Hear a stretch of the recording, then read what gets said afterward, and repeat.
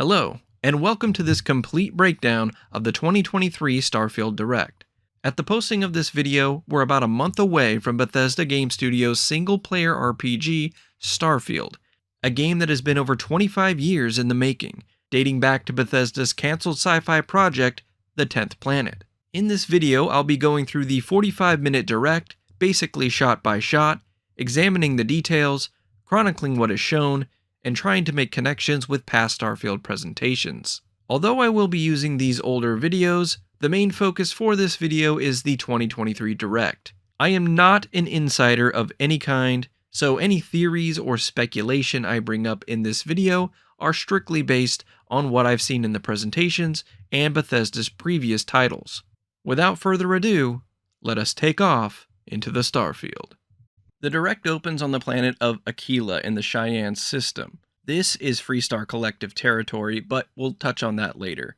Akila is an arid planet covered in a mostly brown hue from all the dirt and rocks covering the terrain, and Akila is a planet we see a lot of in the Direct. Throughout this breakdown, we'll be taking a look at the heads-up display, or HUD, specifically this circle here in the bottom left corner, which acts as the player's compass. We can see the planet's name, its current position, and oxygen and carbon dioxide levels, which work as the player's stamina. Outside the circle is where we'll see markers or points of interest. Here we see a picture of a spaceship, which I assume is just showing where your spaceship is currently docked. On the bottom right, we have our health bar. This is also where we'll see the silhouette of our weapons, along with the ammo count and throwable items. One change from the 2022 gameplay reveal is that there's no longer a name underneath the weapon silhouette, which makes it harder for us to identify weapons. The next planet they show is Albatani 5A, and we can see some new markers inside of our compass. One is a red circle with a radioactive symbol inside. This denotes an area of high radioactivity. The orange circle right next to it in the compass is the marker for thermal damage. In Starfield, you'll have to plan for several different dangers by making sure you have the appropriate spacesuit. These are actual stats on your suit that show your resistances to these dangers. Also note the planet name. The letter after the Roman numeral seems to indicate that this is a moon of the planet Albatani 5. You'll see other letters following planet names, and these act as counters. Some planets have 4 moons and will be labeled A, B, C, and D. This certainly looks moon-like, with not much in the way of topography, and nothing in the way of flora or fauna. Because of the low atmosphere, the lighting on this planet is pretty outstanding, with the star beaming more lens flare than a J.J. Abrams film. The next planet is Caribois 5, at least I think I'm pronouncing that right. We see the same radioactive and thermal markers in the compass. The landscape is sandy dunes with a fairly thick fog. We can see a giant ring planet in the sky and a moon quite a ways off from that. I love how the lighting not only reflects off of the landscape and planets, but also how well it reflects off the player character's spacesuit. Speaking of spacesuit, this is the Constellation suit that everyone will receive once they join the Constellation group. We can see the Constellation patch on the side. This is by far the most prominent suit in the whole showcase, which makes sense as it's a base suit. The Caribois system is actually quite dangerous, but we'll learn more about that later on. Keep that name in mind though.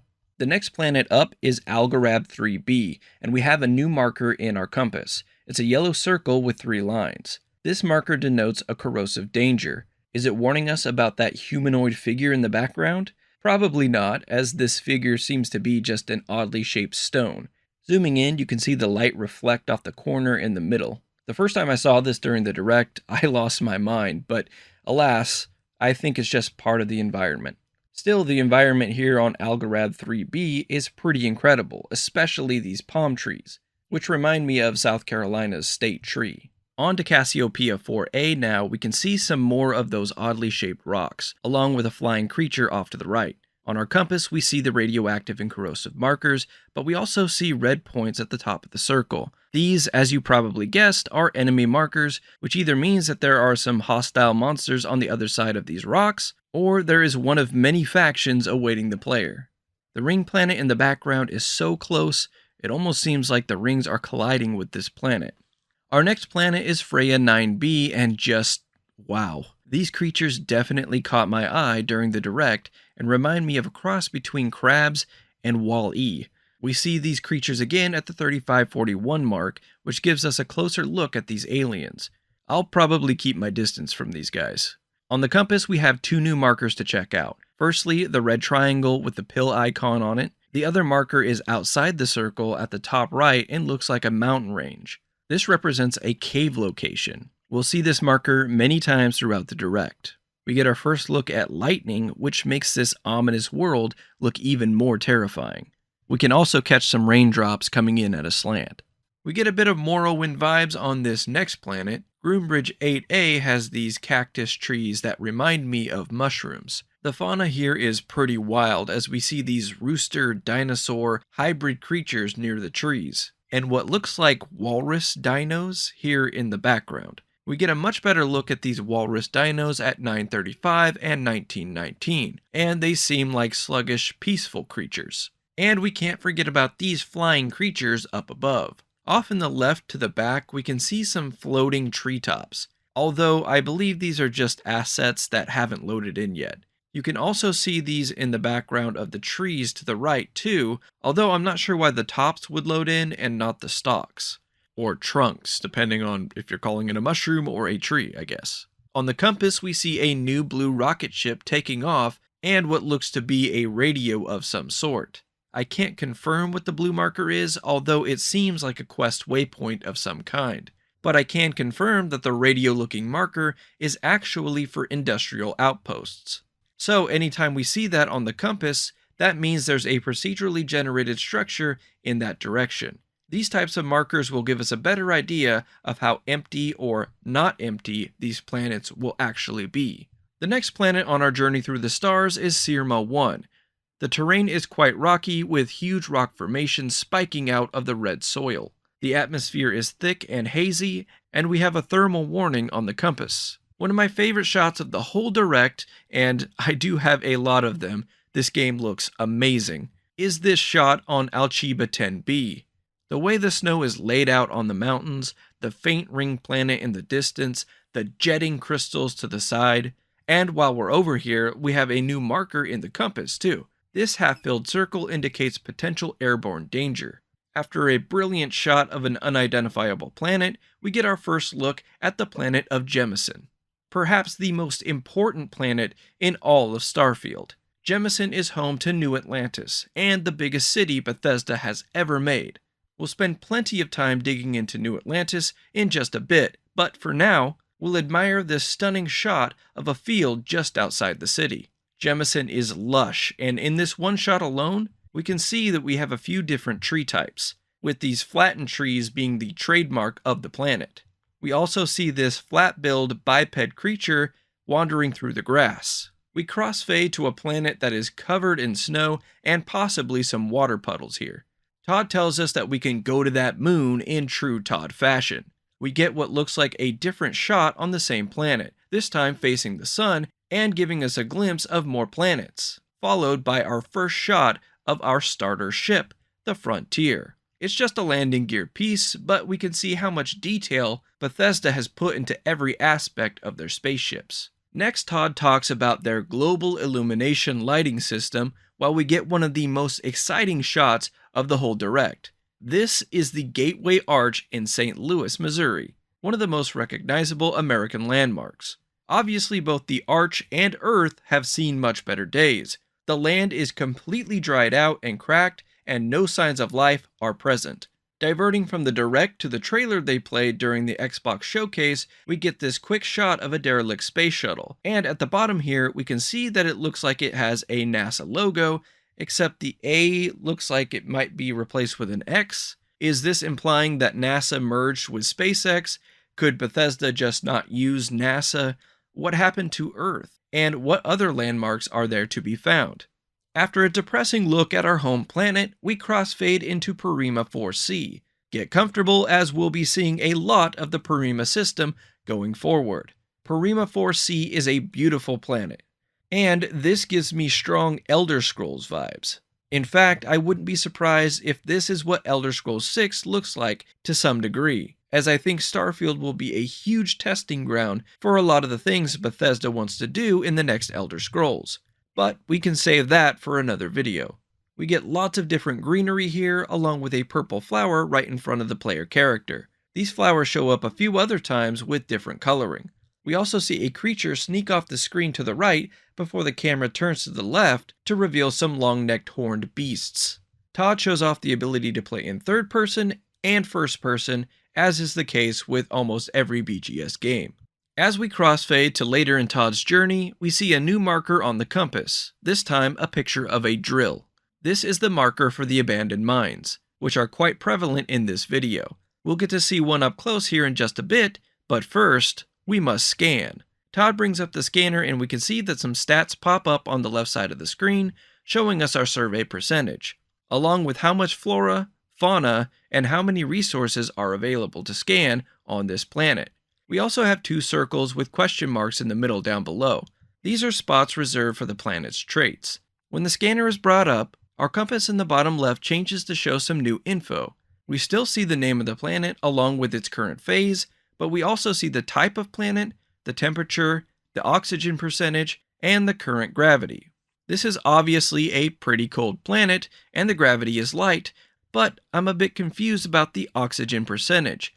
It reads 0, but there are no shortage of trees around. Wouldn't these trees be giving off at least a little bit of oxygen? Are these alien trees that work differently? Was my education a lie? Let me know what you think down in the comments. Below the scanner we have a list of different commands that we can use. The A button scans whatever the cursor is on, X lets you start the process of putting down an outpost, right bumper opens up the planet surface map, clicking on the right stick opens up the photo mode, and left bumper exits the scanning mode. Within the scanning circle we can see a blue highlight. This is the scanner alerting the player to scannable objects. Todd hovers over a small marker in the distance, and when he gets directly over it, an unknown marker appears. Todd scans it, and it turns into a new marker, which is the structure marker. Todd swings the camera over to the right, and we can see another unknown marker only about 150 meters away. In the distance, we can see a pretty large watchtower. As Todd scans the unknown marker, it turns into the drill marker, which means that we're about to get a good look at an abandoned mine. But first, Todd whips out his cutter tool to harvest some iron. The cutter is not only good for mining, but you can use it as a weapon in a pinch, although the damage output is on the lower end. As Todd uses the cutter, we can see the numbers on the bottom right of the HUD deplete, but the numbers do regenerate once he stops mining, and the little green battery display on the cutter reacts accordingly. But enough of that, let's get to some combat.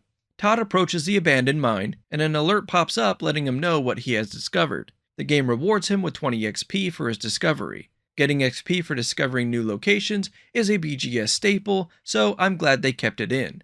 Before things go off the rails, we can see the red markers on the compass pop up, letting us know that this is a hostile area, which is a good thing for those pacifist players out there. Todd, however, is no pacifist.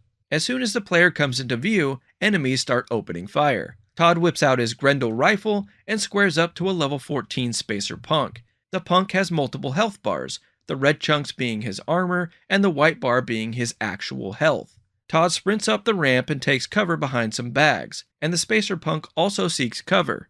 Todd unloads half a clip into the Spacer Punk's face, gaining 25 XP before pushing forward, leaping high into the air and taking advantage of that low-gravity atmosphere here on Parima 4C. He spots a plain old level 8 Spacer and eliminates them without aiming down the sights. Todd is a bad man. The Spacer drops their Coachman shotgun, and Todd runs off to the side to take cover, enjoying his 15 XP from the Spacer while reloading his Grendel. Once the Grendel is reloaded, he pushes further back and meets another level 14 Spacer Punk.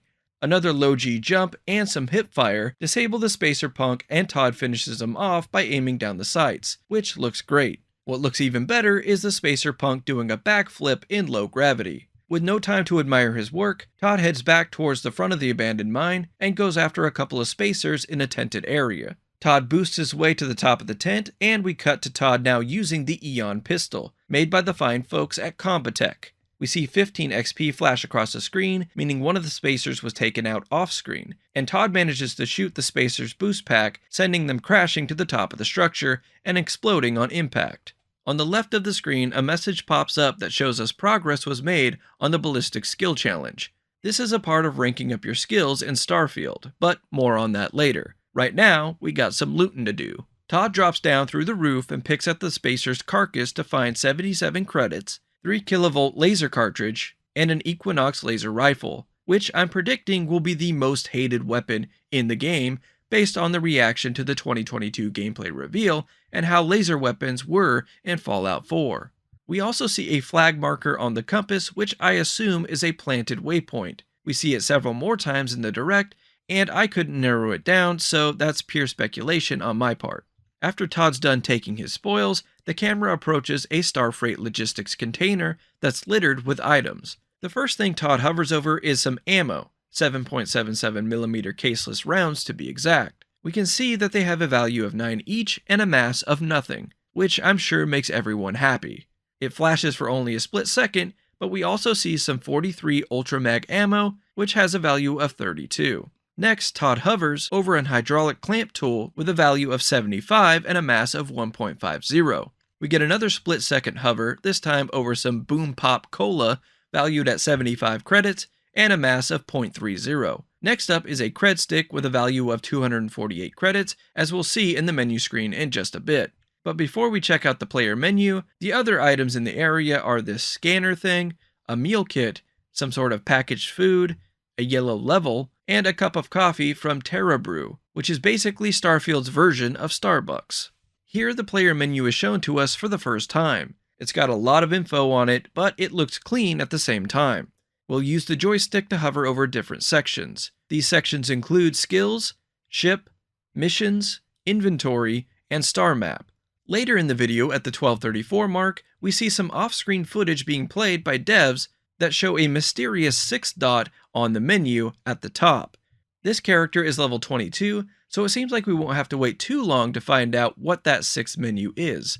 Let's take a closer look at the original menu though. In the top left, we have the planet info, including the name, current location on the planet, a visual of the planet itself, percentage surveyed, and both the local time of the planet and the universal time that I assume everyone goes by.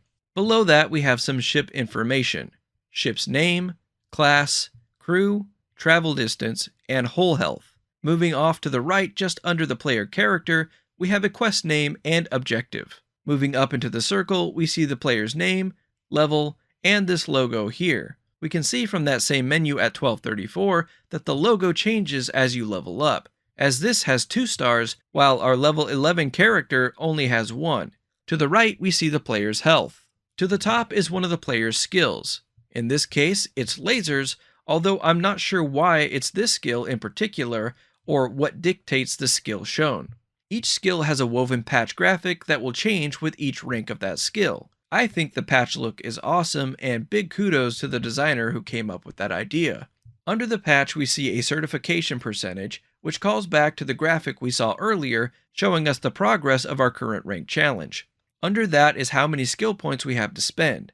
I imagine these will rack up early on as we wait for each rank to unlock, unless you plan to be a jack-of-all-trades type character and just want as many rank 1 skills as possible. Below the skills section on the bottom right, we have the weapons section. Shown is the equipped weapon, which is the Ion pistol.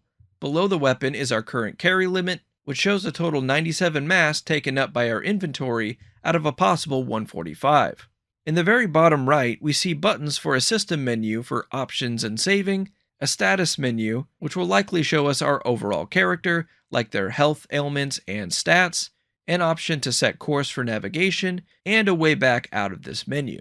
Now we get a chance to really dig into some nitty-gritty stuff. The next menu that pops up is the inventory menu, an essential menu to every BGS RPG. The categories available are weapons, spacesuits, packs, helmets, apparel, throwables, ammo, aid, and all. Below that, we see our total credits banked and our carry limit. Starting with the weapon tab, we see the aforementioned refined Ion pistol, which is manufactured by Combatech, a company we'll see frequently when it comes to looking at weapons in Starfield. It has a very tech-based design. You'll be able to spin the weapon model around to check out all the details, which there are a lot of. I love the amount of detail that BGS puts into their games. To the right of the weapon model is all the extremely important stats about your weapon, including your weapon's name, type, damage type, ammo caliber, magazine size, total rounds in your inventory, fire rate, range, accuracy, mass, value, and how many mods you have equipped compared to how many mods are available to this weapon. This menu will extend once mods are attached. Todd goes into the dedicated weapons menu to show us a bit more variety. Up first is the Advanced Grendel. This is perhaps the weapon we've seen the most in our peeks at Starfield thus far. The Grendel is manufactured by Combatech and has a fast fire rate at 170, although this won't be the fastest we see during this direct. The damage amount is lower, but the increased speed makes it formidable. My favorite thing about this gun is the ammo counter at the top. We see this weapon a lot during this presentation, including what looks to be a real-life replica behind lead weapon artist Dan Olds in his cube. At the bottom, we have some new options available, such as comparing this weapon to our equipped one, a way to inspect the weapon more closely, an option to sort by different categories, a favorite button to set up your hotbar, the option to drop the item, and of course, a way to back out of the current menu. Next up is the cutter, and as you can see, the damage output on this thing is not great, nor is the value, and there are no options to mod this weapon. That's okay though, because we know that the primary use for the cutter is to mine resources, although we do see the cutter used as a main weapon too. Like I said before, this should work in a pinch, but it's probably not wise to main this weapon. It looks cool though, and will definitely be in my hotbar for mining purposes, as it is in Todd's too. I'm excited to talk about this next one as it's our first look at a mag weapon in Starfield. This is the Mag Shear, and it packs quite a punch. Mag weapons are, quote, high-powered electromagnetic induction ballistic array weapons, where each barrel has its own targeting beam. This square grid right here, that's the grouping of barrels. Don't let the low damage number fool you, as this weapon has a 300 fire rate and will absolutely destroy most enemies in your level range, as we see it do later in the video. The value of this weapon shadows that of the Eon and the Grendel at 28,192 credits, and has 5 different mod options. We get our first look at a modded weapon with the Razorback pistol. We can see that Starfield uses a similar naming convention used in Fallout 4 for modded weapons. Weapon mods were one of my favorite things about Fallout 4, so I'm happy to see them return in full force for Starfield. We can now see that the menu has extended to list these mods, showing the recon scope and compensator. The fire rate is pretty low on the Razorback, but that's to be expected with most pistols. The damage number, on the other hand, is 109, which is one of the highest we see in the Direct. I'm a pistol guy myself, so I can't wait to get my hands on this one. While I can't see the manufacturer right here, the wood on the handle makes me believe this weapon is manufactured by Laredo, the makers of the Coachman shotgun, and we later get confirmation of this in the Direct. I also believe Laredo makes our next weapon, the Tombstone rifle, a tip of the cap, I'm sure, to the movie Tombstone. As a big fan of wood grain, this rifle speaks to my soul. This Tombstone has 3 mods attached: long barrel, iron sights, and a large magazine, which makes it difficult to know just how good the base weapon is, but it looks like it'll be a good option early on with a solid fire rate and range. Other weapons are listed that we don't get to see, like the Equinox and the Beowulf, but we do get a look at their stats a bit later on. Into the spacesuit inventory now, and we see the very prominent Constellation spacesuit. Next to the name, we see the general damage resistance number, but over to the right is where we start to understand how important spacesuits will be in Starfield. Firstly, there are 3 different types of damage resistance: physical, energy, and electromagnetic. Remember that electromagnetic logo for later. Below that, we see resistances to atmospheric effects like thermal, airborne, corrosive, and radiation. These are the symbols we see on our compass throughout the Direct, so having multiple spacesuits to counter the different effects on the different planets will be vital. Below that is the total mass and value of the suit. The design of the suit itself is detailed, but understated. We see some pretty flashy suits later on, but this is not one of them. We also get a new option on the bottom of the screen to hide the spacesuit in settlements by pressing the right bumper. This is an excellent option and will help your character feel less out of place while handling your business within cities where everyone else is in streetwear. The Explorer spacesuit gives us a bit of a different look, with beige coloring complemented with some silver. Comparing this suit to the Constellation one, we can see that the damage resistance stats are much higher, but we lose some thermal and corrosive protection while making up some ground on the airborne and radiation side. Still, this would be a better overall suit than the Constellation one, and the value of 20,470 credits definitely reflects that. Also note the suit is separate from the helmet, meaning we'll be able to mix and match if we'd like. Next up is the Mercenary Spacesuit, which has a decidedly more armored look to it, with plating on both arms and a thick metal chest plate. The yellow, black, and red color scheme is also very cool. Surprisingly, this suit has slightly worse physical damage resistance than the Explorer suit, 8 less to be exact, but has 8 more energy resistance and the same amount of electromagnetic resistance. This suit looks to be a great choice for planets with high amounts of corrosive hazards, but maybe not the best choice for planets with lots of radiation. The mass on this suit is also 5 higher than the Explorer.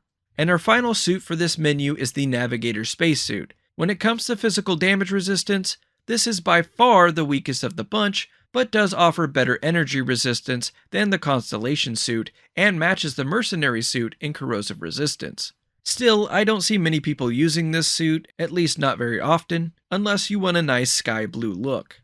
We switch over to the helmet menu now, where Todd has equipped both the Navigator Spacesuit and the Navigator helmet to match.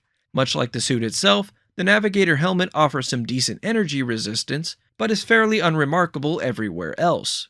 On the whole, helmets won't offer the same level of damage resistance or value as their correlating spacesuits will, which makes sense, but they won't take up nearly as much mass in your inventory either. We also see the Explorer Space Helmet, which offers 72 physical damage resistance, and the Constellation Helmet, which offers 35 physical damage resistance. Also, the option at the bottom to hide spacesuits inside of settlements has changed to hide helmet in breathable areas, which is great for those who spend a ton of time in the character creator working on their character's appearance. We now jump to the Aid menu, a menu I had a lot of fun going over in prep for this breakdown. Before we get to the highlighted item, we can see options for a med pack, which, like ammo, has no mass, thankfully, and alien jerky. Which alien? I don't know, and I doubt the manufacturer does either. Speaking of mystery meats, the first highlighted item is the Midnight Delight, which reads, a snack made from a smattering of available ingredients. On the package we can see a yellow label that says, multi-meat, confirming its dubious origins. The item has a mass of less than 1, a value of 55 credits, and restores 5 health on use, which doesn't seem like much. Next we have Orange Juice of Transcendence, which reads, rumored to be the most refreshing orange juice in all the settled systems. That may be, but we can actually see that this box of juice gives us -1 health for 1 minute, but it does give us 8 oxygen for 5 minutes. Tang, this is not. For me, nothing beats a good burger, and it's great to know that we'll be able to enjoy them 300 years from now as well. The patty melt item reads, a hamburger patty smothered in cheese and grilled on toast, usually served with a side of chipped potatoes. The item restores 15 health and has a value of 295 credits. The burger looks delicious and there's plenty of ketchup to smother everything in. Taking the packaged meats a step further now, we have Syntha Meat Steak from the Butcher's Best brand. There's a sticker below a DNA strand that reads 100% fresh lab made. The flavor text reads Butcher's Best Steak, made from Syntha Meat, the settled system's premier synthetic meat product. Hey, maybe it actually does taste good. Maybe. It has a value of 155 credits and restores a paltry 3 health, which means I'll likely end up selling all of mine. Next up is the Ta'ameya Pita. It only shows for a nanosecond, but I was able to catch it. 2 falafel stuffed flatbreads drizzled with a yogurt sauce. Like the patty melt, it restores 15 health and has a value of 295 credits. The asset itself looks good, but I had a bad experience with a falafel in New York City one time, and I've hated them ever since. So I'm out, but good food diversity though. Todd also skips quickly over the toast, but again, I was able to get a shot of it. And it's about as boring as you might imagine a piece of dry toast being.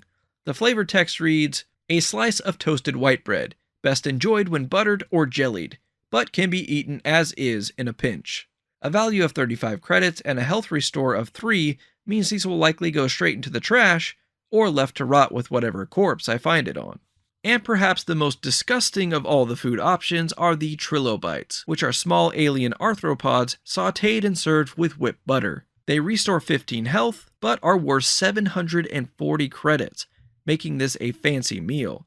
So fancy, in fact, we see a plate of trilobites on the bar counter at the Don's Roost restaurant at the 1437 mark before we speak to Markeith Sutherland about his beast problem. Bugs are not my thing, but the whipped butter looks pretty amazing. We're out of the menu now and back to Parima 4C, where Todd moves out of the forest towards his spaceship. We see the flag marker on the compass moving in line with the spaceship itself, which is why I'm guessing the flag is a planted waypoint by the player. As Todd moves through the beautiful flora of Parima 4C, the Starship Frontier comes into view. I just want to point out the lighting here, as it seems to reflect off of each blade of grass. Simply stunning. We cut closer to the Frontier and we see our robot pal Vasco waiting by the ramp to greet us. Vasco is examining his hand as Todd approaches, and when Todd gets close enough, Vasco welcomes him by saying his name. Welcome back, Captain Howard. Similar to Codsworth in Fallout 4. There was no mention of how many names were recorded, like there was in the Fallout 4 presentation back in 2015, so I'm not sure if this is the same amount, or if Vasco isn't a human voice actor after all, but instead an AI voice. I would highly doubt that, but we'll have to wait and see. The camera cuts to Todd moving up to the Frontier hatch to get inside the ship, but we see from the HUD that this is not the same spot or same time as the clip that came before, as there's now an industrial outpost marker on the compass to the left, and the weapon, ammo, and health bar are all different. The health bar now displays a bit of yellow on the right hand side, which I believe to be an accumulation of all the hazards the player has been exposed to. This looks to work the same as radiation in Fallout, where accruing radiation lessens your max health until the radiation is removed. Since there are now many of them, I also want to point out these tiny gray diamond markers around the compass, which likely point out points of interest on the planet, as well as this arrow, which I haven't been able to identify quite yet. But enough of that, let's board the spaceship Frontier. After boarding, we cut to a scene of the Frontier taking off from Parima 4C. This is the cutscene we'll see every time, as Todd has confirmed there will be no in-atmosphere flight on a planet. I do think this is a bit of a bummer, as flying around planets in No Man's Sky is pretty fun and keeps planet exploration interesting. But BGS is going for a different approach and felt like atmospheric flight wasn't impactful enough to spend the time engineering that feature. Next, art director Istvan and senior concept artist John go over the art direction for Starfield, claiming that their aim was NASA punk, which they define as rigid technology mixed with style. We see a bunch of cool concept art before switching to the cockpit of the Frontier, where the player character is getting out of the captain's chair. The player walks in a first-person view through the cabin, and we can see a character in the distance at the navigation table. This is Barrett, your Constellation crew member. Here's something that I didn't put together for quite some time. Not only is this Barrett, but Barrett is also on the poster for Starfield. He was there the whole time, and I never put that together until now. I think what threw me off about Barrett is that the first time we saw him in the 2022 gameplay reveal, his skin tone is much darker than it is here or even on the poster. And even then, his skin tone seems to be much lighter here than it does when we meet him later on in the video. Barrett isn't the only one that got a visual change, but we'll cover that plenty later on. Going back to look at some of the ship interiors, looking at this bunk area, we can see that quite a bit has changed since the 2021 teaser trailer. Well, a lot of the assets are the same, but where they're placed is quite different. Although maybe things can change places or show up as you advance the story. Looking at this wall, we see a lot of the same stickers we saw in the teaser trailer, just in different places. There are some missing, however, like this Freestar Ranger badge and this Astrodynamics skill patch. I wonder if you get stickers as you accomplish missions throughout the game. One of the stickers says Parima 4 Expedition, which is the planet of the moon we were just on earlier in the Abandoned Mine gameplay. Parima also comes up in this video a few more times, but we'll cross that bridge when we get to it. Here we see a kitchen setup with a poster for lunar robotics on the wall with the slogan, "Accept no limitations." And we also get a recipe for a sandwich with a separate piece of paper saying, "Missing chunks," referring to the packaged food item we saw in the teaser trailer. We head back over to Barrett standing at the navigation station as he asks us, "What's the plan, Captain?" The star map opens up and we see the planet we were just on, Porrima 4C. By the way, I might call moons planets throughout this whole thing. Please forgive me about that. The star map gives us a ton of information to consult, including planet name, system, survey percentage, type, gravity, temperature, atmosphere, magnetosphere, fauna, flora, the water situation, available resources, and the planet's traits. Most of these planets we see in this direct are either barren or rock, but we do see an ice giant later on at the 2942 mark. This gives us a pretty good idea on what the terrain of the planet will look like. Gravity, of course, dictates our movement, with the lower value meaning the planet will feel more floaty, while a higher value will feel more heavy. Temperature is pretty self-explanatory.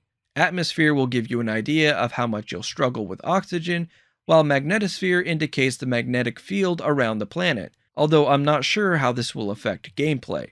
Fauna are creatures, flora is vegetation, and I'm assuming we'll be able to swim in Starfield depending on these water conditions here. Probably not wise to swim on this planet.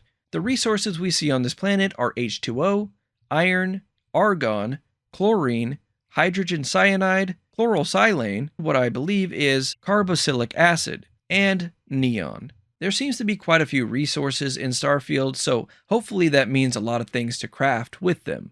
Looking at the planet itself, we see two markers, one being an industrial outpost, which we already know about, and the second marker is a civilian outpost, which looks like some sort of igloo with a flag in the top.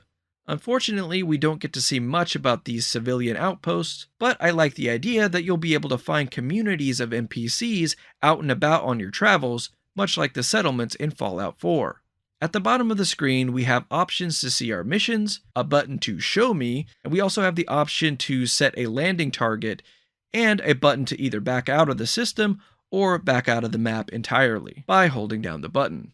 When Todd chooses a landing spot and sets a landing target, we see a graphic pop up on the right hand side showing us the planet name and biome that you're set to land in, which in this case is the coniferous forest. Todd instead elects to back out of the planet map into the system map. Here we see all of the Porrima system with everything revolving around the sun. In the top left we have our system info, including the system's name, level, how many planets and moons there are, and the survey percentage. The blue triangle under this planet here notes where we are currently, while the green planet notes a target area. Systems in Starfield will be open to explore, but you'll likely want to adhere to the level of each system or risk getting into a bad spot. Todd hovers over Porrima 1, which is on the first ring closest to the sun. It has 2 moons, and we can see it's a barren planet with very low gravity and very few resources. Next, Todd floats over to Porrima 3, another planet with 2 moons. Porrima 3 is of interest to us not only because of the quest marker telling us to clear all dangerous creatures from the cave, of which there are 7 creatures, but Porrima 3 is home to the Red Mile, an interesting yet sketchy place we'll talk about later on. The planet of Porrima 3 has a high gravity rating and a cold, thin atmosphere, which likely means it'll be a tough place to explore. But at least the water's safe. We see some new resources down below in helium-3, aluminum, and lithium. There are also some colored diamonds on some of these resources that may speak to how rare they are, possibly working similarly to the item tier system. Also, if we look back over at Porrima 4C, we can see a blue arrow pointing to the moon, indicating that that's where we currently are. After giving us a look at Porrima 3 for a bit, Todd moves over to Porrima 5A, a moon of Porrima 5. Low gravity, deep freeze weather, and a standard nitrogen atmosphere with no plants or animals, but tons of resources to collect, including new to us elements like copper, C6HN, fluorine, and caesium. As you can see, being able to read these maps gives us a pretty good idea of what the planet will be like before we even touch down. Learning these maps will be key for survival. Todd backs out even further to show us the galaxy view. He's currently hovered over Porrima, and on the left we get a new graphic that tells us some of the same system info as before, as well as the spectral class, more on that in a bit, catalog ID, temperature, mass, radius, magnitude, planets, moons, and Outposts, which I assume means player outposts, as we know there's a civilian outpost back on Parima 4C, and that isn't accounted for here. I want to talk about spectral class real quick. I'm no astronomer, but I did dive a bit into what spectral class is, and I'll do my best to explain it crudely and quickly here. Basically, stars are evaluated by their color and temperature and assigned a spot on the spectral class scale. They're given a letter followed by a number. The letter indicates the temperature area on the scale, and the following number fine-tunes that, acting as a subclass. Unfortunately for us, the letter classification doesn't start with A and go from there, but is rather laid out as O, B, A, F, G, K, M, often remembered by this mnemonic sequence. O, be a fine girl/guy, kiss me, with the O being the hottest and the M being the coolest. The color is also usually identified by this scale, as the hottest star will burn blue, while the coldest star will burn red. I don't think this is quite as important to know as the planetary info, but it's still good to learn. Hopefully I didn't screw that up too bad.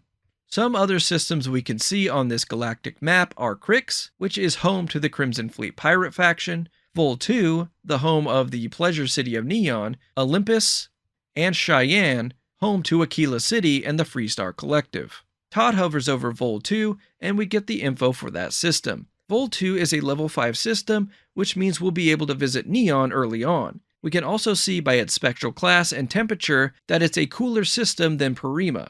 It has 6 planets and 5 moons.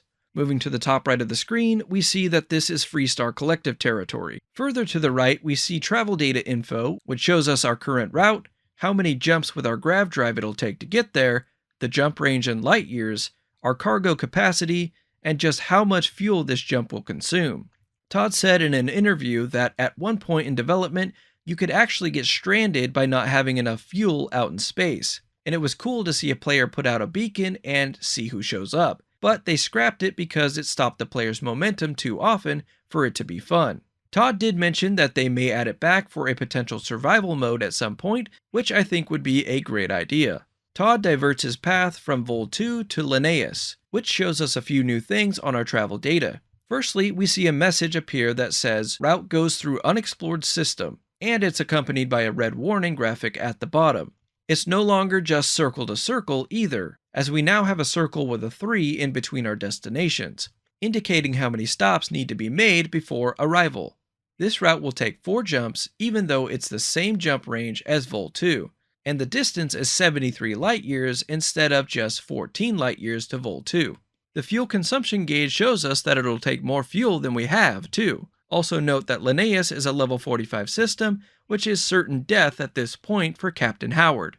We can also see a new system appears in Lunara. In a document shown on the video entitled Into the Starfield, The Journey Begins, design director Emil Pagliarulo writes that the Crimson Fleet has extended beyond the Crix system and have established footholds in the Sagan, Cheyenne, Lunara, and Nerion systems, and that both SysDef and Vanguard are committed to ridding United Colonies space of these parasites. As you can tell, this area is filled with tension and fighting over territory. Todd zooms the map over to the Alpha Centauri system, which is home to the city of New Atlantis on planet Jemison. But before that, we can see the Sol system at the very edge of the screen. Sol is Earth's solar system, and it looks like there will be early game content here. Todd sets course, and we get a first-person view of the Frontier's cockpit. We can see that the control panels are made by Dogstar, one of the many ship part manufacturers in the game. I won't go fully into the ship stuff yet,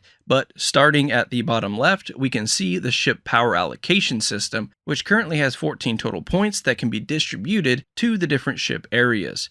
These systems include lasers, ballistics, missiles, engines, shield, and grav drive. In the middle of the screen, we get a large circle very reminiscent of the scanner's circle, with an option to shoot ballistics with the left trigger, missiles with Y, and lasers with the right trigger. Each of these have a cap of 100. Near the bottom of the circle, we see a speed throttle option, which works by moving the left stick up and down, and we can put the ship in reverse by going into the negative. We have a boost option, which works by clicking down on the left stick, similar to how sprinting usually works in first-person games. What's really cool about this is that if you get the special edition Starfield controller, the markings on the face of that controller correlate to the controls of the ship. Rounding out our cockpit view, we have the hull integrity in the bottom right that shows the hull health bar along with our shield strength. Todd sets the grav drive to make the jump, and we see a grav jump graphic pop up on the screen with a countdown to the actual jump. We see that Todd put 4 points into the grav drive system, which makes the countdown faster. We get a look at the trippy grav jump cutscene as we burst through to the Alpha Centauri system. Well, I guess that's not technically correct, as Starfield's traveling actually folds space towards you instead of you bursting through a portal or something like that. As we arrive in Alpha Centauri space, we get a notification that we are in a patrolled area, and that our ship must be scanned for contraband before being given permission to land in New Atlantis. We can also see an autosave notification in the top right corner. The scan proceeds as Todd racks up 40 XP, presumably for reaching a new solar system. We see other ships go by, all different sizes. Todd gets the green light to proceed to New Atlantis, and we cut to the map of planet Jemison. As we can see by the planet info, Jemison is a lot like Earth.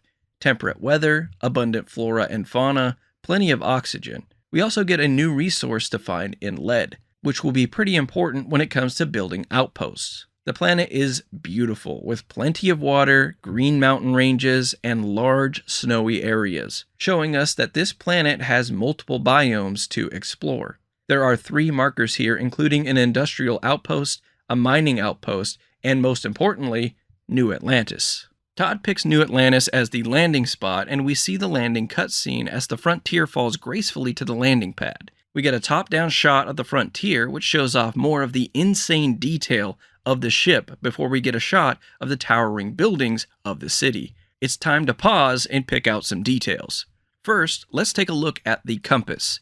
We see the same marker that we saw when looking at the New Atlantis marker on the Jemison planet map here at the bottom. But it has a white background, which would indicate we have discovered that point. However, we see 2 more of those markers at the top left, along with a marker that has more pointed towers, and one that looks like maybe a couple of swords crossed to form an X. To the right of the compass, we have a few advertisements. The first couple of ads are for something called Trident. The text at the bottom of these posters reads, "Style among the stars," and "A universe of leisure." I'm not certain, but these could be advertisements for a cruise ship, not unlike the one we see at 2813 with the Terran Preservation Society. In fact, if we look closely at that cruise ship, we can see a T on the outside, which could stand for Trident. Next, we have an ad for Enhance. There are actually 2 Enhance ads in this shot, with the other one being off to the right. Again, not certain, but I believe this is a genetics facility, which is referred to in the character creator, and promises that you can change your look at one of these facilities after you create your character. We see a few art installations as well, which plays up the cultured vibe of New Atlantis. This next shot shows us a prominent New Atlantis building here with this giant glass structure, plastered with the United Colonies logo. This is the MAST building, which stands for Military, Administrative, and Science Triumvirate. This is the pride of the United Colonies, and we'll get a few more shots of it as we go on. To the right of the MAST building, we have the Gal Bank skyscraper. Gal Bank, as you might have already guessed, is a banking company. It's been referred to in the character background section. The next shot shows us some landing pads in the background, and if we pause just before it cuts away on the right, we have a sign of some sort that looks like it's solid gold. I can't fully make out what it says though, something land. Next, we get a quick look at the Jemison Mercantile, where you can buy food or clothing. Take a look at this logo and remember it because we'll be talking about it again here soon. This is a neat store that reminds me of a gift shop at Universal Studios or something. On to a shot of the player character moving through the arrivals area of New Atlantis. This area is right after you get off your ship and before you enter the city proper. We actually see a few shots of this area from different angles, and we even see this area in the 2022 gameplay reveal, although we see it from the side. I want to focus back here and to the left real quick because I think this might be an approachable quest situation. We see a UC security guard standing next to a child, a man in a lab coat, and a few others. The same types of NPCs are present in every shot of this area. Now, it could be a coincidence, but I think what the likely situation here is that this kid got into trouble and those folks are trying to hash it out, as we see a sign directly above them that reads, "Warning, active launch pad. Do not proceed unless authorized. Trespassers will be prosecuted for endangering life." Maybe the kid really wanted to check out the ships and ran onto the launch pad or something, but I'm pretty sure this is a quest of some sort. Reading some of the other signs, we have a directions to pad A sign, followed by a sign that reads, "Notice to visitors. No entry for passengers without a valid visa for interplanetary passage prohibition on audio-visual recording without permission of UCSS." And finally, a sign that reads, "Arrivals. Proceed to security for screening." Can't get away from the TSA, even 300 years from now. Let's take a look at some of the fashion here in the crowd. Firstly, I don't see anyone wearing the same exact clothing, which is great. We'll definitely see that later on, but there's at least some variation to this scene. I love the 90s water cup style that this guy is rocking here. This attendant is sharply dressed, and we got some really weird looking hats in the crowd. There's also this UC security guard in the middle of the frame, as well as a utility bot zooming around among the crowd. There's a big "Welcome to New Atlantis" sign to greet you, claiming itself to be the capital of the United Colonies, and that it was established in 2161. We have a UC logo to the left and a guard station here on the right. Our next shot shows us what SSNN stands for, Settled Systems News Network. Big Galaxy News Radio vibes here. In the background, we see more advertisements for Enhance, and to the left, we have those signature Jemison flattened trees. Next up, we see a group of people sitting together and listening to a person give a lecture of some sort. I speculate that this could be the Sanctum Universum religion, which is referred to in the traits during the character creation. Looking at this guy who looks like a cross between Drake and DJ Khaled, we see him wearing this puffer jacket, which is the same jacket we see potential crew member Marika Boros wear at the 2347 mark. We'll see this same jacket again quite a few times with the sleeves a different color. We also see another art installation to the right. This is a really great shot here. We see what looks to be the entrance to the MAST building. Again, MAST standing for Military, Administrative, and Science Triumvirate. This building houses the most important bodies of the United Colonies, all under one glass roof. Outside the MAST building, we see several flags, which I'm assuming represent all the branches of MAST. In front of the flags, we get more advertisements. Another from Trident with the same "A Universe of Leisure" tagline, and next to that is an ad for Oishi. Oishi in Japanese means delicious, so I'm assuming this is a food product of some kind. We do end up seeing this brand again later in the video on a poster in a base on the planet Washiki, so we know it's probably not exclusive to New Atlantis. The thing that probably grabs the eye the most in this shot is the security robot that waddles past the player, informing us of the Colony War Memorial. The bot is painted a United Colonies blue with yellow trim, and has gun turrets on its shoulders, protected by big shields. I love the design of these bots, and I'm assuming this bot can mow you down pretty quickly if you make any trouble in their presence. As for the memorial, we see a cool sculpture with a burning flame in the middle. The text around the circle reads, "In memory of the brave service members of the United Colonies," while listing some names like Bong Cha Skong, Clara Struthers, Francesca Abbott, and Letitia Anderson. The war being referred to is the one between the United Colonies and the Free Star Collective, which ended in the year 2310, 20 years before the time of Starfield. In those 20 years, there has been an uneasy peace between the two factions. But I speculate that will all fall apart as we play through the main story. Playing the video forward a bit more, we see a sign for the commercial district off in the top right corner. As someone who loves sunsets, this next shot is incredible. I could definitely see myself hanging out up here while the sun falls down below the horizon. At first, I thought this was the same area just above Dawn's Roost, as the scene across the way looks similar, but there are some differences in the architecture, which makes me believe that there are a few places that look identical around the perimeter of the city. We can also see some landing pads down there below, as well as some possible structures way off in the distance. Our next shot is inside the Terra Brew coffee shop, but before we talk about the shop itself, we're going to look outside these windows here. If we recall back to when we were in the Jemison Mercantile store, I told you to remember this logo. Well, we can see that logo off in the distance next to what might be a kiosk, meaning we might be able to shop at the Mercantile in several different areas of the city instead of having to backtrack to that one store every time.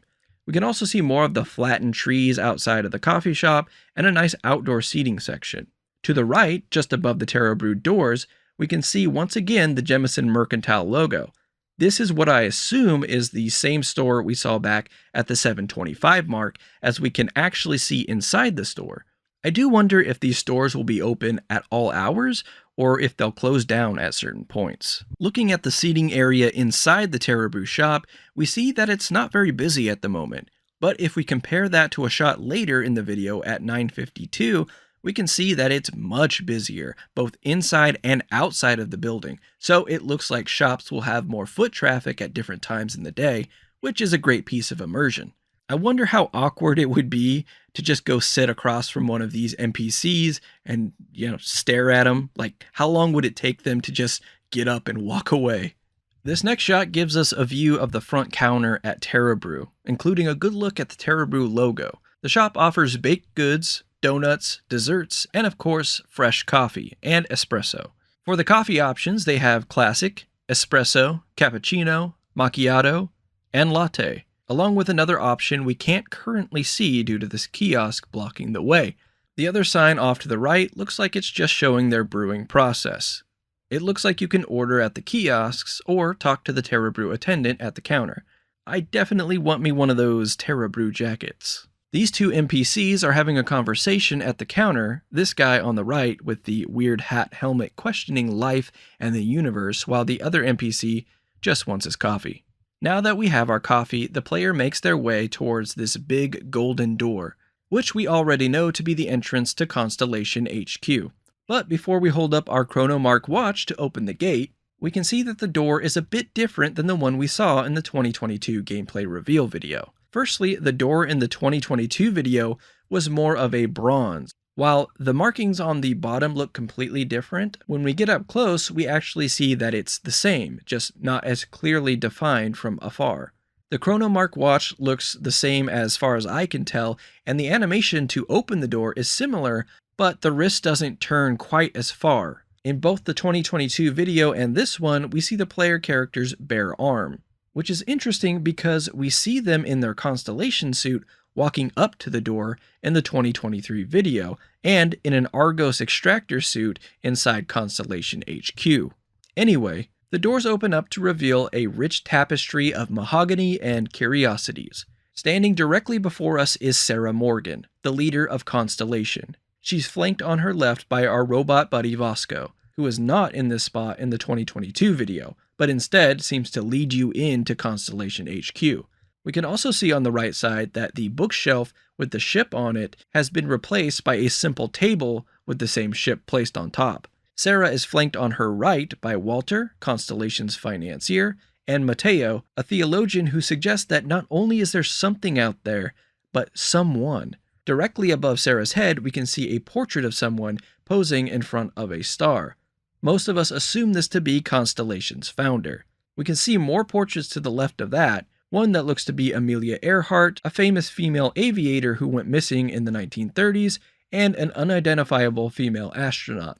Perhaps the most striking thing about this shot to me, when compared to the 2022 video, is how much the lighting has changed. Everything is much brighter in the 2023 Direct than it was in the 2022 video, and I think it makes everything look a bit worse. Not to the point where I think it looks bad, but I definitely like the more dramatic lighting of the 2022 video. My guess is that adjustments had to be made to get the game running better, but that's pure speculation. Our next comparison is with Sarah Morgan. Unfortunately, there was a pretty big downgrade in the detail on her face from the 2022 video, although I heard most people say that she looks better here. Her iris color went to almost white, and the detail in her hair is not as sharp. The one improvement I do see here is that they seem to fix her cross-eye issue. Not that a character with a crossed eye would be an issue if that's the way they intended it to be, but it seemed like that was a technical issue in the 2022 video rather than a thing that was done on purpose. Before we move on, we can see a manual on the bar behind Sarah that says The Constellation Spacefarer's Guide, and it has that space station we've seen many times now on the cover. We see this guide in the 2021 teaser trailer next to the helmet and Constellation box, and I wonder if this will actually be a manual we can read through, or if it's just an item that gives you an explorer boost of some kind. Up above Sarah, we can see a sky, which seems to be a decoration, as we can see from the windows on the side that it seems to be daytime here. We can also see the player character in what seems to be the Argos extractor suit, which we assume is the suit you start out with, meaning that this stretch of footage was cut from several different playthroughs. Directly behind Sarah, we can see the floating artifacts that drive the main plot of Starfield's story. Lead quest designer Will Shen explains that Constellation is the last of their kind, curious explorers of the deepest reaches of space. We get a shot of a model ship with a picture of what looks to be Ferdinand Magellan, arguably the most famous explorer in our history. We then fade to a shot of a United States lunar module model, with more portraits in the background. Unfortunately, I can't identify either of these from this shot. Next, we see what might be a lunar mapping camera used by explorers from Earth in their expedition to expand among the stars. Or it could be an early prototype of Vasco, as we can see Vasco in the background. Next, we get a look at the floating artifacts we've seen in previous videos, as Sarah Morgan says she's certain that one of them spoke to us, as we see a shot of the player character touching the artifact and having a trippy experience. Sarah asks us to place the artifact on the table, and the pieces start hovering and forming together. Now it's time to formally meet the crew. First up is Sarah Morgan. As mentioned before, she is the leader of Constellation, and besides the player character, seems to be the most pivotal character to Starfield's main quest. She's got a pretty sweet red leather jacket that evokes Todd Howard himself, and it's got a Constellation patch on the side. Emil informs us that she is a former soldier and adventurer, but now she spends her days running Constellation. We already talked quite a bit about how her appearance changed over the last year, so we'll move on to Mateo. I'll be honest, until this presentation, I don't think I'd ever heard the word theologian before, but then again, I took one semester of community college, so a scholar I am not. While I don't hate the character of Mateo, I barely know him, I do hate this thinking cap, and will likely remove it the first chance that I get. Maybe I'll replace it with this guy's hat, I don't know. Now, it could just be the lighting changes that I referred to earlier, but Mateo's skin tone here is way lighter than it was in the 2022 gameplay reveal. This is Noelle, and she received perhaps the biggest makeover of anyone over the past year. As we can see, she got a completely new hairstyle and her eyes relaxed a lot. We can also see her skin tone is quite a bit lighter too. To me, she looks like a completely different person. As far as her credentials, Emil says that Noelle is a gifted scientist and Sarah Morgan's protege. Next, we take a look at Walter in his natural habitat, dressed in a business suit and carrying a briefcase through a Stroud Eklund showroom. Walter is Constellation's financier, so I presume that he either owns Stroud Eklund or he's a major player in the ship manufacturing game of some sort. Is he Walter Stroud? Walter Eklund? After that, we get a ticket to the gun show as Emil introduces Vlad, a former pirate and now apparently bartender at the Constellation Lounge. We see Vlad later on in that gold space station we've seen before, and manning that station seems to be his main job with Constellation. Next up is Sam Coe, a space cowboy with deep ties to Akila City. We see him in front of the Freestar Collective logo with the words The Rock painted above it. Over his left shoulder is an Ashta creature, which has been described as a mix between a wolf and a velociraptor. Thankfully for Sam, it's dead and just for display. Sam's attire is very Western, with a cowboy hat, a big old belt buckle, and a six-shooter, which we've identified as the Laredo Razorback. Although our modded version looks a bit different. Sam's also got a creature's tooth on a necklace, which I'm assuming is an Ashta tooth, since that's the creature we've seen talked about the most when it comes to Akila City. And finally, we have Barrett, who we've talked about already. Barrett gets off the spaceship Frontier with Vasco trailing behind and greets us while we're still in our Argos extractor suit. Barrett is in a Constellation suit but has some customization going on with his name on the chest plate and the Constellation patch on his right shoulder.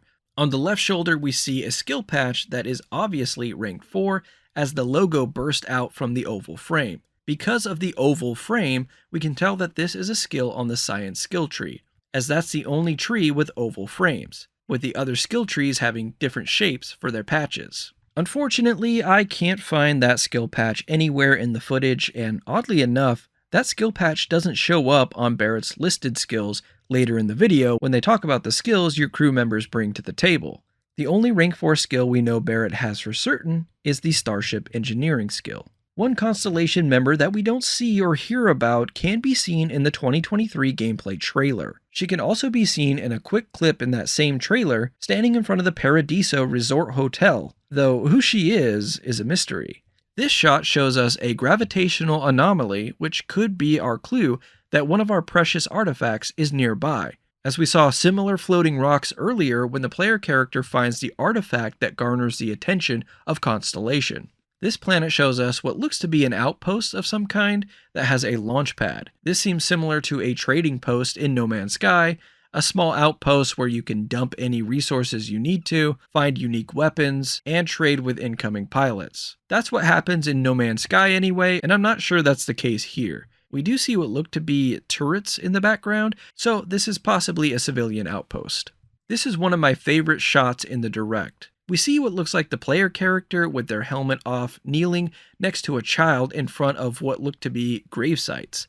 I'm guessing this is a quest of some sort. Maybe the child is the only survivor after an attack on their colony. Maybe the child will ask you to join you on your ship. We did get some concept art of a kid on a ship, so that would be interesting. Skyrim does allow you to adopt a child, so there's precedent for it. At 9:32 in the video, we see what is a lot of people's favorite creature, this furry biped ET looking thing. It looks at the player with a big grin on its face and gives a shake, very reminiscent of an emu. It has a pretty interesting looking tail, too. At 9:35, we get another look at the moon Groombridge 8A. We can see these beasts with tentacles hanging from their mouths from earlier, as well as a closer look at the flying creatures, including one that's perched on this rock here. Any warm feelings disappear when we get a shot of what looks like the creature featured in the Crete-based gameplay from 2022. We see a close-up of its maw, a horrifying hole filled with sharp teeth, and we then get a shot of the creature leaping over shipping containers and pouncing on an unsuspecting beast.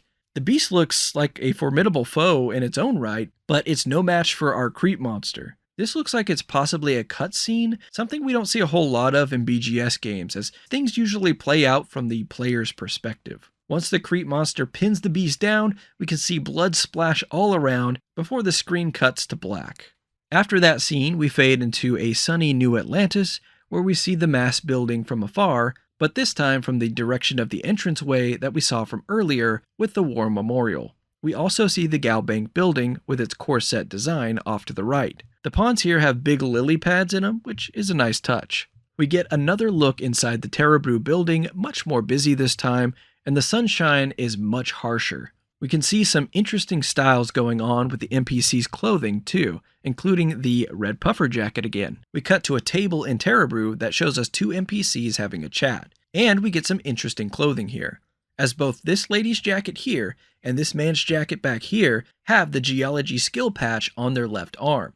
I wonder if this means that these are recruitable crew members, and the patch is a quick way to identify what skill they specialize in. If you're going to be building a ton of outposts, you're going to need NPCs to run them. So this seems like it would be an excellent way to quickly identify the crew that you're looking for. We cut to another shot in front of the Colony War Memorial, and we see a very cool outfit from a lady with an equally cool haircut.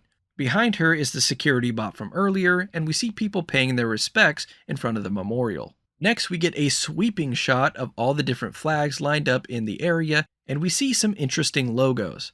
My guess is that these are all different branches of the United Colonies, or possibly the different branches of the UC military. We see some new recruits being sworn in front of the mass building, and we can tell by their uniforms that these are new members of the UC Vanguard. We see a Vanguard exhibit a few seconds later that shows a Vanguard member holding a large flag with a ship model above their head, and the Vanguard logo in the background. The exhibit is being guarded by a UC security officer. We can see another Vanguard suit displayed in a glass case over to the left. Jumping back a few seconds, we get a close look at the UC security guards and their suits. I love these suits. I'm a sucker for futuristic police gear.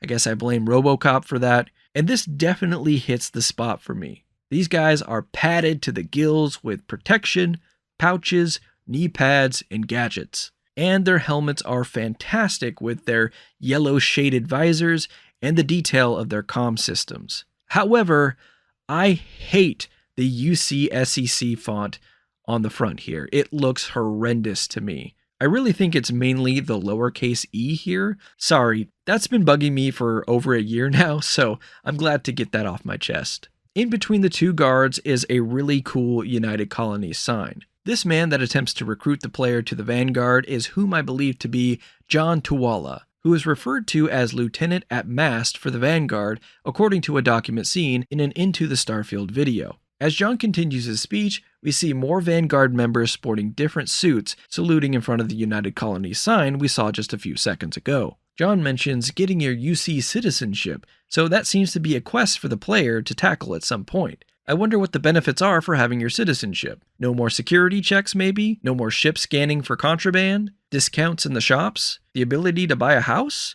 There are a lot of cool directions they could go with that, and hopefully they did just that. Here we get a great look at the size of New Atlantis. It's definitely big, but doesn't seem overwhelmingly big. Although IGN's Ryan McCaffrey stated that when he played Starfield, he traveled via subway to different points of the city, so maybe it's bigger than this view lets on. We also see this flower-headed mantis creature. We see a similar creature later on with a different colored head at the 3833 mark. And that creature is named Coral Bug Scavenger, so it probably wouldn't be far off to assume that this too is a coral bug. Our next stop is the city of Cydonia on the planet Mars in the Sol system. We can see by this text here that the United Colonies control Sol. Cydonia is a mining city that, to be honest, looks like all business and no fun. We see in some writing in the 2021 teaser trailer that apparently Cydonia security doesn't have a sense of humor. We can see Cydonia written on this wall to the left, and plenty of mining equipment, storage tanks, and piping built on top of the cliffs of Mars. We walk through a door and into an industrial hallway of some kind,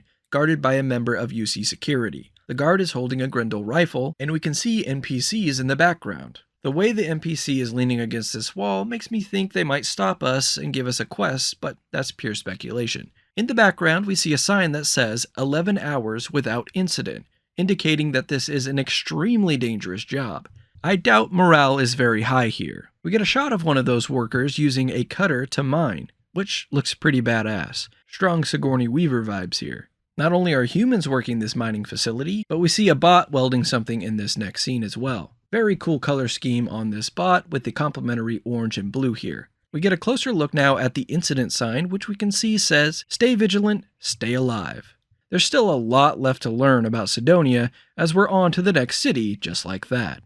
This is Akila City, home of the Freestar Collective. Akila City resides on planet Akila in the Cheyenne system. Akila City seems to be built on freedom and taking care of their own. We can see that they farm their own food using bots to work the fields due to the dangerous Ashta threat. Big sprinkler systems are connected to these circular structures, making me believe these are some sort of liquid tanks, possibly holding water or pesticides. Off in the distance, we can see what look to be silos for storing harvested crops, and we can see one of the walls of Akila City off to the right. Our next shot shows the player character walking through Akila City. First, let's compare what we see here with 2022's gameplay reveal. The obvious difference here is lighting, much like we saw in Constellation HQ. The lighting is much brighter, and I think this makes some things look a bit better and some things look a bit worse. I should also note that the lighting could change depending on the time of day. This 2023 footage may be high noon, while the 2022 footage may be sometime in the early evening. Let's focus in on the 2023 footage now, as that's closer to what we'll be seeing when we actually get our hands on Starfield. Starting on the left side of the screen, we have a heavily armored NPC here scoping out newcomers. We see this character in the 2023 gameplay trailer standing next to who we presume to be the Freestar Collective leader and Sam Coe, so he's obviously someone of some importance.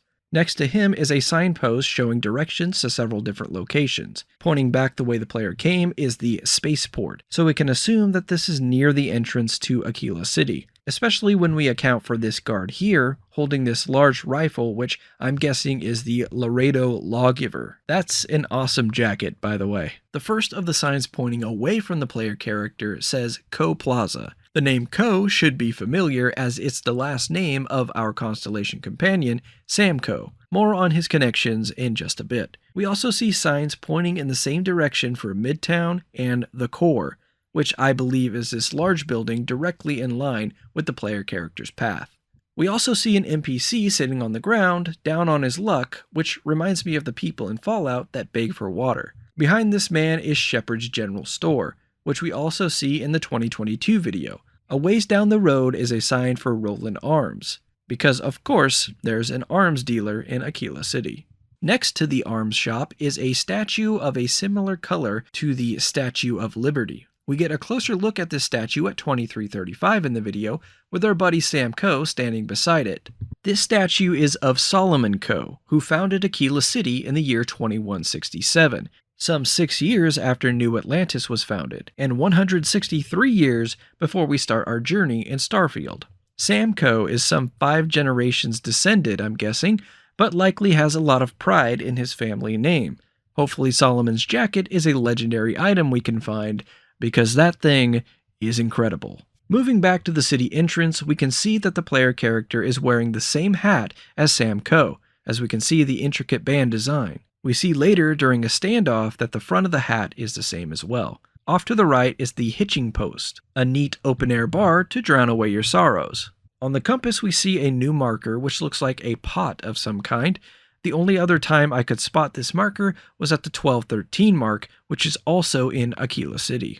At 10:39 we get a closer angled shot at the main building that I believe to be the Core, and we can see a Terra Brew sign off to the right, showing that Terra Brew, much like Starbucks, is everywhere. Off to the left, we see a sign or flag of some sort that looks similar to the railroad's markings in Fallout 4. It reminds me of a symbol painted on some of the Crimson Fleet pirates' helmets, but I can't be sure that there's a connection there or not. Here we get a shot of a back street of Akila City. There are spices in the foreground and foods hanging up from the awnings. We also have little flags that say AKC, short of course for Akila City. This NPC in the back here looks like he's wearing a poncho, which is awesome. And further back there are some advertisements, but I can't make them out. This ad seems to be for a person named Bobby something? Bobby Vaughn maybe? He looks like a musician of some sort, which lines up with one of my theories that I'll talk about in just a bit. Behind Poncho Man, there's a sign for directions. The up arrow points towards the east gate, the right arrow points towards the Core, and the left arrow seems to point to something saying the stretch, I think. I can't quite make it out, but that seems pretty close. This guy looks like the younger version of the Mogwai salesman in Gremlins, as his eyes are blank whites. Pretty disturbing, actually. Above him, there's a lit up sign that's hard to read, but we know that this is the Stone Root Inn, as it's introduced in the very next clip. The door to the Stone Root Inn is directly below, and there's an info kiosk to the side of the door. I wonder what these info kiosks are going to provide the player. Maybe they'll act like a directory for an ATM, perhaps? We also see several NPCs hanging out by the wall, including one of the farming bots we saw in the fields of Akila City earlier. Entering the Stone Root Inn now, we continue the Old West motif of Akila City, with a horned skull mounted above the bar. Below that is an advertisement for Erdebrau alcohol, which reads, "If you know beer, you know Erdebrau." There's another Erdebrau ad to the right in white. As far as patrons go, we can see someone in a white lab coat, hopefully partaking after his shift and not before. We get another view of the Ashta, this time from the side, and the detail looks phenomenal. Hopefully these things live up to the hype.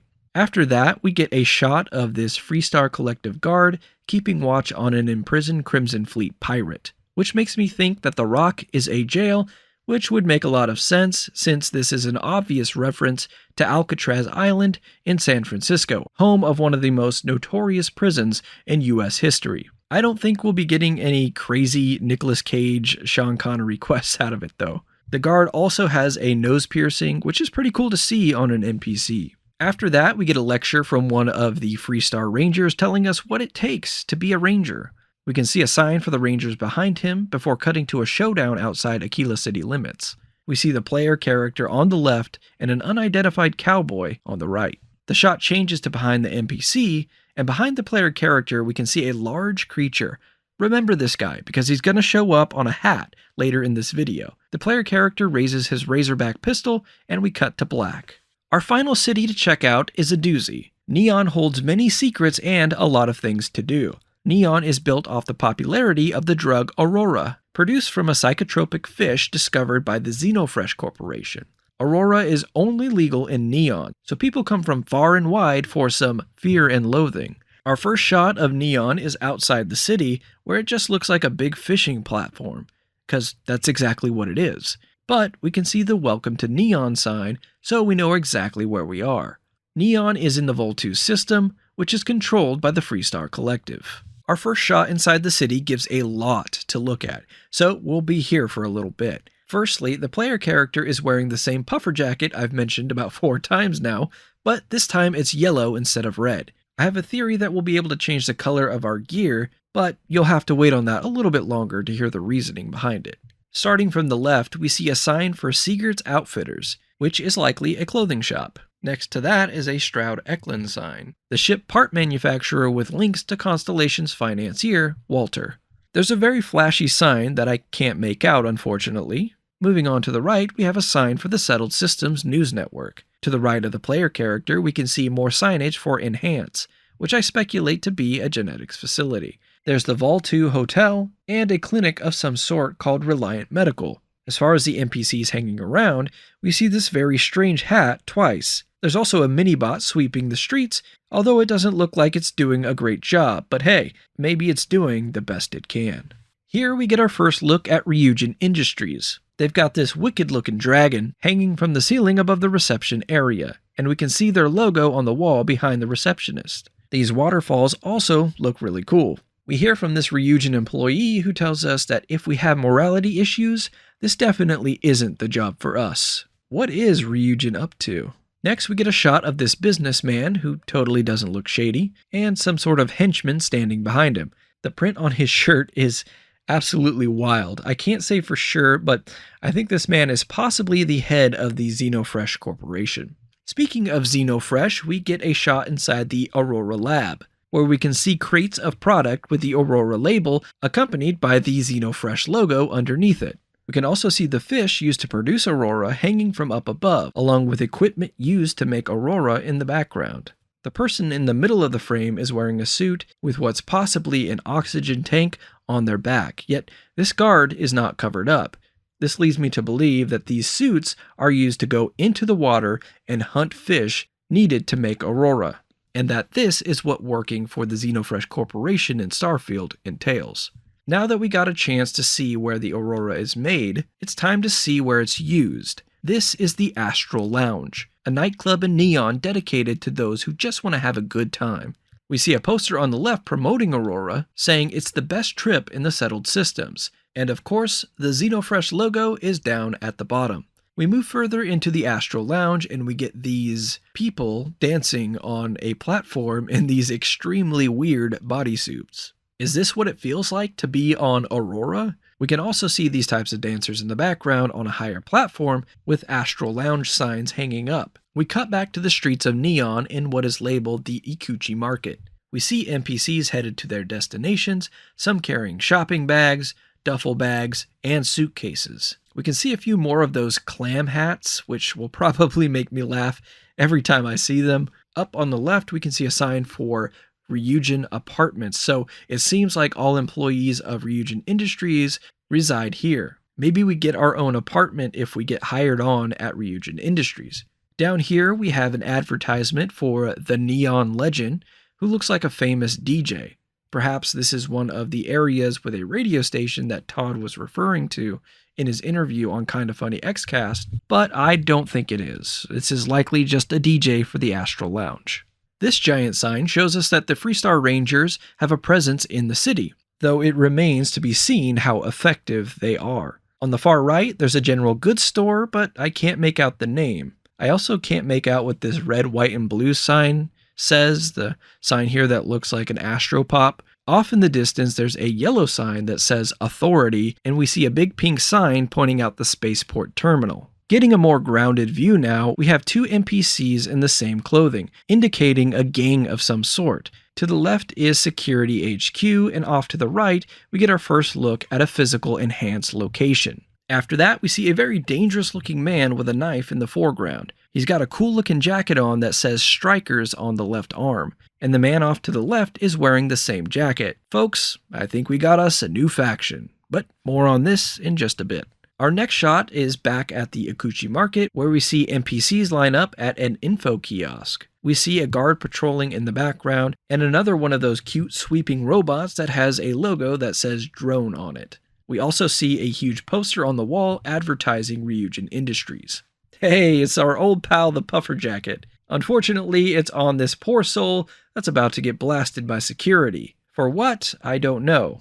This guard is wielding the Grendel, and we get a closer look at his suit, which is all black. As we see this play out, a voice tells us that everyone has been chewed up and ground up by Neon. This is the voice of the Strikers gang member we saw earlier. He tells us to try not to get ourselves killed, as we see a murder scene in what looks like an apartment building. Not to take away from the serious nature of the murder at hand, but we can also see a Solar Frontiers board game on the surface underneath the TV. We get a turnaround pose from this NPC that we know nothing about, but he looks pretty important. Gives me Han Solo vibes. Him and the patron next to him are both looking in the same direction, likely towards the player character. Will Shen then introduces us to the factions section, and we start with House Varun, worshippers of the Great Serpent.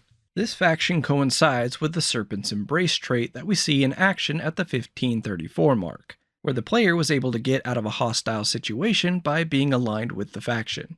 As a dramatic woman talks about the Great Serpent, we see Varun soldiers clearing some sort of lab, and we get a close look at their all-black armor. I love this suit. It reminds me a lot of my favorite armor in Fallout 3, the Chinese stealth armor. We can also see that they're using Equinox laser rifles. Their helmets have lights on either side, and their visors are pitch black, so we can't see their identities. We cut to the player character crouched in a stealth position, and we see the hidden HUD at the top of the screen before the player character stands up. Going just a bit further, we get our first look at the Big Bang from Combatech, which looks to be a laser shotgun. Awesome design on this weapon. The player character leaps over the railing and uses their Big Bang to obliterate a level 20 Varun Zealot in one shot. Not much on the Zealot as far as loot goes, but we see a 54 count 3 kilovolt laser cartridge and a modified Equinox for the taking. Better yet, the Zealot gives us 35 XP, and we're on our way back to the Parima system. This is Parima 3. As we saw on the planet map earlier, this planet is cold and heavy, and probably a nightmare to explore.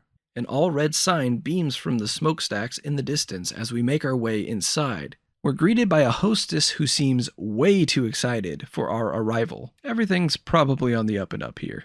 Our next shot gives us a lot more info about what kind of place Red Mile is. If we zoom in on the screens, we can see that these folks are playing video poker and blackjack, meaning this is likely a casino of sorts, but it's not just a casino. In the back, we see a door with a sign saying "Run" in lights. This reminds me of The Running Man, a movie from the 80s with Arnold, where convicts go on a TV game show and they're hunted by professional assassins.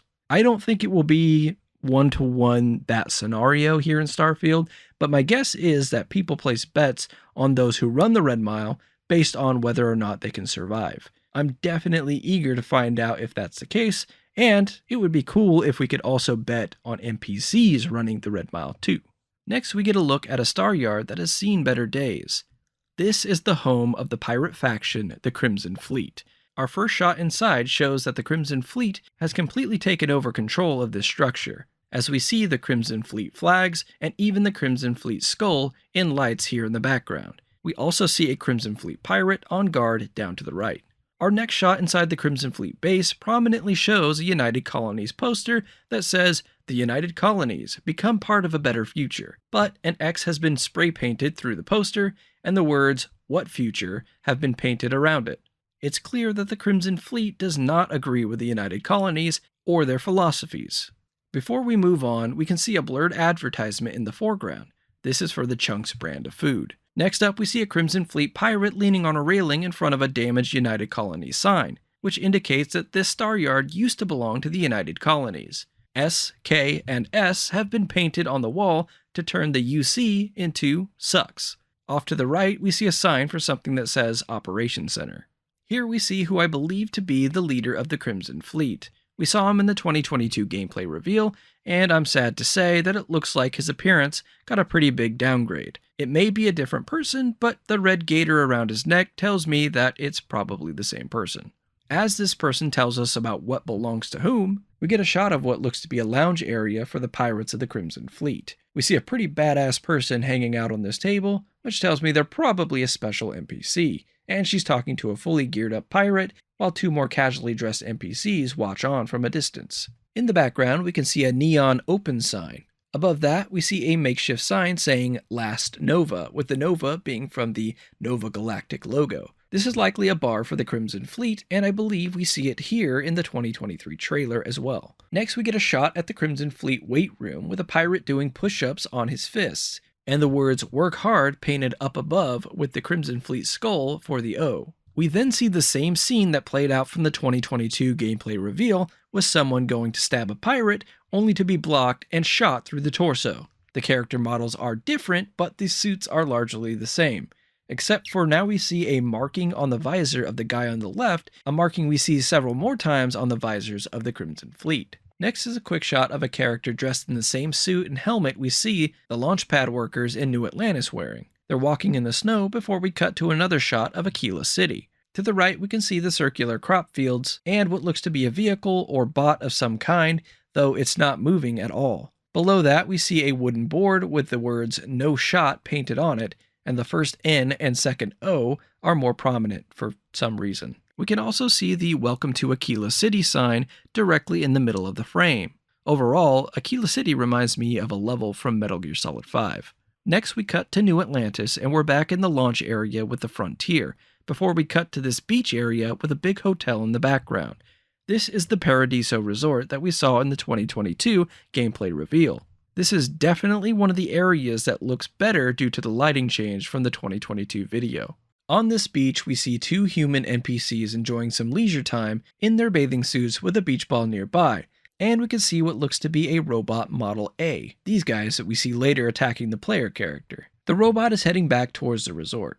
Off in the distance, we can see chairs set up under some umbrellas, and beyond that, we can see a few lone standing buildings spread out underneath the massive Paradiso Hotel. From what we can count, there looks to be about 22 rooms facing this direction, and I'm assuming that there are just as many on the other side, meaning there's likely a total of at least 44 rooms in this place. As for the traits of the planet, it looks absolutely stunning. We have these skinny white trees with beautiful orange leaves sprouting out of the top, along with a bit of greenery, and this beach area is sort of tucked in by these majestic cliffs.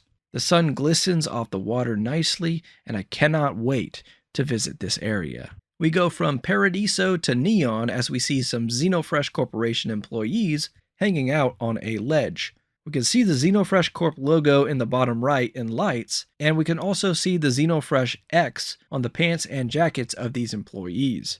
Note that they're wearing rain boots to protect from working in water all day.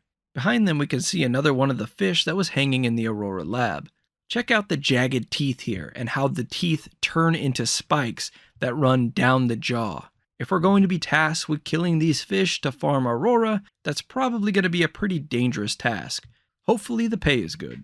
In this shot we get another look at Akila City, this time showing us the launch pad area, and we can see where the entrance to Akila City is. This door right here is where we come in from the launch pad, and we can see the hitching post here to give us a better reference of where everything is. After we get a stunning shot of a crater, we see the player character once again in the mercenary spacesuit, but this time we see them with the matching helmet. Not sure I'm as big of a fan of the helmet as I am the suit, but if the stats on the suit are any indication of what the stats on the helmet are, it might be worth wearing the matching pair. After a short reset, we see some off-screen footage of devs checking out the Sol system. This is, of course, our real-life solar system. The system is level 1, which tells us we'll likely be exploring what happened to Earth right off the bat, which is great because I'm sure we're all chomping at the bit to know. There are 9 planets listed, and the player has 38% of the system surveyed. Over on the top right, we see that the United Colonies claims this system as theirs. And we can also see the player has a bounty of over 600 credits. As far as markers go, we can see 2 unknown white markers, one on Mars and one on Earth, and a black satellite marker over on Mars. If we zoom in on Earth, we can see that it's totally blank. No blue at all, which furthers my theory that Earth completely dried up. The player hovers over Mars and we get some planet info that verifies that this still isn't a habitable planet. The gravity is also very low, which checks out with some action footage we get on Mars later on in the vid. But wait a second. Under flora, we see the word primordial, and the video cuts before we can see the water situation. Could planets in Starfield evolve over time? We also get some off-screen footage of our old planet pal, Parima 4C. Looks beautiful here, too. We can see a structure in the distance, and since we know what this marker means, we can identify this as an industrial outpost. The outpost has a landing pad attached to a ship currently landed on it. The large weapon shown is the drumbeat, a rifle we see later on. Now we get an off-screen look at the player's menu. We can see that they are on Piazzi 4C at a mining camp. They've surveyed 75% of the planet. Moving into the player's circle now, we can see that their name is Terra, and as mentioned earlier, they are level 22, with an icon here indicating their advanced explorer status. Over below health, they have a red radioactive symbol, and I'm sure that we could look at the details if they pressed Y. As for their skill, the one showing is Ballistic Weapon Systems, which has 100% certification. Below that, we see the Ashta-Tamer, which looks to be a shotgun made by the Laredo Company, due to the wood paneling on the handle areas, though this could be a weapon named by the player. After some quick looks at concept art, we move on to the character generation system, where we see lead tech artist Felipe, amazing jacket by the way, working on a new character. They talk about scanning wide ranges of faces to help make the creation tools more diverse. We can see a dev playing around with facial tattoos, although it doesn't seem like we'll get tattoos on any other part of the body. We can see at the top of the screen the text Argos Extractors, which is the company we work for at the beginning of the game. This creator acts as an employee file of sorts, which is a neat idea. We also see the Argos Extractors logo in the top right of the screen. We see tab options for biometric ID, body, face, background, and traits, of which we can have up to 3, but you're not forced to take any at all if you don't want to. Some of the options visible here include complexion blemishes, scars, facial form 1, facial form 2, and tattoos. We can assume that these larger markers indicate where we are in the slider, which can give us an idea of how many options there are for some of these sections. In the complexions blemishes slider, the dev isn't even a third of the way through it, and they're already at 12, so we can assume that there will be plenty to choose from here. However, the tattoos option, the slider is about a fourth of the way through and is only at 4, so we can assume there are about 16 different tattoos to choose from. You can also adjust the color and intensity of the tattoo, which is a nice touch. As the player character wakes up, we're greeted by these 2 Argos Extractors employees. The woman on the right is the woman we saw in the 2022 gameplay reveal video who helped us get our suit on, but the man on the left seems to be new. His name is Heller, and we see him later in the video stranded on a planet. Heller is recruitable, and we can see him hanging out on the player's ship at the 2445 mark. We can be pretty confident about this due to the Argos Extractor suit he's wearing and that interesting haircut. I like Heller, he seems like a pretty charismatic guy, and a good choice to man an outpost with an outpost engineering skill rank of 3. In the background, we can see a suit being held up, very reminiscent of a power armor stand, and there are a couple of employee NPCs. The woman to the right is holding one of the artifacts, which indicates that we find the artifact before we even make our character. Which reminds me of the opening of Skyrim, where we have a bit of pageantry before we actually do the character creation bit. Heller hands us a tablet and we're off to form our own identity. We're told that we have a total of 40 presets to choose from that we can then take and alter from there if we choose.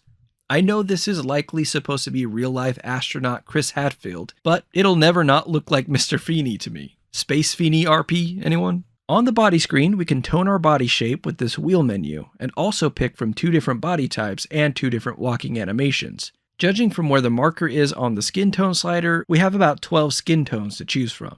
Looking at the face tab, we see we can morph our face by using this interesting cross, with thin, square, wide, and round options. Judging by the sliders, it seems we have a little over 40 hairstyles to choose from, about 24 hair colors, and around 20 facial hair options. The facial hair is probably my biggest gripe here, as it just looks fake. The way it contrasts against the skin just doesn't look natural to me. We get to see a few more face options here, including facial hair color, eyes, and eye color. Using the slider points, we can see that we have about 24 facial hair color options and 14 eye color options. A few more face options we see here are chin, neck, jewelry, jewelry color, and dermaesthetic. Neck seems to have about 12 total options, and dermaesthetic has what looks to be over 40 total options, which will allow us to add the appropriate face texturing to make our characters look less plasticky. Jewelry looks to have about 20 different options. We also see options for nose, ears, cheeks, mouth, and teeth, and judging by the slider on the left-hand side, there are quite a few options here. When I first saw this, I wasn't all that impressed by the character creation suite. But after slowing the footage down, it looks like there will be plenty there to create some radically different characters, so long as they're grounded in reality.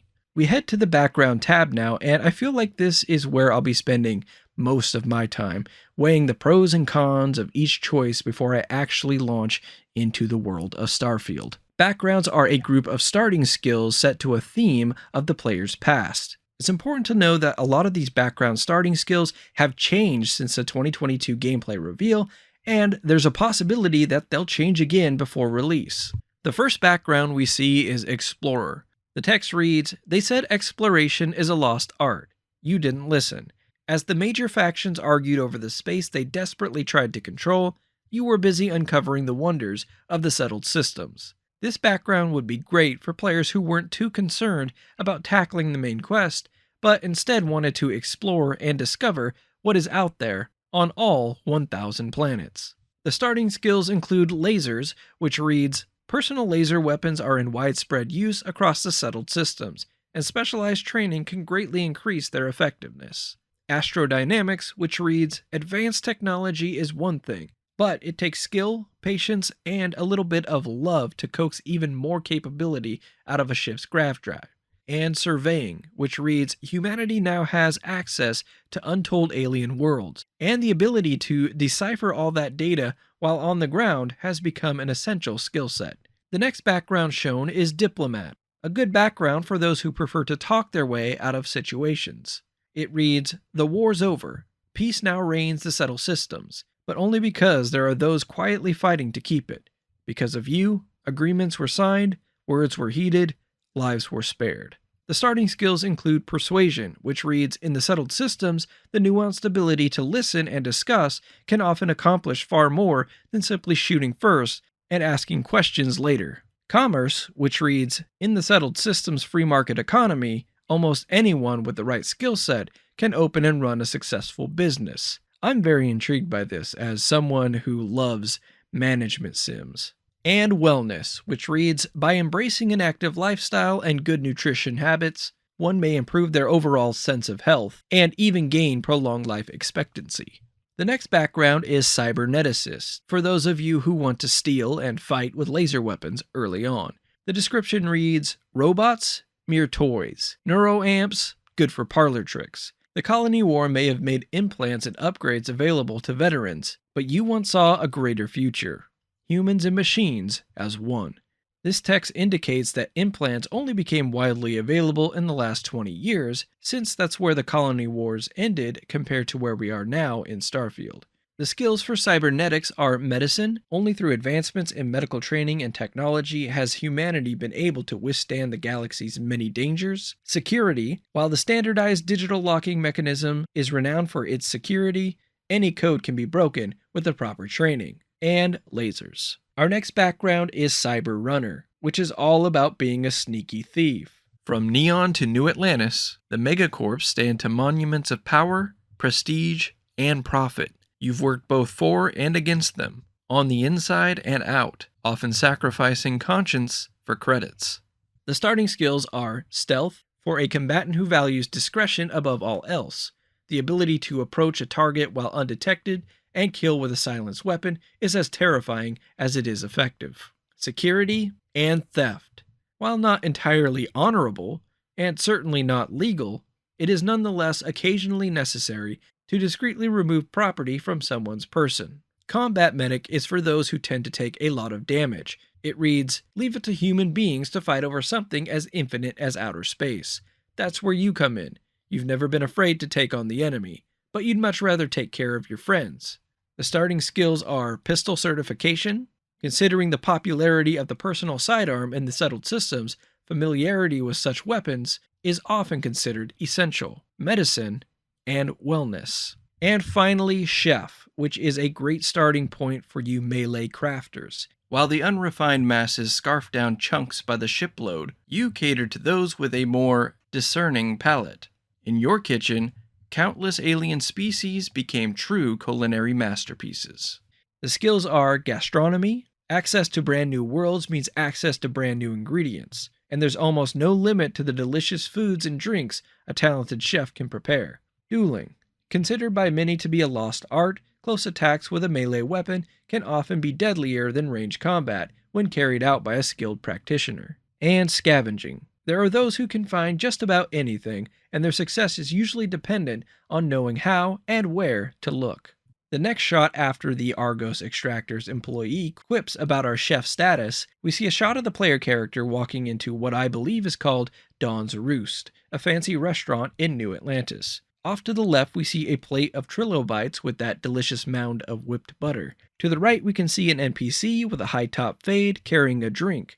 We can see that the sun is setting in the background, meaning this restaurant is all about taking in a fancy dinner at dawn with some incredible views of Jemison. Next, the player walks up to a man seated at a table. The table is set for two, but it looks like he's dining alone tonight.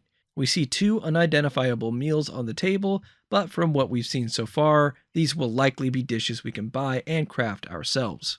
Or I suppose you could just steal them right here off the table if you wanted to. The man seated at the table's name is Markeith Sutherland. He bears a striking resemblance to 80s pop star Billy Ocean. Billy, or Markeith, asks you to take care of a monster problem for him, and a few dialogue options pop up. Of the options we can make out, and one we can kind of make out, the top choice is the most interesting. It says, I'll do it, but given my skill set, I'm worth twice the usual rate, with the term Beast Hunter in brackets. This is special dialogue for the Beast Hunter background. Some thought this meant that you could only accept the quest if you were a Beast Hunter, but as you can see, it instead just doubles the reward. We also see the options, I'll track down the beast and bring back your beans. This seems to be all over some beans. Whether they're of the coffee variety or something else, we're not sure. We also see an option to turn Markeith down by saying, sorry, I can't help you. An option to ask, where would I find this predator? And we can sort of make out the bottom option, which says, shouldn't the person's remains be the priority? Which really thickens the plot here. Is Markeith running an illegal bean smuggling business? Is that how he's able to eat at such a fancy restaurant? It all seems a bit dubious to me. Now it's time to take a look at traits. We start with Raised Universal, which says, you grew up as a member of the Sanctum Universum. You gain access to a special chest full of items in the Sanctum Universum in New Atlantis. But you lose access to the House of the Enlightened chest. Can't be combined with any other religion trait. This description is slightly different from the one we saw in the 2022 gameplay reveal. There, it referred to a Sanctum Universum church store. In fact, this goes for Raised Enlightened as well. So it seems the religion stores were cut from the game, and instead there's just a chest full of loot that you can access in each religion's HQ. The next trait we see is Neon Street Rat, which reads, you grew up on the mean streets of Neon. You gain access to special dialogue options and better rewards for some missions on Neon. Crime bounty by other factions is greatly increased. Can't be combined with any other faction allegiance trait. This text is the same as the 2022 video. I like that a lot of these traits seem to be multi-layered. Not only are you getting additional dialogue options here, but you're also getting better rewards, all at the cost of getting into far greater trouble when you break the law or make someone mad at you. I'm also assuming the Neon Street Rat faction are these NPCs in colorful getups we see later in Neon. Kid stuff reads a bit different from the 2022 presentation, saying your parents are alive and well and you can visit them at their home, but you will automatically send 2% of your credits home to them every week. This was changed from 10% of all the money you earn is deducted automatically and sent to them. Not sure why this changed, perhaps it was a bug or a balance issue, but if you can learn when that deduction will happen every week, it'll probably be pretty easy to spend that money before it happens, so you won't get as much taken from you. We now know what it looks like to visit your parents, but we don't know exactly what perks and benefits you get from it, if any at all. It may just be a pure role-playing thing. Next up is Introvert, and this was also slightly changed from last year's presentation. Now reading, you really need your alone time. Exerting yourself uses less oxygen when adventuring alone, but more when adventuring with other human companions. Can't be combined with Extrovert. The big difference here is specifying that you use less oxygen instead of endurance as the 2022 video showed, although it seems to be functionally the same. Before we move on to the trait that got everyone buzzing, I want to point out here that Starter Home is now called Dream Home. I absolutely love this trait, and I think starting with debt is a good challenge modifier. I actually wish there were more of these. Not only that, but with the percentage being taken away from you every week in the kid stuff trait, it really seems like there's a nice economy set up in Starfield. Add on top of that the description for the commerce skill and mentions of Outpost trading lines, and it sounds like we can play Starfield like a full-blown business management sim, which again really gets me excited.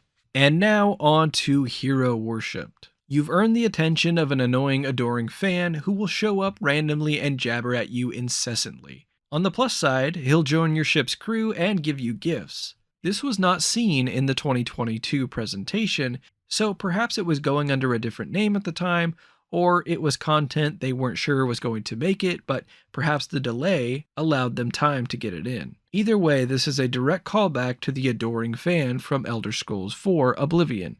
Upon the player becoming the grand champion of the arena in the Imperial City, they are greeted by a blonde stalker who fawns over the player and, if allowed, follows the player around. In Starfield, it looks like it'll work much the same way, with the adoring fan even being voiced by Craig Seckler, the same voice actor who voiced the adoring fan in Oblivion. This is what I love about BGS. Their callbacks make me feel all warm and fuzzy, and this isn't the only callback to the Elder Scrolls games, but we'll cover that later on. We also get some stats for the adoring fan, although they aren't much to write home about. The boy has scavenging rank 1, concealment rank 1, and weightlifting rank 2. They might not be much, but those are decent companion skills to have, especially the weightlifting, which allows him to hold more stuff for you. Also, look at this view of Freya 9B. This looks completely different from the hellscape we see back at 2 minutes and 1 second and 3540 in the vid. Although that just might be the weather causing things to look vastly different. If nothing else, that just shows how dynamic weather and lighting really are in Starfield. It's also implied that we can get rid of the adoring fan as the player takes out their coachman's shotgun and aims it at the pack of the adoring fan. But will he stay gone, or will he respawn after 3 days? I'm assuming he'll stay gone for good, as we're told there's ways to get rid of each trait in the game. Of course, we have to take the attention away from the adoring fan now and analyze the scene where he comes running down the steps. This is obviously New Atlantis. To the left, we can see more advertisements for Enhance, and this NPC standing in front of the signs has that weird clam hat on. I'm also going to point out this NPC with the pink and white gradient shirt on, as we'll see that shirt quite a few more times, but in different colors. Off in the background, we can see the Jemison Mercantile Store and yellow chairs sitting outside, which makes me believe this is the courtyard area we can see through the Terra Brew windows earlier in the vid.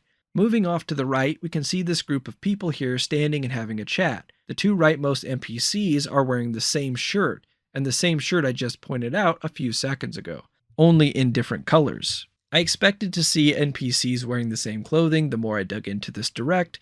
It's gonna happen. It happens in real life, but I'm glad there seems to be a lot of color variance to at least help with the variety. Next up, senior UI programmer Dana Cristo tells us her favorite trait is kid stuff, and we get a solid look at what our parents look like. I'm assuming the game generates your parents based off what your character looks like, much like how Fallout 4 did with mixing the male and female protagonist's appearance to create Sean, only in reverse this time.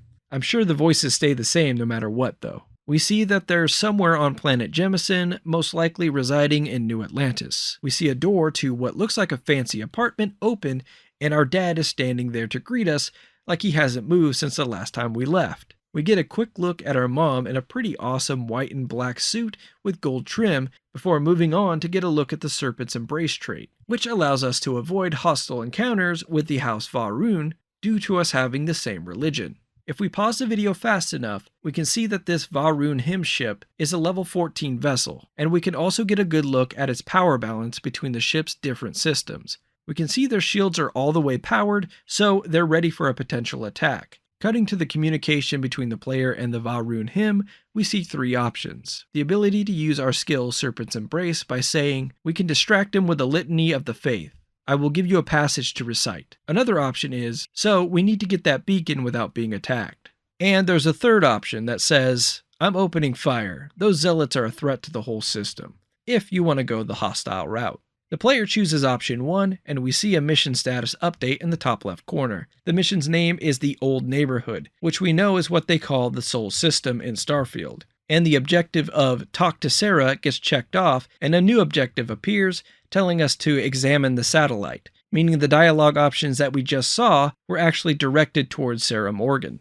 Next up, we get a look at the trait called Wanted, which gives us a damage buff when our health is low, but mercenaries will randomly show up and try to take us down. We see a pretty large ship land in front of the player, cutting to a battle between the player and some bounty hunters. We see the player use a maelstrom to quickly dispose of a level 5 bounty hunter captain, gaining 10 XP before moving over to a level 5 plain old bounty hunter. We can also see another bounty hunter running at the player in the distance, but they'll likely stand no chance. I can see this trait being a very lucrative one. I mean, if low-level bounty hunters are just going to deliver their ship to you and put up almost no real fight, then people who choose this trait are going to be rolling in the spoils. We can also see that this happens on Jemison, and there's a relay station and an industrial outpost nearby. Next, we cut to a cowboy reloading his scoped Equinox laser rifle, wearing the same hat as Sam Coe, followed by who is presumably the leader of the Freestar Collective. We see this fella in the 2022 presentation,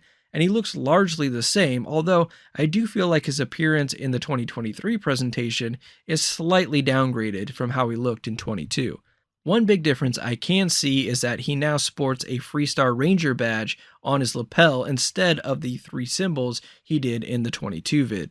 We get some dialogue options for him, including a special diplomat trait option saying, I've got experience with these kinds of situations. We also see, there are lives at stake. Let me help you. It's clear you're not getting the job done, so let me try. And will you at least hear me out? At first I thought this was for the Ashta threat, but with the diplomat trait, maybe there's something going on with other humans that you have to actually discuss out. What's interesting to note is that the persuasion box does not appear here, though it does appear on the next screen when we're talking to this person who looks like they're in neon. It's obvious that the persuasion system is a thing that you have to go into, but it seems like it's only available at certain times. Here we see the persuasion system in action. At the bottom, we see several markers next to a turns counter. Each reply has a plus number, and each response is also color-coded. The responses are, green +1, there's no reason for us to have a problem, is there? Orange +4, who knows how long it'll be before you get another offer? Orange +4, Cyber Runner, why don't you cut a fellow runner a little slack? And red +4, can't you cut me a break here? It seems the goal here is to completely fill the persuasion meter without upsetting the NPC, although I'm still not entirely sure how this is working here. Why would the hardest speech option to pass give the same amount of points as the orange options? Here we get a look at the player character wearing the navigation suit, although this suit looks like a deeper blue than the blue we saw before. but that could just be the lighting. The player character is also holding the Big Bang energy weapon that we saw taking out the Varun earlier. Next we see a man in some military armor with very few indicators, but we can see the tag on his cap say UC, and if we zoom in, there's also a UC marking on his weapon, which could make this gun military issue. To his left is another soldier, this one wearing a beret and sporting some different armor and a different weapon. These could possibly be soldiers on the UC Vigilance, a very important ship we'll see later on.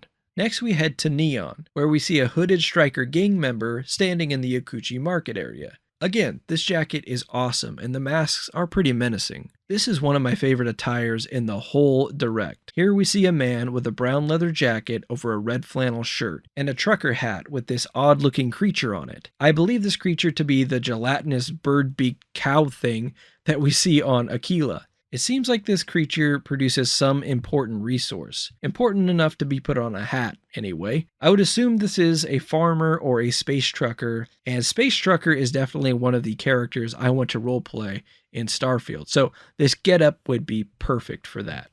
Here we get our third look at the mercenary armor, and here's another look at how much lighting affects colors in Starfield. These parts are yellow, but they look like a greenish brown in this low light setting. We cut to another shot of this Ryujin Industries employee. She's more than likely the CEO or some high-ranking position. She certainly looks important in this attire. Okay, we got a few things going on here, but first let's talk about this Freestar Collective officer's uniform, because holy shnikes, this is some intricate attire. Everything about this dude screams awesome, from the huge sunglasses wrapped around his hat, to the strong mustache, to the buttons and straps on his jacket. Just incredible stuff here. We see him holding a tombstone rifle, complete with a pretty sweet scope, and he's got a patch on his shoulder with the number 1 indicating some sort of ranking within the Freestar Collective. However, the more important thing in this shot is this blurred poster here in the background. Although we obviously can't clearly see what it is, we've seen this poster before in the 2021 teaser trailer hanging up in the bunk area of the spaceship Frontier. We can sort of make out that this poster is promoting a violinist by the name of Alyssa DeMille, and we can see that the poster cites her playing live in Akila. We know that this blurry poster is hanging up in the Stone Root Inn in Akila City. Taking it a step further, we know that Todd said there would be a radio station in one of the areas of the game, and that is local to that one location. I'm assuming that Alyssa DeMille, if I'm getting that last name correct there, is a pretty big deal, and that a whole questline could revolve around her and potentially a radio station on Akila. But wait, remember that poster outside the Stone Root Inn for what looked like a singer, Bobby something? It looks like music is a pretty popular attraction in Akila City, but this is all pure speculation, of course. Finally, we get a look at one of my least favorite spacesuits from this presentation. Can't win them all, I guess. Okay, now it's time to talk about skills. We kick off this section of the presentation looking at an amazing whiteboard drawing of the player character experiencing a moment with the artifacts.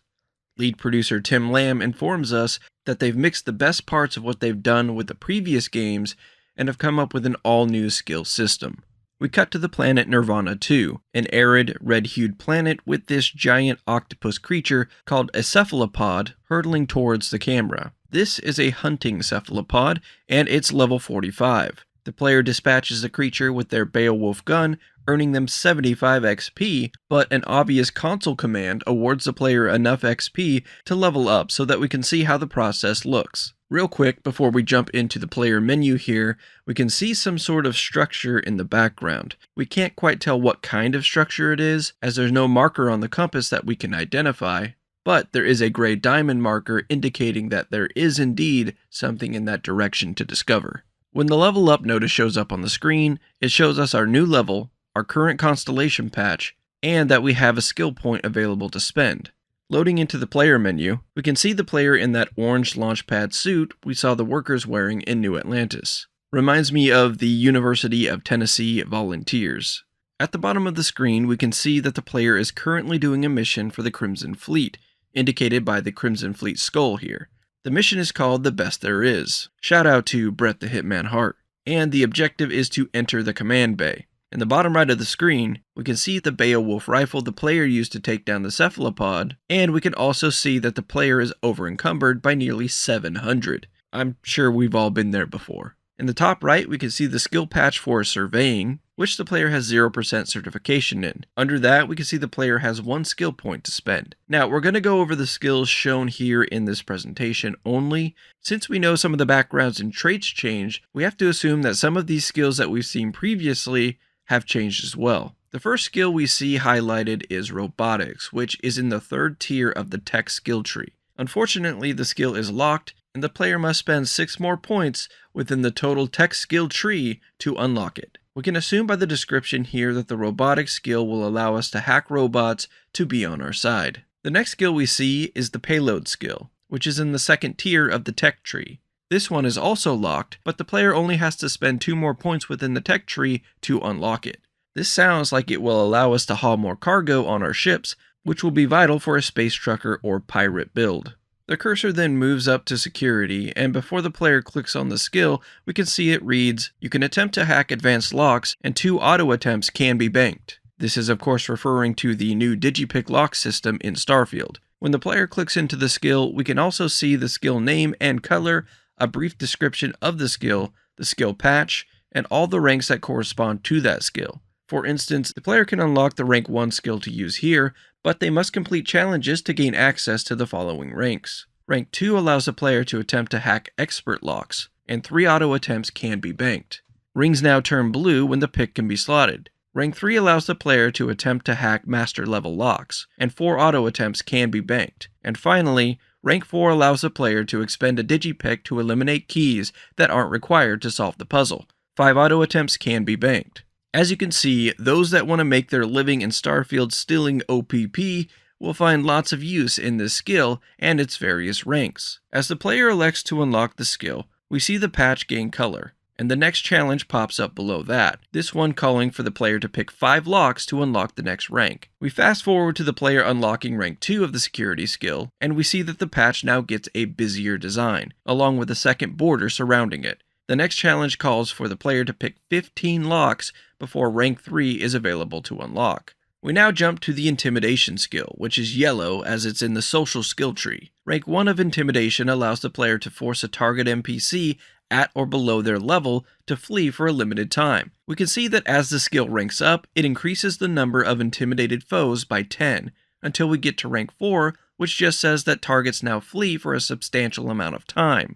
As the skill reaches its top rank, the patch on the left evolves to show the graphic burst out of the frame, letting us know that this is a rank 4 skill, which I think is a pretty neat aesthetic. The next skill we get a peek of is Decontamination, which is part of the physical skill tree and is a tier 3 skill. We can see that this player actually already has rank 1 of this skill unlocked, and we get a chance to see a mix of different rank skills in the tree. We can see that Decontamination rank 1 allows the player a slightly increased chance to recover from infections naturally, and the current challenge is to recover from 5 diseases. Yes, Starfield will have diseases in the game. This shouldn't be too big of a surprise, as diseases in some form have been a part of BGS games for decades, but it definitely seems they're far more prominent in Starfield. I am surprised that they're in by default, as Fallout 4 had diseases as a part of its survival mode, except for mole rat disease, which isn't much of an issue. Personally, I'm excited for diseases in Starfield, as odd as that sounds. I'm a big fan of survival features in open-world RPGs, and it's just another thing we have to account for, hopefully making gameplay more dynamic. The player then zooms right over to the Social tab, and we're able to pause it to catch what the Leadership skill is all about. At rank 1, Leadership allows the player to gain affinity with companions 15% faster. No doubt a must-have perk for those who like to romance in these games. The challenge for the next rank tasks the player with sprinting for over 1,000 meters with an active follower. Another skill we're able to catch is Rapid Reloading, which unfortunately is locked. One skill we can see and just barely catch is Astrophysics in the Science tree. At rank 1, it allows the player to scan the moons on their current planet, and they have a 10% chance to discover a trait when scanning. This one's obviously for the explorers of us. The challenge for the next rank is to scan 10 unique planets or moons. The skill directly to the right of astrophysics is chemistry, which allows the player to create improved chems and research additional chems at a research lab. This is the track for those who want to cook up some space skooma. The challenge for the next rank is to create 10 chems. This next shot gives us a good look at a lot of the skill patches in their rank 4 state before we look deeper into a few. First off is xenosociology, which allows you to control the mind of alien creatures. We then see footage of a player on the planet Vern 2. The player is being threatened by a level 80 hunting thorn mantis. The player busts out their scanner, and we see that the thorn mantis's temperament is fearless, which is a pretty frightening position for the player to be in. But the player opens the xenosocial menu with the A button, giving them options to pacify, flee, frenzy, and control, all being 100%. The player picks control, stopping the thorn mantis dead in its tracks. Thorn mantis is terrifying, but does this cute little wiggle animation, so I'm torn. I would imagine that this is an example of a fully maxed out skill, as I don't think we'll be able to mind control level 80 aliens early on. Next up is Boost Pack. We get some gameplay of the player using their Boost Pack in combat against some Crimson Fleet pirates on Jemison. This seems to be an abandoned mine as indicated by the marker on the compass. We see a few other markers, including this odd marker here that looks like a face. We can see yet another appearance by the mercenary suit, this time looking much more yellow than the last time we saw it. The player boosts over and eliminates 2 level 2 pirates for 5 XP each, and gets some progress in their Boost Pack training challenge, which requires the player to boost jump 10 times while in combat. The weapon on hand seems to be the Laredo Tombstone. The next skill we see in action is the Neurostrike skill. I'm not sure exactly what Neurostrike actually does, but we can see that it makes unarmed attacks very strong. First, we see the player strike a level 8 spacer with their fists. Not only is this a strong attack, but we can see the symbol for electromagnetic damage that we saw earlier when looking at the suit resistances. Perhaps this puts him in a disoriented state for a certain time. We also see on the left-hand side the martial arts skill challenge makes some progress, requiring the player to deal 250 total damage with unarmed attacks. Below that in the compass, we can see that there are a litany of enemies around this area, which seems to be a relay station on Mars. As for loot, we can see an anti-personnel calibrated Solstice with 1 star, Solstice being an energy pistol. I'm guessing this is like the system in Fallout 4, as we see a legendary item later on with 3 stars. The spacer also has a 42 count 1.5 kilovolt laser cartridge, a frag grenade, and a UC naval cutlass, which they seem to have equipped. The cutlass is knocked from their hand after they're struck. We continue on Mars and we can see that this place is pretty trashed. In the top right corner we can see a mech over here, but I believe that's just set dressing. We haven't gotten any real indication that we'll be able to control mechs, but that would be a pretty great way to traverse a planet on the ground, if so.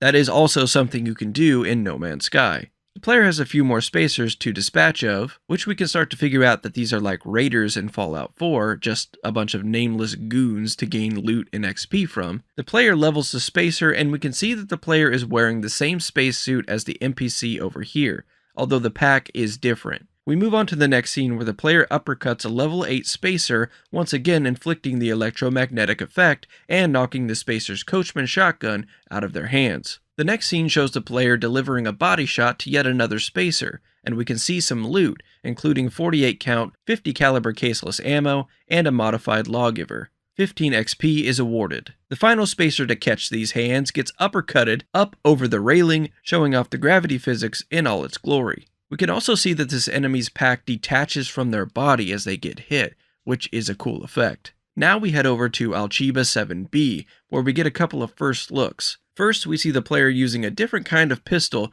than the Eon and the Razorback that we've seen before. This is the Urban Eagle, manufactured by Allied Armaments. We can see that it has an extended clip and a targeting laser attached to it here, but we see this gun more prominently featured later in the video when talking about stealth combat.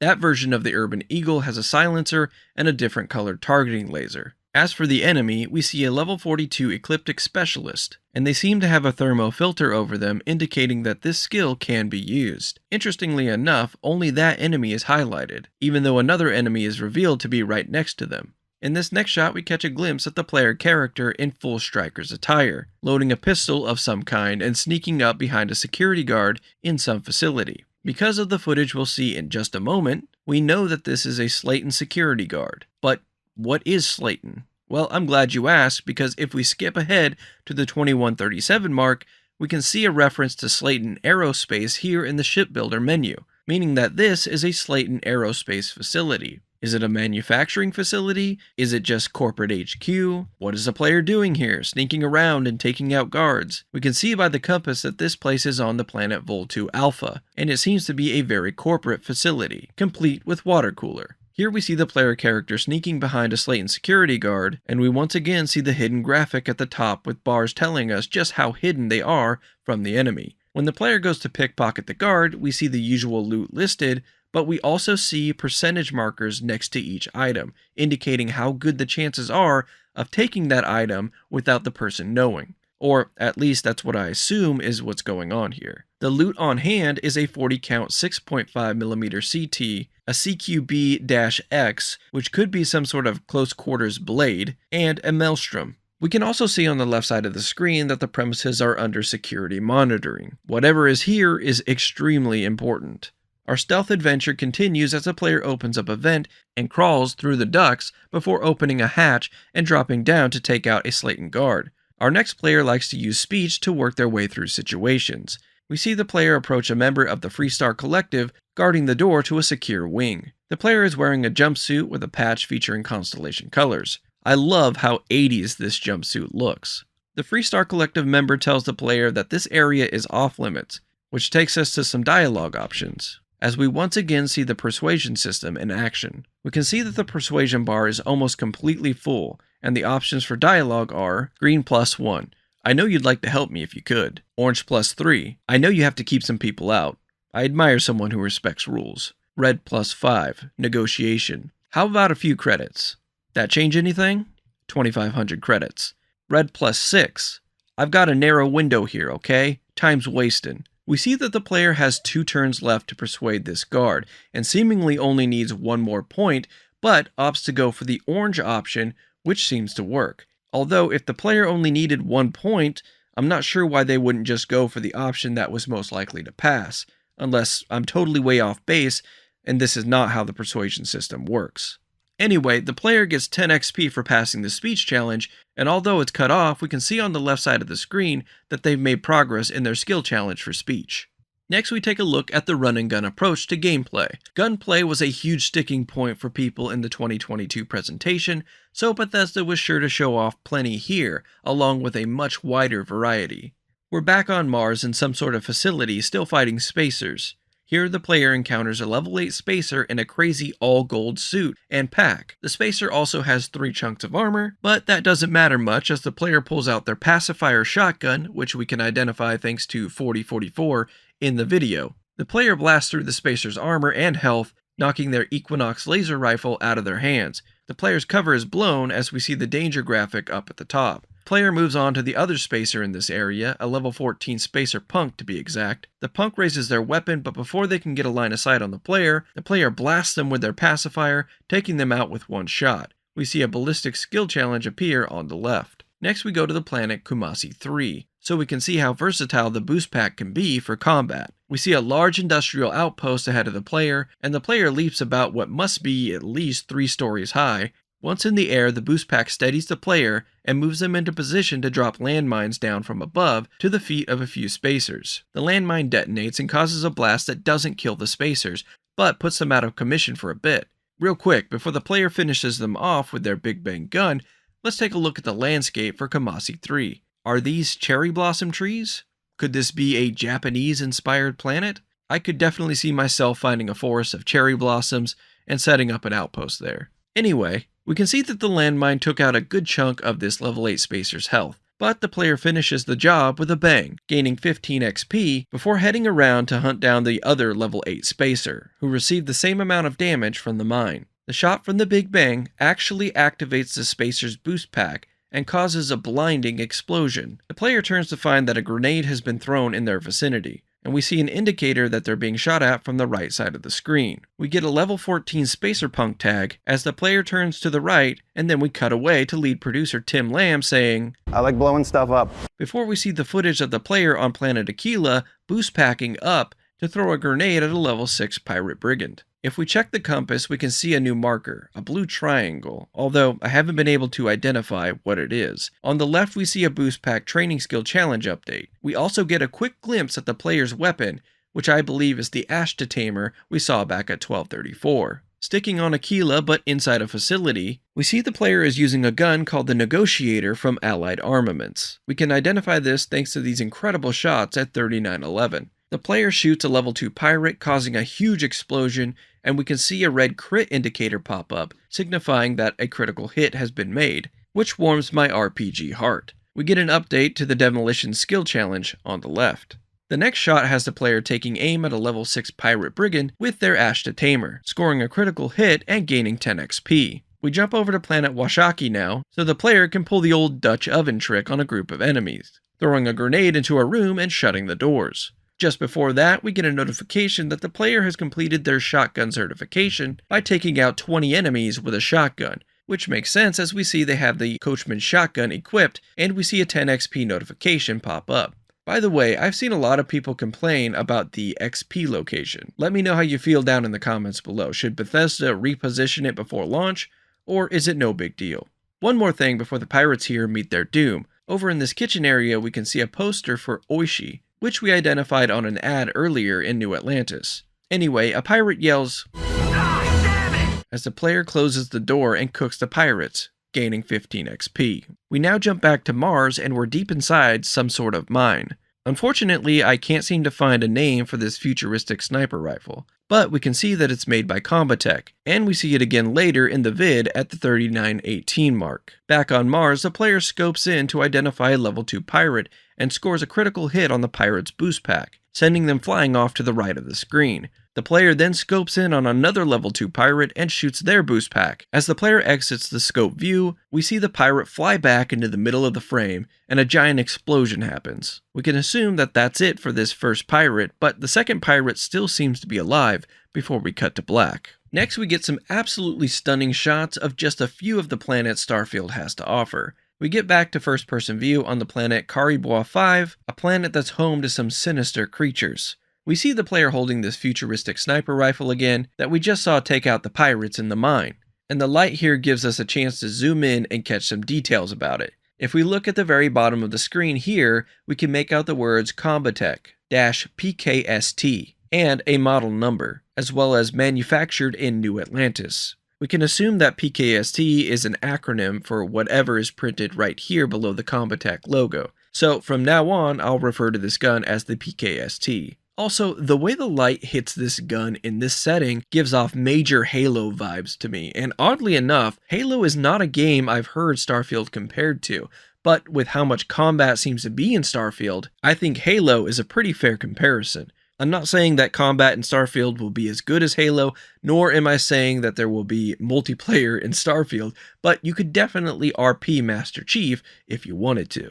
And Microsoft is definitely missing the boat if they don't come out with a Master Chief armor of some kind. Our next shot is of Akila, where we see the dead grass and barren trees that are common of this world. The player has their cutter equipped, and it looks like they're sporting some Crimson Fleet attire. We see these creatures that look like a cross between crabs and ants, and we see them again at 3552 in what looks like Akila, as we can see the same dead grass and tree types in the background, along with what looks like a pretty cool ship.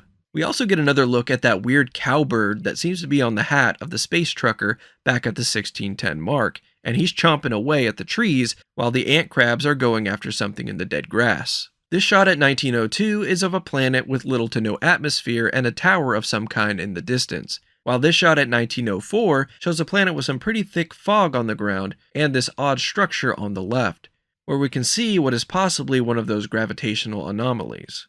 At 1909, we get a look at a sandstorm on the planet Rossalhog 1, with some gnarly looking rocks that have no doubt been eroded to look like this by these sandstorms. I'm not saying that that's a feature of the game, by the way, but more of an art direction decision. We also see that the player is in their Argos extractor suit here. At 1912, we get our first look at everybody's favorite dwarf planet, Pluto. It looks extremely cold, and there are some rocks jetting out of the surface here. Judging by the health bar, it appears the player is having some troubles with the environment. After another look at Groombridge 8A, we head out to space where we can see some scope of the planets compared to our spaceship. Next we see a ship battle with a level 14 Crimson Fleet Spectre before Isfan tells us we can also explore derelict ships. These will probably be the vaults of Starfield and no doubt will have some awesome environmental storytelling. At 1953, we can see this very bright red thing in the background, but we can't really tell what it is. I do want to point out here that the bottom of this planet just blends into the atmosphere and looks incredible. At 1954, we see the player walking down what looks like an alleyway in the city of Neon, but there's not much to point out here, unfortunately. And now it's time to talk all about ships, as we see the Frontier come in for a landing. The ship then changes to what looks like a more freight-oriented ship. Just before the shot cuts, we can see these jellyfish creatures in the background floating through the air. We get a couple of different cockpit views of ships landing, and we see this dashboard here with the brand Tayo Astroneering on the side. They're one of about 10 ship manufacturers we see throughout this direct. We get some more looks at all the different possible ships that you can create using Starfield's robust shipbuilding tool. In this off-screen shot of some concept art, we can see that the title says Black Fleet Ship Cockpit Hab. The Black Fleet is what we assume is a faction that has been referenced since early leaks, but we haven't seen much about them. Is this a splinter group of the Crimson Fleet like the Outcasts were a splinter group of the Brotherhood of Steel? Getting into the ship menu now, let's break down everything that's on the screen here. We start at the top left of the screen where we see Ship Systems. This is all about power allocation. Your ship has a certain amount of power that can be distributed to the different areas of your ship. The different categories here are ballistics, particle beams, lasers, engines, shield, and grav drive, though this can change depending on which systems you actually have installed on your ship. Each system has a cap as to how much power you can put into it, and those caps are affected by the different parts you use to build your ship. Below that we have the ship overview, which shows us our total fuel, which is important for making grav jumps, our hull health, which is like our ship's overall health, our cargo capacity, which is how much freight we can carry, our current shield capacity, the ship class, reactor value, number of crew we can bring with us, jump distance, shield value, ballistic damage, particle damage, and laser damage. Whether or not the ship is registered to us, the total value of the ship if we were to sell it, and the mass. In the top middle of the screen, we can see the ship's name and how many ships this vendor currently has. We can tab over with the bumper buttons. To the right, we can see how many credits the vendor has compared to how many credits the player has. On the bottom right of the screen, we can see options to inspect the ship, sell, purchase, and exit. The editing area itself gives us an idea of how long and how wide the ship is, as well as an orientation as to where the front of the ship is and where the back of the ship is, which is very handy when building. As for the ship itself, the Celestial 2 looks to be a pretty impressive ship, with a solid balance of defense, cargo, and crew capacity. It's got a sleek design with some great coloring. It is pretty pricey, however, and clearly out of the current player's price range. The next ship we get to see is more of a freight hauler, as the cargo capacity has far more than doubled. That, of course, shoots the mass of the ship up to nearly double that of the Celestial 2. We can also see that the damage values look different, as this ship only uses particle beams and ballistics for defense. And we can see that the lasers portion of the ship system menu has been removed because of it. Another incredible design with a long body and large engines in the back. This looks more like a fish to me than a dragon, but it's an impressive ship nonetheless.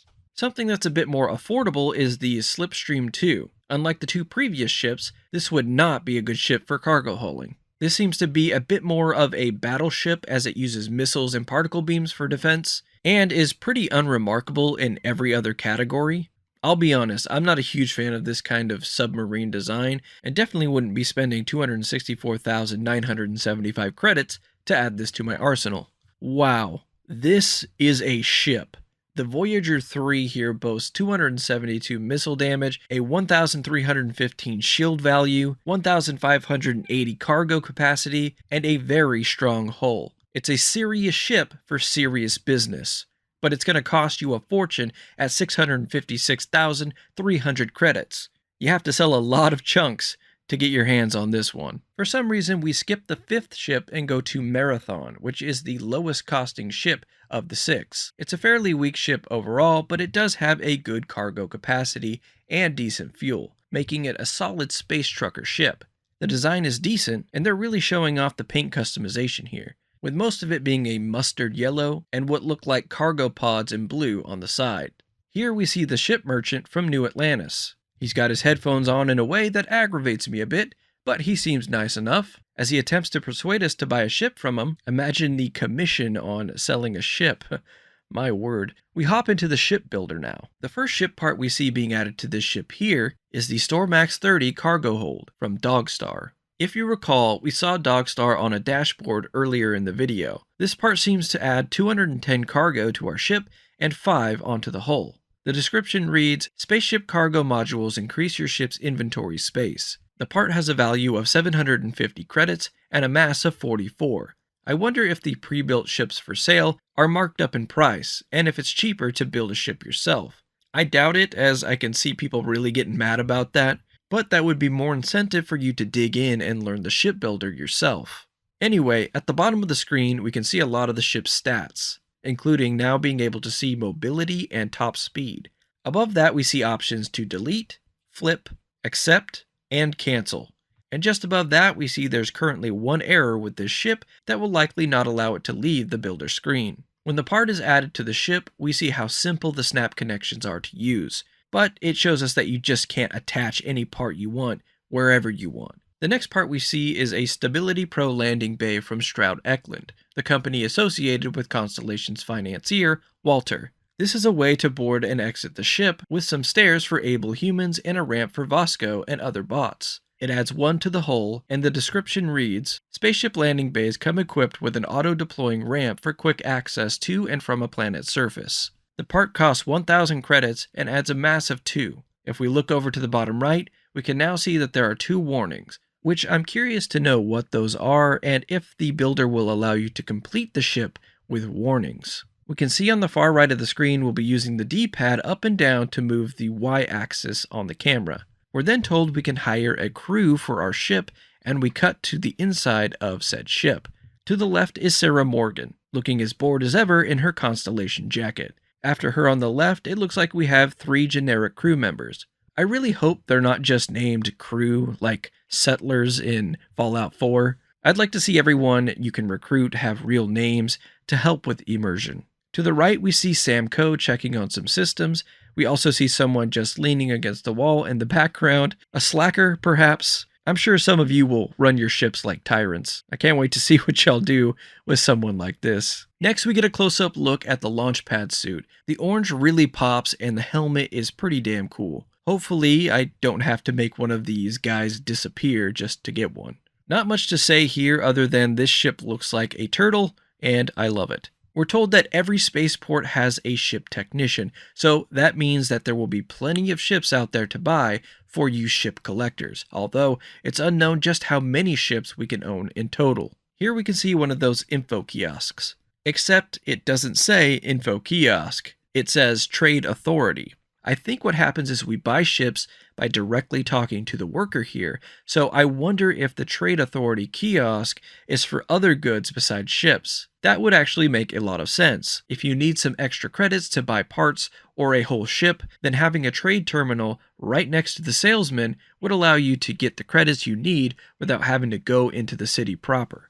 Speaking of the city proper, if we look to the left, we get a different view of the arrivals area we looked at earlier.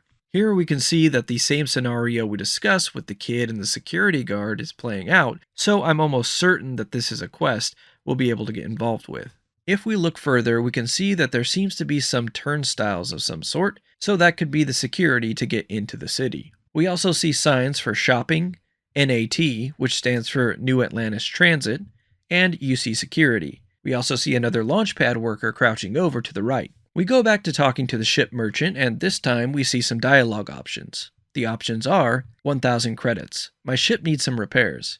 I'd like to view and modify my ships. Let me see what ships you have for sale. Where did you say I could sell things? Where can I go if I need more crew for my ship? These are some pretty standard options and what you'd probably expect if you've played a BGS game before. Unfortunately, we don't get a look at how damaged the ship is to know how far this 1000 credit repair job gets us. We get a higher viewpoint here of the area we were just standing in to talk to the ship merchant. We can see the same launchpad worker is crouching in the same spot. We get a few different looks at ships with different purposes before going back to the frontier. It's time to see if we can gussy up the old gal in the shipbuilder. Assuming this is the base frontier, let's go over the stats to see what we'll be dealing with early in the game. Let's go from the bottom to the top this time. We can see that the value of the frontier is laughable at best, fetching a mere 7,375 credits if it were to be sold. I do wonder if they block you from selling the frontier if it's your only ship, or if they'll let you just be shipless. I'm just thinking about the people who accidentally sell their ship and have to find work on Jemison to build up enough credits for a new ship, or maybe take out a loan from Galbank and be in debt early on. I highly doubt they'll let you sell your only ship though. The mass here is pretty low at 359. It looks like the Frontier is a missile-based fighter, as the missile damage dwarfs ballistics and lasers here. Shield and jump are both pretty paltry, and you can only fit 2 crew members on the ship at one time. I wonder if Vasco counts as a crew member. We can see this player is a tad over-encumbered by 17,651. What does it mean for your ship to be over-encumbered though? Does that mean you won't be able to make a jump until you offload enough cargo? The hull and fuel are both pretty low as well, but what do you expect from a starter ship? At the top, under the name, we can see that this is ship 1 of 1, and it's marked as our home ship. The player has 82,000 credits to work with, which is a respectable sum when it comes to upgrading. Next, we get a nice graphic of everything we upgrade on our ships, including cowling, shield generation, docker, fuel tanks, grav drive, weapons, hab, engines, cockpit, cargo hold, reactor, bay, and landing gears. We have 2 ways to upgrade. The quick way is directly replacing the existing parts on your ship with new parts. Or if you want to be more involved, you can enter the shipbuilding mode and take things apart like Lego. First, let's look at the simple upgrade system. When we enter the upgrades menu, we can now select a part on our own ship and pick from a menu of parts to replace it with. Here the player is highlighting the Weapon 0 slot, which currently holds a Dragon 221P MW pulse laser from Horizon Defense. On the left side, we can see the name of the part, the manufacturer, the part class, range, fire rate, hull damage, shield damage, max power, hull, and crew capacity, which may hint at how many crew members it takes to man that station. Or it could just be an area to stick crew, but we do know skills have an effect on different parts of your ship. This part description reads, your ship's weapons affect enemy ships differently in combat, depending on the damage type used. Energy affects shields, ballistics hull, and EM systems. So, in a way, this creates a rock, paper, scissors system of sorts, although that's not an absolute description, since you can have all those damage types on one ship. However, you could just choose to take one of those systems into space, and that would likely put you at a big disadvantage if you come across the wrong ship. The value of this part is 15,950 credits, over double the total value of the Frontier ship itself. Talk about value depreciation. A menu opens up on the right that gives you all the available options to replace it with, which includes a picture of the item, the name, and the cost. Back on the left-hand side of the screen, we can see the values compared to what we currently have equipped, so we know if it's a worthwhile change or not. When we get down to the Flare 15 MW IR laser, we see the manufacturer change from Horizon Defense to Light Scythe, which I assume is a company dedicated solely to energy weapons. We also see that the part on our ship changes in real time as we cycle through the options. We have the option to go deeper with the shipbuilder mode, which allows us to rearrange parts and build the ship of our dreams. Here we see a Nova Galactic all-in-one berth 2x1B that costs 1,600 credits, adds 5 to our hull, and adds 2 passenger slots. The description tells us that the Nova Galactic Habitat modules come in several different interior configurations, for a variety of personalization options. Back on the menu to the right, not only do we see what we saw when we were upgrading parts, but we now see that nearly every part has a group of tabs that we can cycle through to change the interior design of the part. It doesn't look like we get to see what the interior looks like while we're cycling through, but I assume we get to check out the interior of the ship before finalizing everything. Nova Galactic isn't the only manufacturer for HABs, as we see some options for Deimos as well. We see everything from companionways, berths, storerooms, armories, captain's quarters, computer cores, control stations, and engineering bays, all costing around 1,500 credits each. We can see that some add passenger slots and some don't.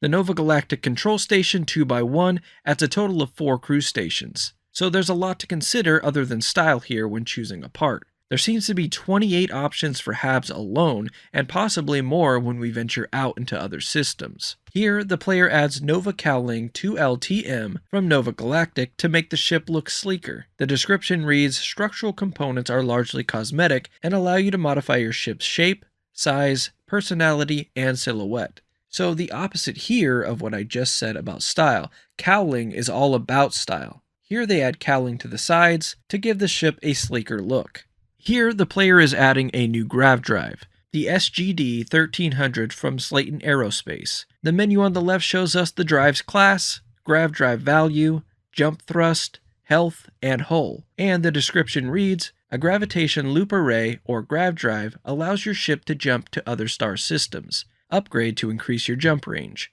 The cost on the drive is 6,600 credits with a mass of 32. We see how easily the parts snap onto the back, and when the part is accepted, the error in the bottom right turns to a nominal message with a check mark. Not sure what that means exactly, but we can also see the mass below it is in red now.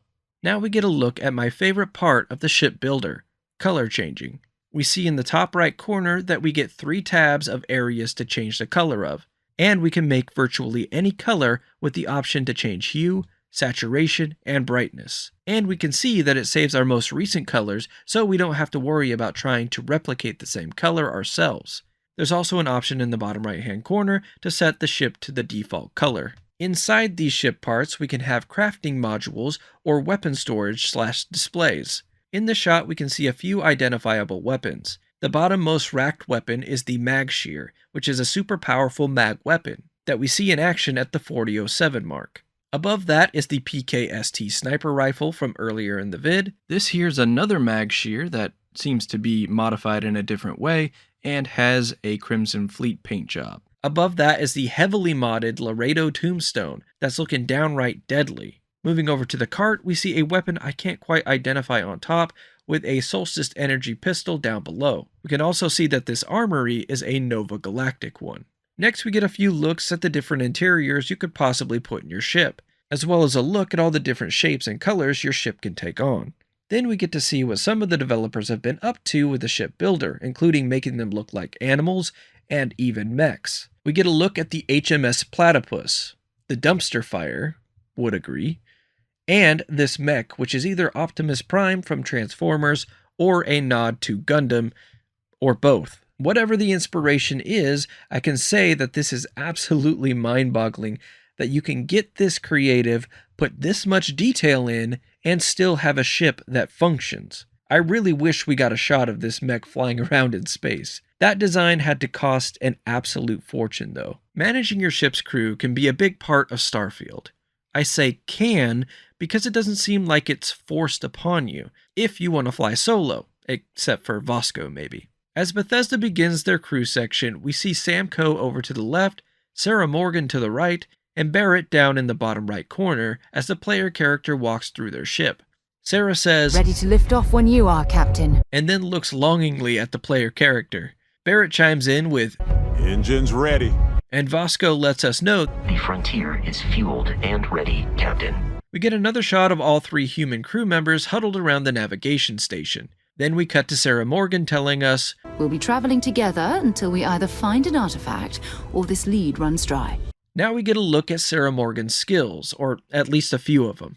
Sarah's strong suit here is astrodynamics, as it's a rank 4 skill. This is all about the motion of things in space. So what that helps us with, I'm not certain, but I would assume BGS would give the second most important character, besides the player, a pretty important rank 4 skill. Next we see lasers rank 3, so it'll probably be best for Sarah to wield some energy weapons like the Equinox or the Solstice. Or perhaps the Big Bang? Sarah's also got Leadership rank 2 for faster affinity gains with the player, and Botany rank 1, likely in case someone wants to put her on an outpost after the main story has concluded. Next on to Sam Coe.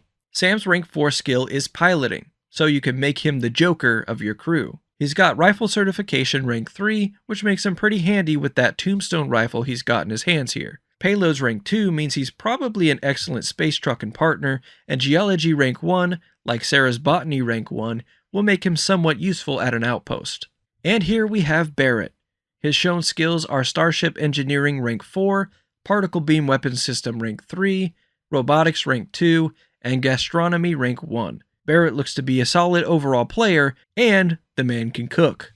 We've already talked at length about this shot here, but a quick recap. This is a statue of Akila City founder Solomon Coe, and standing close by is his descendant Sam Coe. No doubt there will be some questing surrounding this lineage. Here we get our first look at romance as we see Sarah looking longingly again at the player character, but she also seems to have a laser pistol in her hand, so that's pretty creepy. At least the player is holding an Equinox laser rifle in case things get dark. Next we see Sam Coe standing on a balcony with the player character overlooking Akila. We can see some sort of structure in the distance, although that could just be rocks. Sam says, I don't know that I've ever really loved anyone except you. Didn't know they still had CW historical documents in the 2300s. That's a Galaxy Quest reference, by the way. We get a chance to see Akila City at night here, and it looks pretty great. We also get a bit of a closer look at the shops here on the left side. Still can't see much though. This next shot shows a stern-looking woman leaning on a bar in a joint called Madame Savage's place. This looks like a potential crew member, since the developer is talking about finding new recruits when this shot is seen. We can see an NPC in a striker's jacket off to the right, so we can assume that this is in neon. There's also some Erdebrow lager on tap to the left. Next, the player character heads to New Atlantis to find some new crew members. But there's only one person in view, and we soon find out that it's Marika Boros, clad in our favorite red puffer jacket. Marika is enjoying a cold one, but seems eager to join the player's crew. Her skills are marginal, however, with rank 1 shotgun certification, rank 2 ballistics, and a rank 1 particle beam weapon system. She might be solid to bring with us out into the field, however, and the direct shows us that she's ready to roll with her breech shotgun. Next is where we see Heller, who looks like his ship was shot down on this barren planet. Interestingly enough, there is another ship in the distance and some sort of structure nearby. We cut to Heller, who is clearly injured. Heller pleads with the player to bring him along, and we get a look at Heller's skills. He's got Geology rank 1 and Outpost Engineering rank 3, so it's clear Heller was destined to be assigned to an outpost. We can also see that Heller still has his Argos extractor suit and cutter equipped. Here we get a look at the crew roster menu, where we can assign our companions and crew to ships or outposts. Here we get some verification that Heller and Marika Boros have no other skills than what was shown in their introductions. We can also see that only the skills we saw in the Constellation character skill introductions are visible. We're currently under the All tab, where we see Barrett is currently unassigned and is located at a Crimson Fleet outpost. Not sure why, maybe that means he's out with the player. Heller is unassigned, Marika is assigned to the Frontier, which is currently in Jemison. Sam Coe is also assigned to the Frontier. Sarah is currently unassigned and hanging out at the Lodge, which I assume is the official name for the Constellation HQ, and the player has a security minibot assigned to an outpost on Jemison. There seems to be no scroll bar on the side of the page, indicating that this is currently the player's full roster, and probably a good look of who we'll be meeting early on. The player then moves down to Heller and clicks on the Assign button. This menu pops up, and the only option is to assign him to the Jemison outpost, which currently has 0 of 1 capacity. That would seem to indicate that the security minibot does not count towards the outpost crew capacity. One puzzling thing we see on this screen are these exclamation points by some of the characters' names. Does this mean they have a need of some sort? We then get shots of Heller working in the outpost, as a ship can be seen landing outside the hab windows. Next we get a shot at Vasco, frolicking through the grass as our attention turns solely towards our robot pal. We finally get some footage of Vasco in combat, and we see him shoot lasers from his chest, as he makes a humorous remark. Behind Vasco, we can see another poster for Chunks. The logo reminds me of a cross between Jack in the Box and Circuit City. The designer's goal was to give Vasco a humanoid personality, so they made his limbs longer so he can punch enemies in their stupid faces. After a few more shots of Vasco and the Frontier, we get another look at Heller hanging out in the ship, probably thinking, what am I doing on this ship with no ship skills? Then we see Marika doing a philosopher's pose while looking at a monitor. I'll point out here that the smoke effects look way better than they did in the 2022 gameplay reveal, even with the video slowed down. As we fly through space, we get a look at this interesting space station in the background as we fly away from what looks like a very habitable planet, which is likely Jemison. The ship on display here has a very rounded profile, and we can see clearly into the cockpit. Then we get a look at the dashboard that looks very similar to Fallout 4 power armor. We can see on the right that the screen says, Hull Critical, but we can't see the actual hull integrity to see if that matches up with the reality of the player's situation. We then see the player do a grav jump. Next we see the player engaging in combat with a level 12 Spacer Raccoon. We can see both the ballistic and laser numbers going down as the player shoots up the spacer until they reach 0, at which point the shooting stops. We see the blue health bar deplete first, which likely indicates the enemy's shields, and once that's depleted, the white bar begins to drain. They then go over the power allocation system, showing that when they put more power into the engines category, their ship can go faster. They then show how allocating more power to your grav drive will shorten the time it takes to make the jump. As we can see, the player's shields are taking a lot of damage, even with their shields fully powered, so tuck and tail seems to be the best option here. The grav jump countdown starts at 8 seconds, and as power is allocated to the grav drive, that 8 seconds shrinks down to a second or two. It seems like all the things like spooling that might have to be manually done in some other space games are done automatically as a part of the grav jump system, which I'm more than okay with. Next, the player shifts power to their weapon system to show off more ship combat. We see a level 6 Crimson Fleet Haunt warp into view, and their shield powers up once they've fully warped in. We see the Crimson Fleet skull underneath their level, which helps us identify distant ships more quickly. This also helps because, as we see later, factions can get a hold of other faction ships. This will be really useful, especially when battles get out of hand and there are multiple factions in the fray. We can see the player locking onto the target, which is not an instant thing and takes time to get to 100%, and the target has to be in view until the target is 100% locked. We can also see the weapons filling back up to 100 here, so there will be cooldown periods to using your weapons. Unlocking the Targeting Control Systems skill allows the player to zoom in to a ship's different systems and target those directly, disabling them from using it. So, if your ship is particularly weak to missiles, you can target the enemy's missile system and take them completely out of battle. This diversity really gets me excited. Once you have the desired system disabled, you can go back to attacking their hull. Here, the player destroys the enemy ship and opts to loot the remains from their cockpit. The loot on hand is 4 count of cobalt, 3 count of semi-metal wafers, and a paramagnon conductor. The player also receives 30 XP for the win. Our next enemy ship is a level 14 Crimson Fleet Spectre. Quickly, to the left we can see Ballistic Weapon System skill challenge being updated, which reads, deal 1000 damage to enemy ships with ballistic weapons. The player quickly disposes of the Spectre and gains a nice 80 XP, which isn't the highest XP gain we see during this direct, and no, I'm not counting the 4000 XP from the console command earlier, but it's still pretty high. The next enemy ship is the Ecliptic Stiletto, level 12. Ecliptic being a gang like the Spacers. We see a symbol here that says ENG, which implies that we are locked on to the enemy's engines. We can see that the engines aren't completely destroyed, yet the docking option does appear, to which the player holds down the X button to initiate, as just pressing X is reserved for the target lock function. We see a docking animation and cut to the interior of the enemy vessel. It seems like the gravity is turned off as things float precariously around the ship, and the player pulls out their Big Bang energy weapon. No matter how many times I see it, I can't get over how cool this gun looks. It's like a 1980s cell phone or a Gundam headpiece or something. Our compass lets us know that we're on the Ecliptic Stiletto as the player reloads the Big Bang and makes their way to the cockpit. When the door opens, we see some level 50 Ecliptics floating around before the player gives them a blast of energy, taking down one Ecliptic for 11 XP, which seems to be pretty low for a level 50 enemy. We get a nice exterior shot of the player's ship docked with the Ecliptic Stiletto, with the player's ship being on top. The player then plops right down into the pilot's chair and slides right up to the control panel, manufactured by Tayo Astroneering. We see a drumbeat weapon floating inside the ship, an eerie image of a weapon separated from its now deceased handler. The player speeds away with the stiletto, and it's now theirs to keep, although we've heard from Todd Howard's interview with the Kinda Funny Xcast that you'll need to register a stolen ship in order to make adjustments to it, and registering costs money. Time to get a look at some more ships. Here we have the Spacer Coyote 3, a more rigid, militaristic-looking design with a cool green and yellow color scheme. Looking at the stats, this is a pretty incredible ship. Nice fuel capacity, large cargo capacity, big missile damage.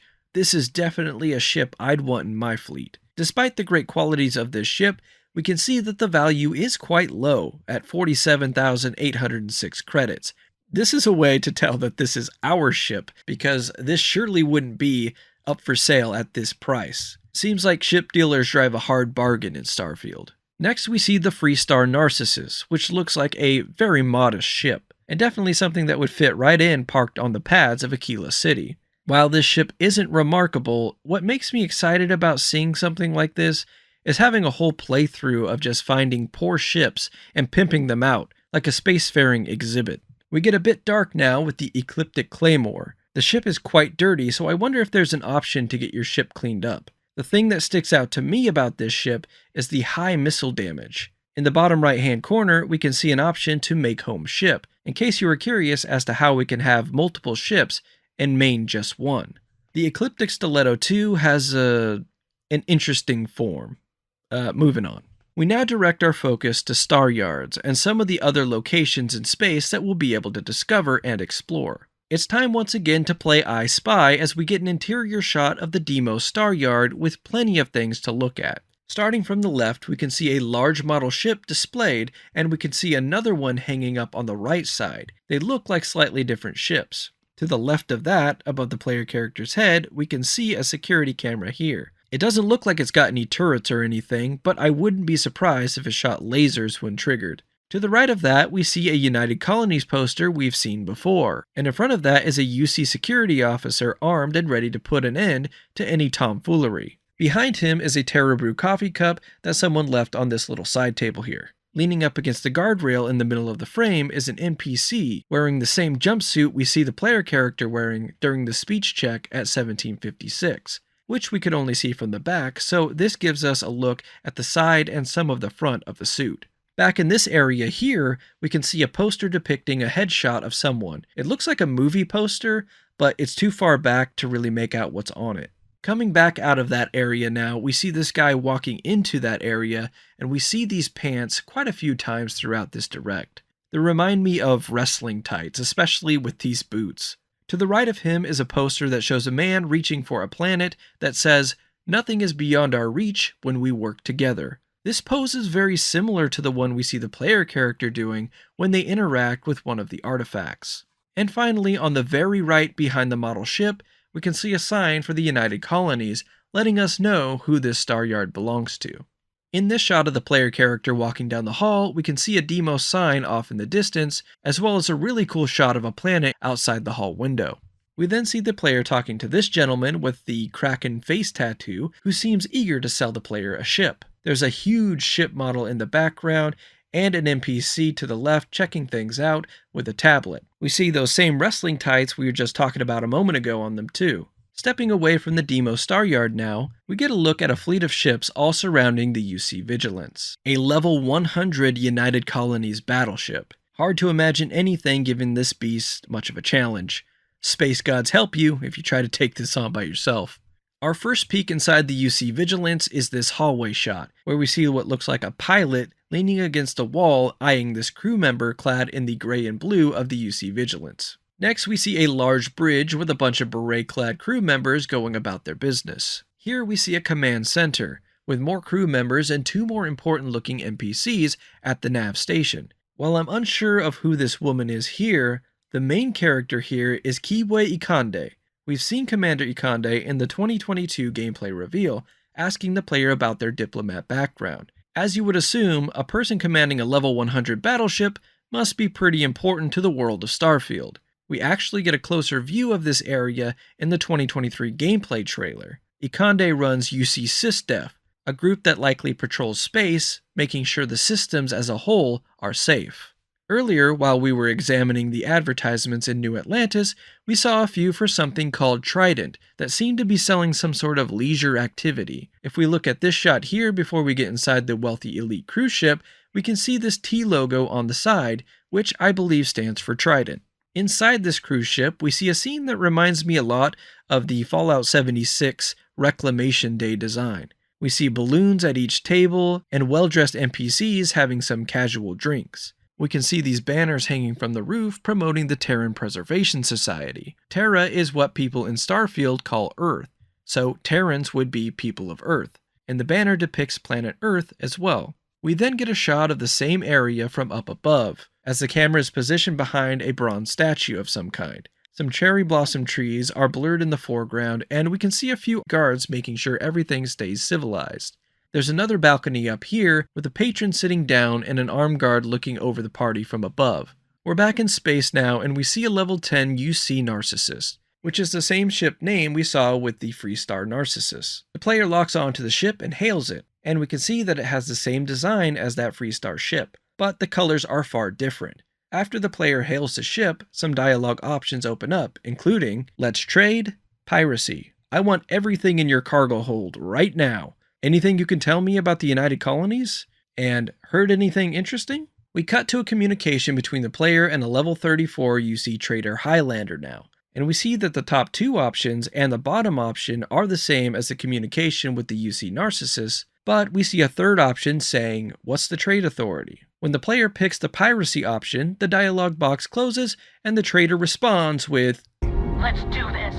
Speaking on piracy, we cut to the player on an Ecliptic Stiletto ship shooting a level 5 Ecliptic with an Eon pistol, for which they receive 11 XP. We see more Ecliptic bodies on the floor as the player moves over to a sandwich sitting next to a container of some sort. We see that the sandwich is worth 75 credits and has a mass of 0.30. Next to the container, we see a notepad and some measuring tape. We then fade to the player's cargo hold on their own ship, where we can see a stack of sandwiches piled on a table. Looking at the player character real quick, we actually see this attire later in the video at 4307, but we can see that the player character here at 2841 has this extra bit of attire on. It seems to be some sort of sleeve collar combo and says FT Armor N07 Protection on the elbow with a barcode. Is this a separate clothing item, or can our apparel have multiple styles? Gazing at this pile of sandwiches, I estimate there to be over 50 sandwiches on this table, but it doesn't mean a whole lot other than this being part of the charm of a BGS game. I know it sounds odd, but if this weren't a thing that you could do in Starfield, there would be a lot of upset folks. We transition from a floating sandwich to outer space as we see a large space station in view of the player. The devs talk about making connections in the darkness of space, and we cut to Grandma. Grandma is level 10 and she invites you over for a meal, and you have the option to dock with her ship or hail her and talk. I wonder if this is only available with the Kid Stuff background or if she's available to all backgrounds. Next we see the player character in a Robocop looking suit walking a hallway surrounded by glass, and we can see a spaceship coasting on the outside. We cut to inside a Deimos armored transporter. As the lights flicker and the structure shakes, we see a deceased Crimson Fleet pirate on the ground in the bottom right corner, and the player has an Eon pistol equipped. We cut to a giant wheel spinning before cutting back to the player character floating along with all the objects on the transporter. I will say that if BGS didn't have all these items as their own separate entity, the gravity effects in Starfield wouldn't be nearly as cool. Next we get a look at a structure that has been overrun with nasty alien goop. We can see a spider monster scurry along in the background, and we can also see this odd spiked thing over here on the right that moves ever so slightly. This place definitely creeps me out, and I'm not looking forward to stumbling upon it. Here we see a bronze statue of an ancient warrior surrounded by cherry blossoms and security turrets. We then get a look at the same statue from the opposite direction. Our view is behind this person who seems to be very important.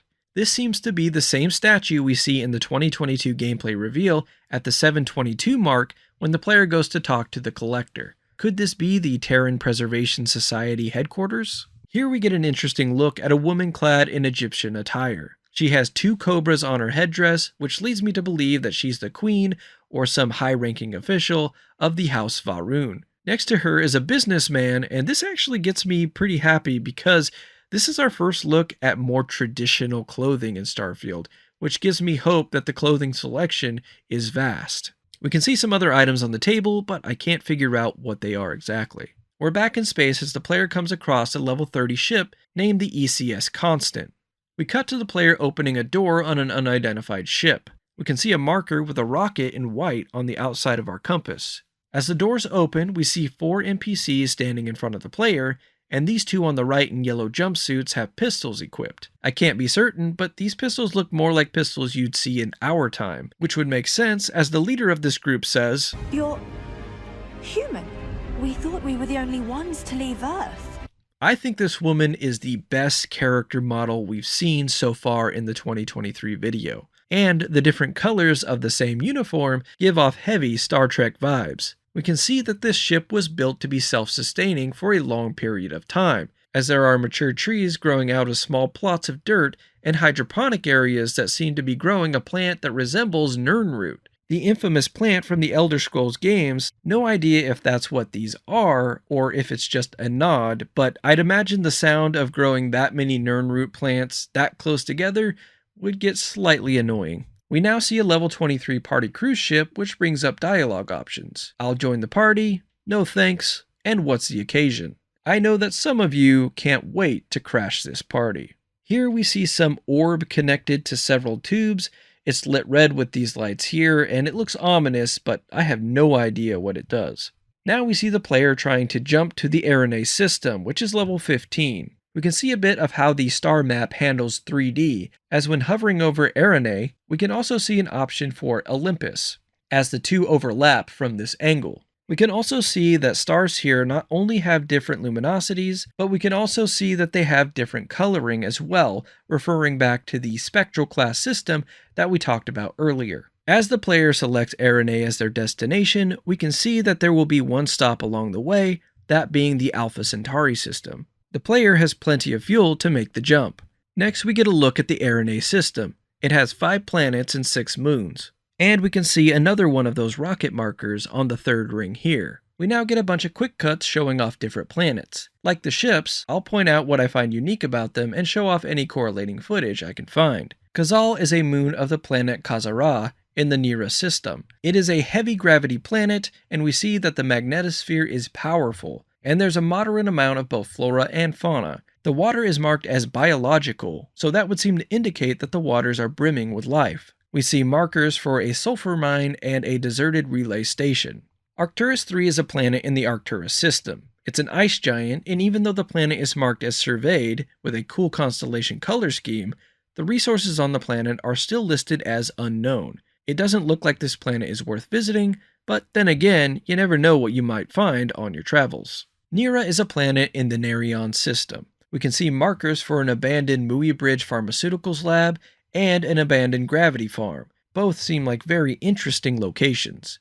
Speaking of gravity, we can see that the gravity here is light, and there isn't much in the way of life here. The water is not only metal, but it's heavy metal, and this planet is rich with resources. We actually do see some footage of Nira later on in the Direct at the 3933 mark, but it's inside a cave of some sort, so we don't actually see the planet's surface. At the 2952 mark, we see the player back on Perima 4C.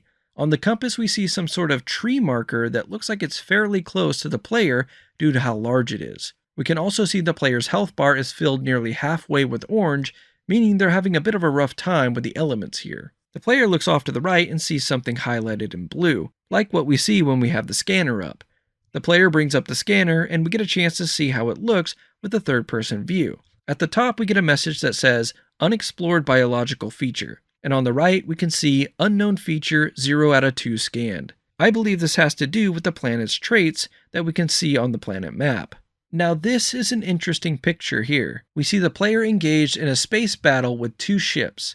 One is a level 4 UC Dagger, and the other is a level 60 Freestar Caravan 3. Both ships are being controlled by the Freestar Collective, as we can see their little icons below their level numbers. They're in red, which means they're currently enemies to the player. We can also see a level 4 UC Discovery ship off to the far right that seems to be controlled by the United Colonies, and we see a marker for New Atlantis pointing to this planet here, making this planet Jemison. What is the Freestar Collective doing with hostile ships in Alpha Centauri, a United Colony system? Perhaps not all stays peaceful between the United Colonies and the Freestar Collective throughout Starfield's main quest. Speaking of quest, we can also see a quest update here in the top left corner. The quest is called Failure to Communicate, with the objective being to talk to Albin Lopez on Tau Ceti 2A. In the top right, we can see a dot with Tau Ceti and 854,386.52 astronomical units away, and an option to hold down the X button underneath it. Next we cut to a battle with a level 58 Crimson Fleet Ghost 4. We can see a message at the top in red that reads enemy missiles locked on, and a ton of red enemy markers to the left. Despite the intense amount of fire at the player, their shields seem to take no damage. At 3013, we see the player going after a level 20 Crimson Fleet White, and the player's shields are currently offline, even though they do have some power allocated to their shields. After a short shot of the player working their joystick, we see that the shields are back up and the player finishes off the Crimson Fleet vessel, earning themselves 165 XP, which is the most XP given by one entity that I could identify in this direct. Again, not counting the obvious console command for 4000 XP earlier on. The fact that it comes from a level 20 ship is interesting. We now break to check out the Constellation Edition, the collector's edition for Starfield. It comes with a replica of the Chronomark watch that the player uses in the game. The watch can link to your phone and give you notifications, and this was leaked what seemed like an eternity ago. Todd and Isfan also show off a special edition Starfield controller and headset, which I have been able to get my hands on, and both are fantastic. Here we get a look at the lighting in what looks like sunrise on this planet. The player character is in a suit made of mostly leather, probably good protection against sandstorms. Here are some spiky-backed creatures with long snouts. We see them again at the 3542 mark from the front, and it looks like that spiked back is actually a shell that wraps around the creature's body. There's also something here in the sky that doesn't really move. Skipping forward to 3314 now, we see the player on Alpha Andraste 3, watching a ship take off with several red markers on the compass, indicating that these were hostiles who are now tucking tail and running. The player is holding a Coachman shotgun, modified with a scope. Here we get a quick shot of Luna, which is quiet and barren, but we do see a civilian outpost marker on the compass. So it seems that even on these types of planets, there will always be something to find.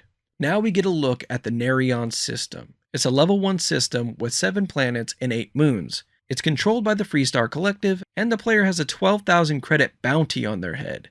We see several markers in this system, including these satellite markers, this meteor marker, and this marker here which looks like a tombstone or a snow globe with stars around it. The player hovers the cursor over Magrath, which has a gravity very close to 1. Unless you're looking for helium, lead, or aluminum, lead and aluminum being vital to outpost building, then you're probably going to want to steer clear of this one as the temperature is labeled as deep freeze, and we can see there's no life here. Here we get a good look at the player scanning a planet. This is Tau Ceti 8b, a moon of Tau Ceti 8 in the Tau Ceti system. We see the resources are largely in concentrated areas, and the scan tells us exactly where we need to land to go after these resources. We also see a structure marker, a mystery marker behind that, and a relay station marker down at the bottom of the planet. The planet is rich with resources and has a moderate amount of life. We can see that hovering the cursor over one of the colored areas brings up a sign saying what resource is there. We can also see that resources shape to the land masses, meaning the system won't waste your time by showing you resources in areas you can't go to with your ship.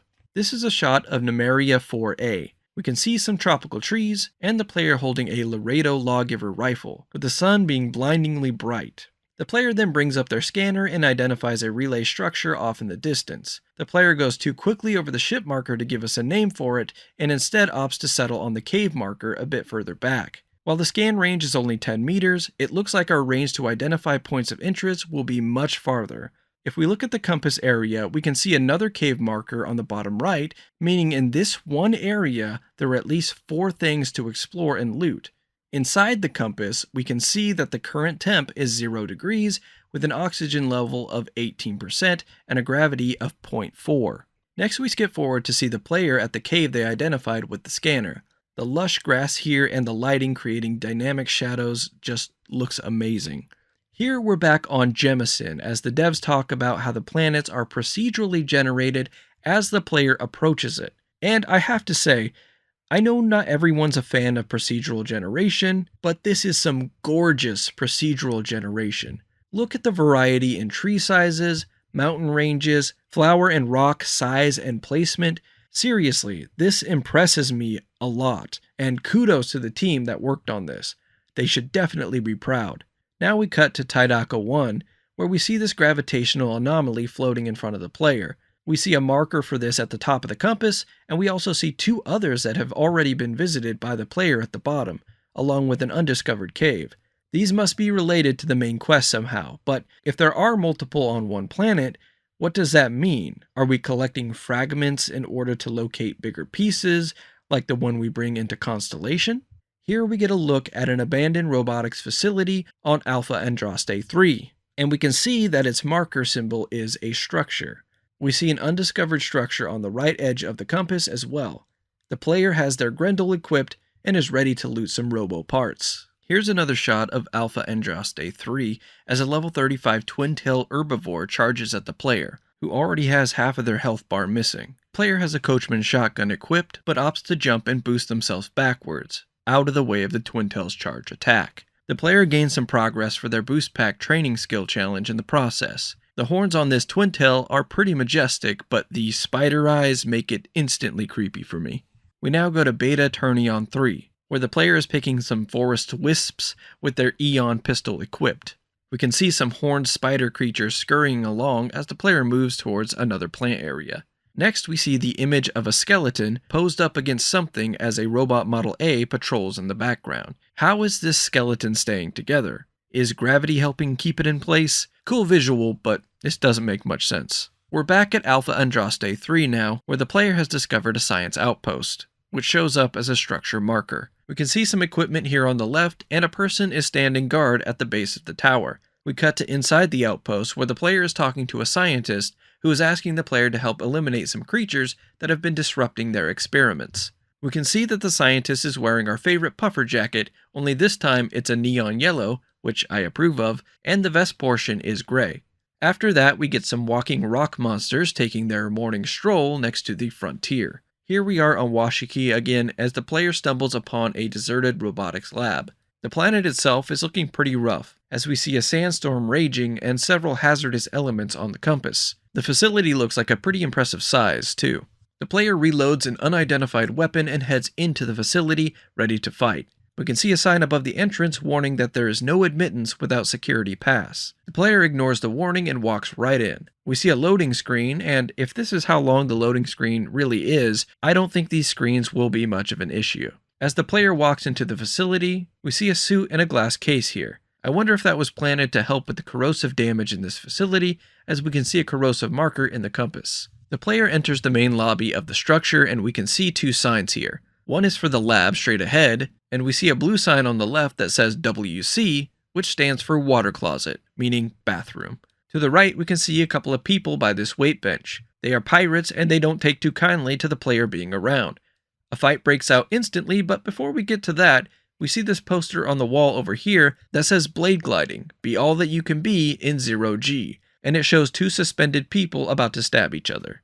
Back to the fight, the level 10 pirate freebooter catches the first shots with the automatic and tries to hide behind the stairs, but it's no use. 20 XP for that enemy. Then the player turns their focus to this level 2 pirate and quickly disposes of them, hitting their boost pack as well. Even though their health is drained, the animation for the boost pack still plays out, and the pirate launches into this air fan, ragdolling to the floor and giving the player 5 XP. We skip to further in the facility now, where the player is dispatching a level 10 pirate freebooter. On the left we can see some chemistry on the whiteboard, way above my head, and a container with a hazard symbol on it. Gee, I wonder what happens if we shoot that. The freebooter goes down pretty easily and the player earns 20 XP. Now that the pirate is down, we get a better view of the facility, and it looks intricate to say the least. The player spots another pirate, this time level 2, but this pirate has some armor and a special icon. The player has to deplete 3 of their health bars to eliminate them, and uses their hotbar to switch to the Coachman shotgun to get the job done. The player then boosts over to find the next pirate, also level 2, and catches them with the coachman for another 5 XP. Now we're in a different part of the facility, and we can see that this monitor here has some bullet holes in it. Judging by the shape of all the other monitors and the facility in general, this looks like it was done in this battle. I wonder how much of this facility you can actually destroy. Anyway, back to the action, we see a level 6 pirate brigand with some armor. The player now has a pistol equipped, and it looks like a more traditional pistol, like the ones these two were holding back at 2922. We know for sure this is not the Urban Eagle. We see 5 XP pop up before the brigand is put down, meaning the player had just taken down an enemy before we saw this. The brigand goes down to the pistol, and the player gains 10 XP, as well as some progress for their pistol certification. We see some more smart folks gibberish on the whiteboard as a level 10 pirate freebooter appears to avenge their buddies, but the player pops some shots at them before we cut to a pirate trying to run away. The player catches up to him and whaps him on the head with their Solstice energy pistol, putting the freebooter's lights out for good. The loot we see on the freebooter is a 36 count of 6.5mm CT, a pirate rating balance pack, and a calibrated maelstrom. The player gains 20 XP and we're off to loot an important looking science crate. Next to the crate, we can see that a scientist has fallen to the pirates in front of their desk. Inside the crate is some good loot, including 10 count nutrients, 3 count vanadium, isotopic coolant, heal paste, and a legendary item, an incendiary calibrated deep mining space helmet with 3 stars. This helmet has 42 physical damage resistance, 26 energy damage resistance, 34 electromagnetic damage resistance, no thermal protection, 20 airborne resistance, 10 corrosive resistance, and 0 radiation protection. It has a value of 1057 credits and a mass of 1.90. We also get to see the added benefits from this item. Technician, minus 15% damage from robot enemies. Hacker, plus 2 max auto attempts that can be banked while hacking. Incendiary, 10% chance to ignite nearby attackers. So it looks like legendary items have multiple effects and not just one like the Fallout 4 legendary items do. We see here the player in some Crimson Fleet attire roaming the planet of Sumati,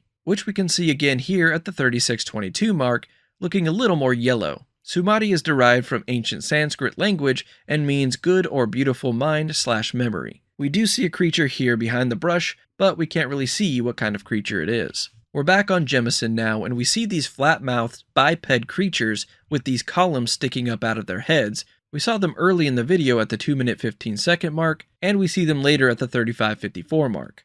Both at this point and the 35:54 point, we see them do this roar, which probably means they don't like anyone getting close to them. But they also don't look like really big threats either, although in packs like we see here, they may just be tough to deal with. We can see one of them lifeless on the ground, so perhaps the player just provoked them by taking one out. The player does have a mag shear strapped to their back, which we'll see in a bit how powerful that thing can be. There seem to be industrial structure and relay structure markers on the compass. Also, I can't get over how beautiful a planet Jemison seems to be. Next we see the player on Io mining some iron with their cutter, with an outstanding looking ring planet in the background. Once the iron breaks, we see a message pop up on the top right that says iron added. The planet here looks empty, but we can see on the compass that there are actually 3 structures in the vicinity.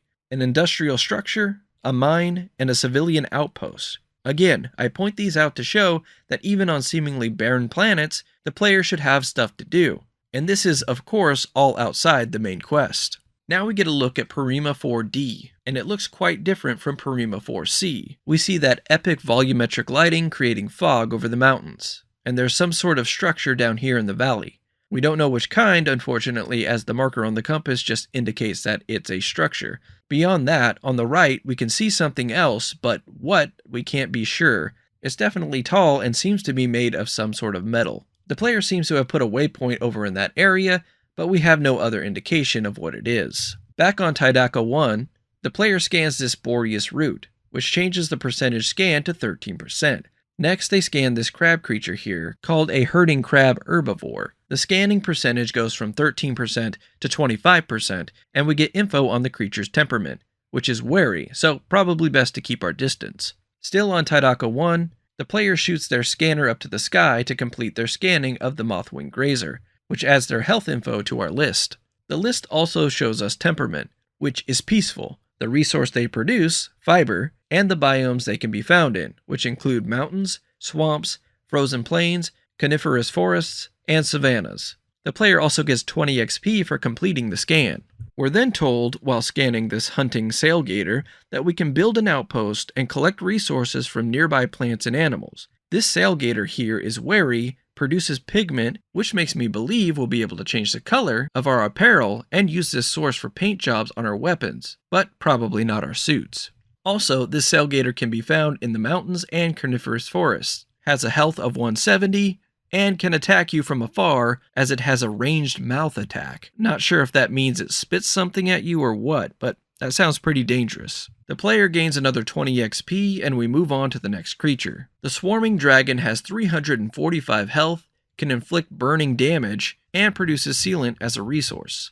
Imagine running into a pack of these guys with only your cutter equipped. If we look down at the compass, we can see that several of these markers here look like space shuttles, although they could be shrines of some sort. We also see 2 cave markers. Lots to do in this area, it seems. We can also see that it's raining now, but the temperature doesn't seem to change from the minus 18 degrees that we see in all these Taidaka 1 shots. And obviously the low temp doesn't make it snow, which is a bummer. Another thing I'd like to point out about these scans is that some have this virus-looking symbol near their name while others don't and have this pulse line by their name. We know that there are infections in Starfield, so this likely shows that if you get bit by this creature, you'll have to deal with treating an infection. So having meds on hand for explorers looks like it's a must. We can also see a marker on our scanner off in the distance, but I cannot identify what it is. The player now moves on to scanning some flora. This ice creeper reaches 100% scanned, and we see its resource, toxin. Biomes, mountains, frozen plains, coniferous forest. Genetics, standard helix, carbon-based, and it reproduces by self-cloning, which could be just a fancy way of saying that it responds. We see 2 markers outside of the circle that correlate to the gray diamonds on top of the compass, but we can't see what they are until we scan them. Also in the compass, we can see the word cough prominently displayed. As we just discussed, ailments are a thing in Starfield. I assume this will affect stealth players, much the same way Watch Dogs Legion has characters with traits such as hiccups and flatulence that give away their position as they try to sneak around enemy areas. This is a really neat idea if that is indeed how this works. That is pure speculation on my part. Within the scanning circle above the ice creeper, we can see a swath of land highlighted in blue, which could be one of those unexplored biological features that we saw back at 2953, or perhaps it's a resource area of some kind. The player once again receives 20 XP for fully scanning the ice creeper. Here we have an unexplored ecological feature. If we pause right when the footage pops up, we can see that the feature is currently labeled as unknown. It says the player has scanned 2 out of 3, and it gives a description reading, dense roots, fibers, and other biotic structures merge into a nutrient-rich storage cluster that sits on channels extending off towards other clusters. Once the player scans this, the scan progress turns to 100%, and we now have a name for this feature, hive structures. The description stays the same, and an icon pops up of what look like hives with the words Ecological Consortium appearing below that. This scan also completes the current biome progress to 100%, as the player has scanned all 8 resources, all 7 fauna, and all 5 flora. We see a surveyed banner appear with the constellation colors, and the planet traits are now revealed, listing both gravitational anomaly and ecological consortium the player just discovered. On the compass we can see 4 markers, including one of those artifact markers off to the right, which seems to go hand in hand with the gravitational anomaly planet trait. This planet here gives us a look at some of those oddly shaped rocks that can look humanoid in the distance in the right lighting. We also see some gnarly spider creatures with horns and backs that look like brains, as well as a creature flying off in the distance. The next shot is a closer look at the big-eyed creatures from Freya 9b we saw back at 2 minutes and 1 second. They seem to be telling the player to step off as lightning crashes through the sky. We can also see a little slug creature crawling around behind it. We already looked at this shot earlier, but I wanted to take a closer look at the head of this creature here, as it has 4 eyes on the left side of its head. We can assume that it has another 4 eyes on the right side too. What does it need so many eyes for? This is one of the coolest creatures in the whole Direct. This bird is a great mix of eagle and dinosaur. Lots of detail of these claws or horns coming out of the wings, and the legs are tucked back as it soars through the air. Great detail in the beak also. Even the eyes have this raptor feel to them. Fantastic design here, and I really hope that we get a bestiary with a detailed explanation for all of these designs. The developer says they didn't want alien monsters, they wanted native wildlife, but it's hard not to look at these creatures and think of alien monsters. Although I suppose if someone from another planet came to our planet and saw what creatures we have here on Earth, they might think of them as alien monsters as well, so I get where they're coming from.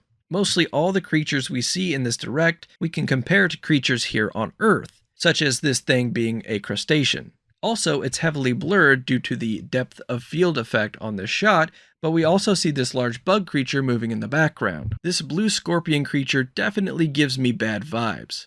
I hate scorpions and still groan anytime I have to deal with rad scorpions in Fallout. This is another shot we've looked at before, which is going to become more frequent as we get into the back half of analyzing this direct, but we can take a closer look at the detail on this creature. It has several pincers on its neck, along with some sort of opening here. We can even see the mesh-like texture on the eyes. Another fantastic design here. Here's another look at the flat-billed creatures from Jemison. When the creature opens its mouth, we see 2 rows of teeth on the bottom. We have some mashers on the outside here, as well as some spiky teeth near the tongue. Here we get a wide look at the planet Vectera, as lead lighting artist Keith Beltramini talks about how the lighting works in Starfield. He says all the light is calculated in real time through the atmosphere, which means planets can look starkly different depending on the time of day, the thickness of the atmosphere, and the weather. Here the player takes a moment to take in the lighting at Cassiopeia 1, with their scoped Equinox laser rifle in hand. I love how this rock branches out like this. One of the biggest criticisms I have of procedural generation is the way it usually produces topography, and I can see here that it handles topography really well. Now, each tile is cleaned up by the dev team, and these tiles are procedurally placed on the world, so the biggest concern of the procedural generation of Starfield that I have is seeing familiar formations too close together. This area looks great, but imagine walking for another 30 seconds and seeing this again. I don't believe it'll be like that, but if it was that way, that would definitely be immersion breaking. This shot gives us a great look at the contrast with the lighting. On the left, we see volumetric lighting creating a hazy fog effect, while these rocks here on the right aren't in that light's path the same way, and we can see how clear this looks compared to the left side. Look at all these shadows created from the detail in this rock. I mean, truly amazing stuff here. We cut here to another shot on Cassiopeia 1, and on the left behind the player's boost pack, we can see some rocks with some blue hue to them, which are likely resources that can be harvested with the cutter. This is also another good comparison of how the lighting affects the environment. Here in the distance, we see no detail because of the haze of the light, but on the left, we can see that the detail is definitely there in the right lighting. This shot here looks like a shot out of Fallout 4, with the ruined facility and the green haze that calls back to the glowing sea. Keith talks about how they use color to make planets more cinematic, and we get a few shots of some stunning topography, but more importantly, variety. Stopping here at 3618, we get our first look at the brain sprout creature that gets shown near the end of the direct. This fly beast has these sprouts growing out of its eyes, which indicate that it's being controlled by a fungus. What's not terrifying is the landscape that surrounds it, as we have some colorful flowers and leaves mixed with majestic trees. This looks like another shot of Pluto here before we cut to another shot of Sumati. Here we get our only known shot of Mercury in the Sol system, as the player is exploring a cave with some luminescent fungus on the cave walls. The player also has their Grendel equipped, complete with a targeting laser. The following shots are just stunning. I know I've said that a lot, but really, truly stunning, and I can see many players spending most of their time in photo mode. I can't wait to see all the pictures that everyone shares on social media of this game. Here at 3631, we see the player approaching what looks like a pipeline of some sort. We can see a storage tank to the left of the player character's head, and a small structure to the right. This setting looks like it could be straight from Dune, although we haven't seen any semblance of sandworms yet. Here's another shot of what the Elder Scrolls 6 could very well look like. These rock formations may look odd, but these are the types of things that are really going to bring variety to these planets. We can also see a sliver of the surface on this planet in the distance, which just looks beautiful. I also want to point out this floating thing here in the background. It could be a planet in the distance, but it doesn't look perfectly round. These rocks here jetting out of the ground at a slant are some of my favorite rock formations that we see. Again, just the orientation of rocks can make planets feel unique. This is a structure we've seen quite a bit in the accumulative footage that we've gotten from Bethesda about Starfield so far. This seems to be directly connected to the artifacts that we're hunting for. This here looks like the background of a Bob Ross painting. Unfortunately, we won't be able to build any cabins from the looks of it. We cap off the exploration section of the Direct with this amazing shot of the player character standing under a rocky archway, taking in either the sunrise or sunset. The gradient of the sky mixed with a view of the galaxy is just breathtaking. Now we get a look at the planet Alchiba 4A, which doesn't seem to be the most ideal place to place an outpost due to the very uneven terrain, but that's exactly what we're about to see happen. It's time to talk about outposts.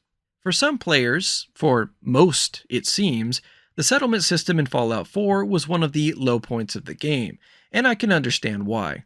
Taking a game series that was focused constantly on being on the move and adding a feature that had you staying in one spot for longer periods of time while managing NPCs was not what they played Fallout for. However, for some, the settlement building was a logical advancement for a game all about rebuilding after a nuclear apocalypse. However, even for those who really enjoyed settlement building, the feature left a lot to be desired. The building was finicky and the NPC management was irksome, as it all had to be done from a first-person point of view. Starfield is offering the next evolution of this system with outpost building. But will it have the quality of life upgrades to win more people over? Let's take a look. First thing we need to do when building an outpost is to put down an outpost beacon, which is this circular thing here. We can see that the beacon comes placed on a concrete block so that it can sit evenly, even on terrain as rocky as the one here on Alchiba 4A. In the top left corner, we can see the available resources in this area, which only seems to be lead at this point.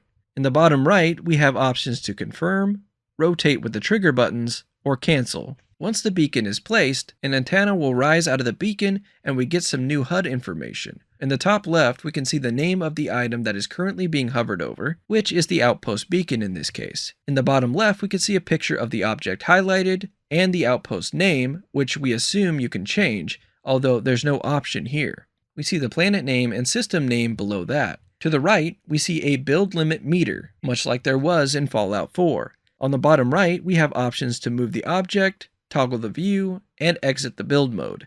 Below that, we get some statistics for the outpost, including cargo amount, crew, needed power, total power being generated, and the production yield of our outpost per minute.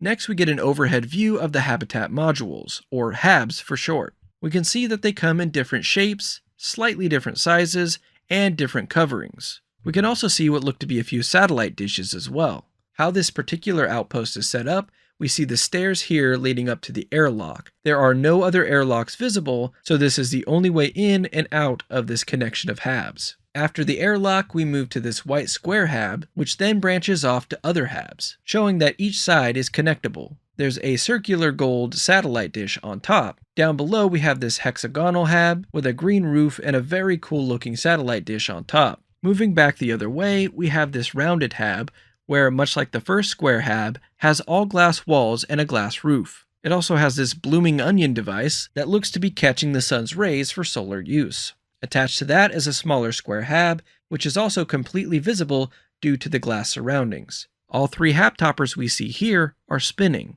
This HAB interior is quite small, but we see a nav station in the middle and some tasteful rugs that really tie the room together. This interior is very classy. This is our first HAB here by the airlock. We see a model sailboat on the coffee table next to what seems to be a lamp. On the right side, we have an art piece and a fancy globe. On the left, we have a chunk of rock on display, along with a potted plant. Best of all, we get an excellent view of the Alchiba 4A landscape. Skipping ahead, we get another look at this HAB at 3740, and we can see that it's quite sizable. This is a little bigger than the other square glass HAB we see at the end of the outpost. We see a dartboard, a chest, a whiteboard, a desk with terminals, and more odds and ends. We even see a plant hanging above the nav station.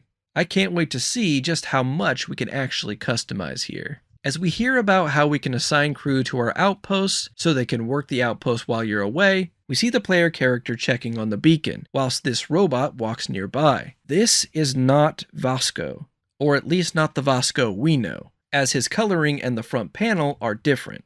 This either means you can have several Vasco-style robots at your outposts, or it means Vasco is customizable. We also see a couple of extractors, which are automated machines that harvest resources.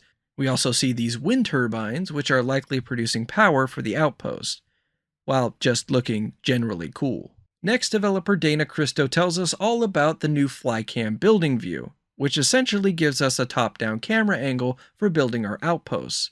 That is greatly appreciated, for sure. Now we'll be able to assemble our buildings in a way that more closely mimics sim building games. As the camera floats up, we get a look at the part selection menu. In the top left corner, we see the name of the selected part and the build requirements, which are the resources and amounts needed to build this part. These are all resources that we've seen throughout the Direct, as aluminum and lead were found on several planets, and the sealant was found from certain creatures, although I'm sure that's not the only way to get it. Over to the right, we see the Structures menu, which has a total of 12 tabs. We can see the following parts: Outpost Airlock, 4-Wall Hab, Hydroponic Hab A, Science Hab Small, Military Hab, Hab Round, Hydroponic Hab Round, Small Hex Hab, Hallway Industrial, and Watchtower. All the parts that we can see that get highlighted have the same building materials: aluminum, sealant, and lead. Down in the bottom right, our controls menu has a few new things on it. Firstly, there's now an option to track by pressing X. I'm guessing this is a way to quickly identify if you have built any of that part in your outpost so far and where they're located if you did, which would be extremely handy. Next, we see an option to modify mode, which is different from toggle view. I'm assuming this option allows you to move an object on a vertical axis in order to raise it up and down, as we see here. As the part is moved around the landscape, we can see an error message pop up several times, indicating that the part cannot be placed because it intersects with an existing object. This will be important to keep in mind when planning out your outposts, as you'll want to make sure you have ground clearance to allow outpost parts to connect. Here we see the player struggle with that ground clearance issue as they try to connect several parts to the all-white hab, but they get an error message saying that the foundation is too tall, forcing them to move on to the square hab to the right. This isn't a huge issue, as unless your first hab is placed on a very pointed mountain, you should be able to connect to at least one of the 3 connection points that aren't taken up by the airlock. We can also see that while the player is on a part with different options, they can use the D-pad left and right to switch between different variants of that part. As the outpost section plays out, we can see how much the build limit in the bottom left jumps up, and it looks like we'll have plenty of space to build fairly substantial outposts, so long as we stay within the boundaries placed by the beacon. Then we get a look at this glass hab round. This Moppin' bot is currently doing a little housekeeping. We can see several different decorations, including a new model boat on this coffee table, this model spaceship, which looks awesome, this spacesuit, which looks like it's a dimly lit Constellation suit, and some exercise equipment. Also take a look at this gnarly rug on the ground. Looks like someone melted a piece of Swiss cheese to the floor. Here we see a hab that's all business, as we see a warning sign on the right that says employees only beyond this point. Tons of terminals and whiteboards, and even what looks to be an old Macintosh computer over here. We now get a more grounded level look at the outpost from the beginning of this section. We see a landing pad off to the right here, as well as some storage containers, which will no doubt be needed to catch the resources that you harvest via your outpost. We then get a glimpse inside this hab, and through the windows we can see this large white and orange device next to the wind turbines. And I'm not really sure what it is, but it looks pretty cool. Maybe it's a battery of some sort to store power, or perhaps it's some sort of defense for the outpost. We see another bot rolling through this glass round hab we looked at earlier, and he seems to be about half the size of the Moppin' bot. I could definitely understand what Dana Cristo was talking about when she says, "I love the robot so much." We can also see a large ship landing outside. Hopefully we can have random NPCs stop by our outpost to trade, or possibly join the outpost. Here we get a look at a different outpost. Off in the distance we can see a structure that is not a part of this outpost. One of the things I'm excited to experiment with is building outposts near different structures and creating a series of close outposts around it to create the illusion of towns or cities. I wish we got a better idea of what the outpost limitations are, as we builders like to plan ahead whenever we can. Fixing our view back to the outpost, we can see that this outpost has 2 airlocks, one on each side, which is smart. We can also see that solar onion top now on the white round hab. This looks like a holding cell of some sort. On the far left here, we can see that big white and orange device again, but we really don't get a better clue of what it is exactly. This is a view of the same outpost from the opposite direction, and it gives us a much wider view. We can see this cluster of halves we were zoomed in on the previous shot to the left, along with the beacon. We see this outpost has 5 turbines lined up, as well as some storage containers. This blue object here looks like a rolling lift. I'm not sure if that would be functional or just for show. To the right of that, we see the spaceship Frontier currently sitting on a launch pad, and we see another ship landing on this second pad. I tried to look inside, but I can't really make out who this might be. Is it possible that we can just park our other ships at our outposts and take other ships off into space? Is this a trader? A spacer? I don't know. We can also see these unknown devices here on the side. In the middle of the outpost, we see this cube that looks like it has some sort of terminal in it, but it's hard to tell from this distance. We do know that the circular hab next to it is a hydroponics hab, as the next shot shows us the inside of that hab, and we can see the same plant all around the hab. We get a nice view of one of the turbines just outside. Next, we see an outpost on a barren, snowy planet. Looks very lonely, but also very peaceful. We see these spinning plates here that say HD Pano TS3455-0. Are these resource gathering machines? Here we see a couple of chairs pointed towards a hab window, and we see a ship taking off outside. I can see why Todd has been romanticizing the idea of building an outpost and just watching the sunset. BGS really seems to be building a world, or rather a galaxy, that we can live in. There's still a lot left to question about outpost building, but I'm pleased with what we've seen in this brief segment. Crafting has been a part of BGS games for decades, so no one should be surprised to see that Starfield has its fair share of the mechanic. Before we can craft everything the game has to offer, we have to research the different recipes. This research lab is in a structure on the planet Enlil 5. We can assume that this is an outpost as we see a marker on the compass here that looks like a hab. We also see this at 3717 and 3737 in the Outpost section of the Direct. When the crafting menu pops up, we see 5 different categories including pharmacology, food and drink, outpost development, equipment, and weaponry. Each category has a certain amount of available projects, and all of them have this exclamation point. To the right, we can see that none of the categories currently have research in progress. You'll also see that the outpost marker here is similar to the marker we saw on the compass just a moment ago. Pausing the video before the message flashes up on the screen allows us to see a bit of what's going on in the background here. The player is currently researching Barrel Mods 1. If we look back to the 2022 gameplay reveal, we can compare these two screens. The 2022 screen shows the menu before clicking into Barrel Mods 1, while the 2023 screen shows us the menu inside the Barrel Mods 1 tab. Comparing the two, we can see at the very least the sealant requirements are different, with 22 requiring 10 sealant and 23 requiring 5. Perhaps this could differ depending on skills. Either way, we can see that the general function is to put resources into these research projects and then wait for the research project to be complete. We get into the modding menus now, which we can see at the top left corner that the player is at a weapon workbench. Here we have a modified drum beat, characterized by the drum on the bottom of the gun. It has a physical damage of only 8, but a fire rate of 160. We can see that it currently only has one mod attached to it, which is a muzzle brake. There are several different categories to mod, 7 in all, including but not limited to receiver, internal, optic, magazine and battery, and muzzle.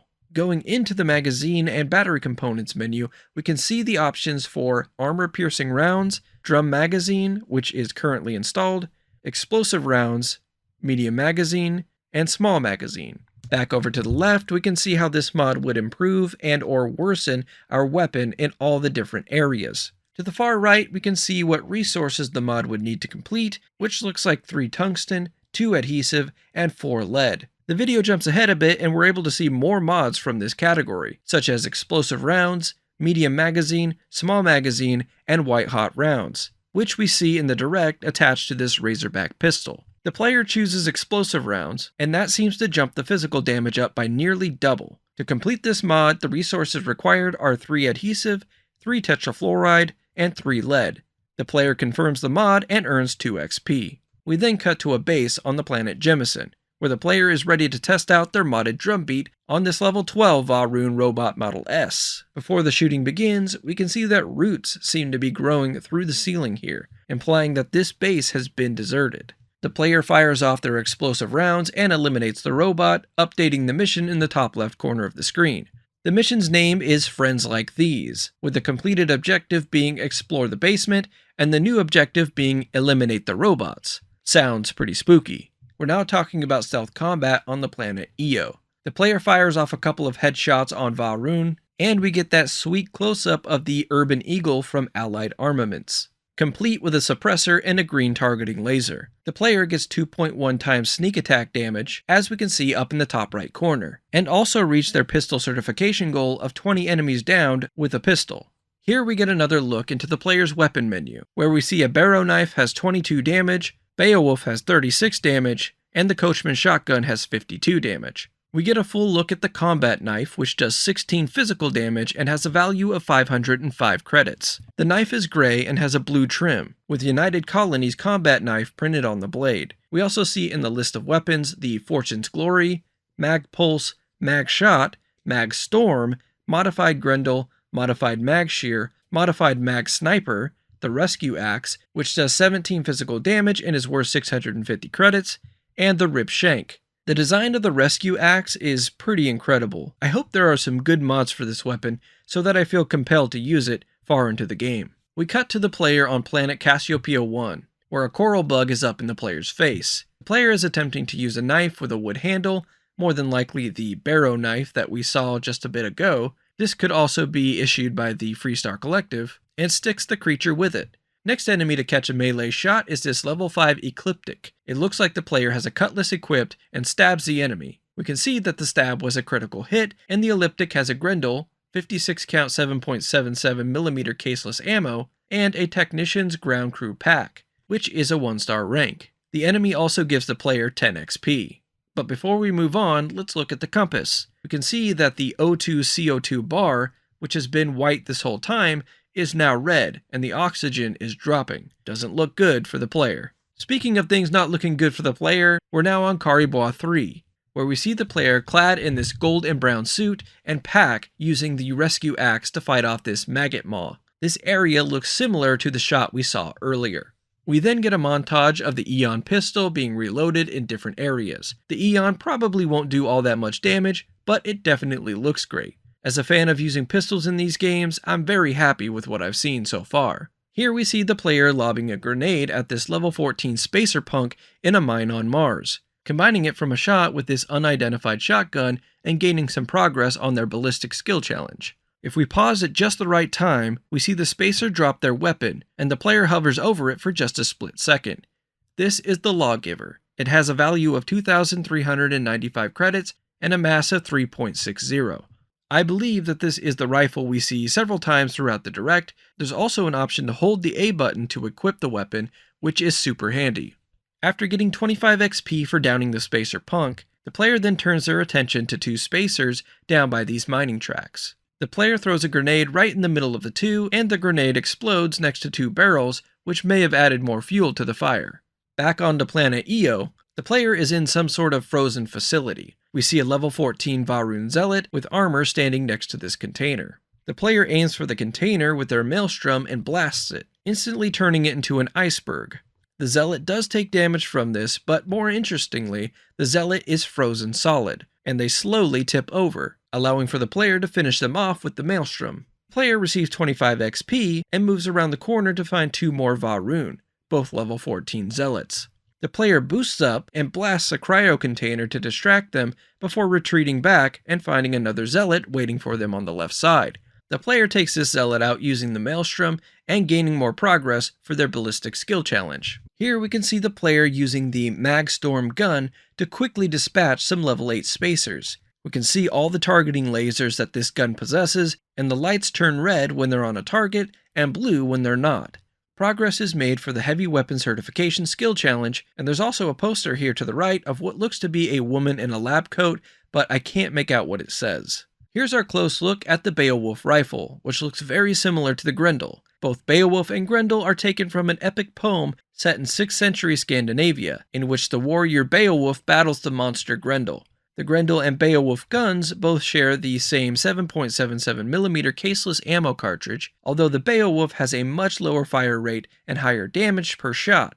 This Beowulf doesn't have any mods currently attached, but we can see that it can have up to 8 mods total. The Equinox laser rifle is up next, and I think this weapon really hurt the 2022 gameplay reveal and the reception to its combat. I honestly don't think combat looks all that much different here in the 2023 video, but I think the main issue is that this gun just doesn't demo very well, which is why they opted to show us so much more variety in the combat this time around. It wasn't just the weapon, but they were also using a lot of hipfire in that 2022 video, and it just didn't come across all that well. But if you compare the Maelstrom footage from both videos, it looks about the same, at least to me. Anyway, back to the gun itself. There's a lot to unpack here. First off, this is a rare weapon. We can see that it has a prefix, which here is Brawler, and it has that star we've seen a few times now. We can now assume that there are 3 rarity types from what we've seen. 1 star, which is rare, 2 stars, which we don't know the label for, but we can guess it's something like epic, and 3 stars, which is legendary. Much like legendary weapons in Fallout 4, these items come with passive skills, giving variety to the special loot that you find. The Brawler designation deals double damage when gun bashing. It also seems like rare weapons have 1 trait, while legendary weapons have 3. This Equinox also has 3 mods installed, including electromagnetic beams, removed cover, and fully automatic, which makes sense as to why the damage output is so low.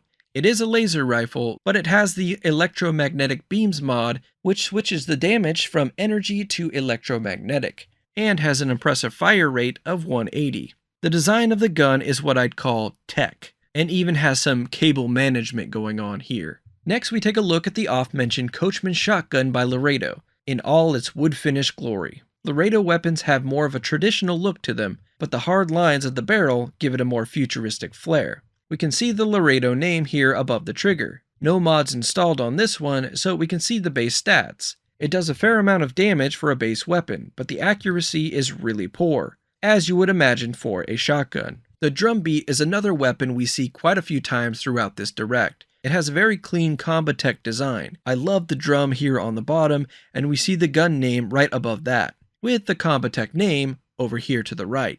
This here is a base drumbeat, and as we can see, it does a fair amount of damage for an automatic weapon. This will be a fun gun to mod for sure. This orange and yellow gradient beauty is the Combatech Solstice laser pistol. However, we can see that it's been renamed here to Ember, likely due to its coloring and modded ammo, that we'll see in just a bit. At 40:23 in the direct, we can see a player character shooting a Solstice that's colored white and blue. This verifies that we'll be able to have different paint jobs for our weapons, like in Fallout 4. I imagine the pigment resource has something to do with that. This Solstice has 3 mods attached: standard barrel with laser sight, focal lens, and ignition beams. It does 12 energy damage and has a fairly high accuracy, but mostly, it just looks cool, especially with this paint job. Next up is Eternity's Gate, which seems to be a unique weapon, as there are no manufacturers labeled on the weapon, nor is there a name. We see that this is a rare particle beam rifle that does both physical and energy damage. The ammo type is heavy fuse, which might be harder to find. It has a good range and a pretty high accuracy, but this is also far from a base weapon. First, we have the hand-loading trait, which reads, volatile rounds that are designed to pack a bigger punch, but aren't as stable and can fail on occasion.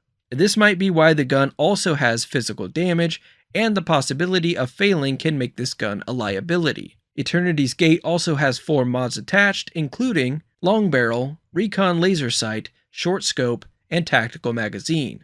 The design of the gun is very alien, with sharp accents and not much in the way of trim.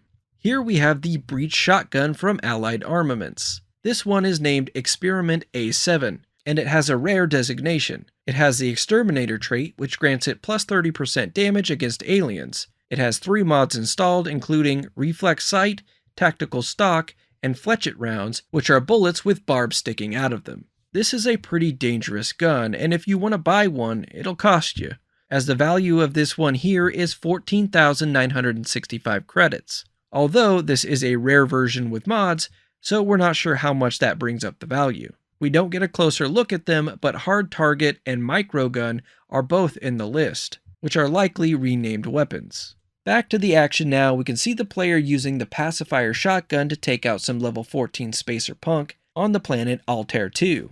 This structure has signs for comm center, living, and cafeteria. After taking out the punk, the player gets a crit shot on the level 8 spacer next to them.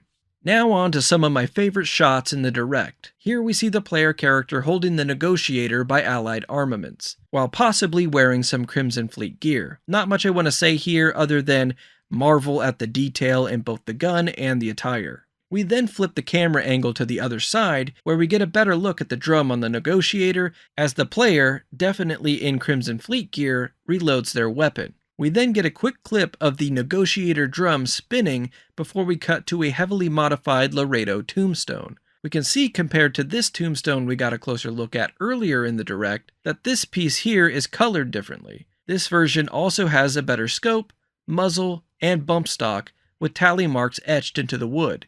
Also notice the gold trim, which wasn't present on the first one we saw. We also see the player wearing a suit with UC Navy on the side of the helmet. Here we see the player character firing off a modded Maelstrom.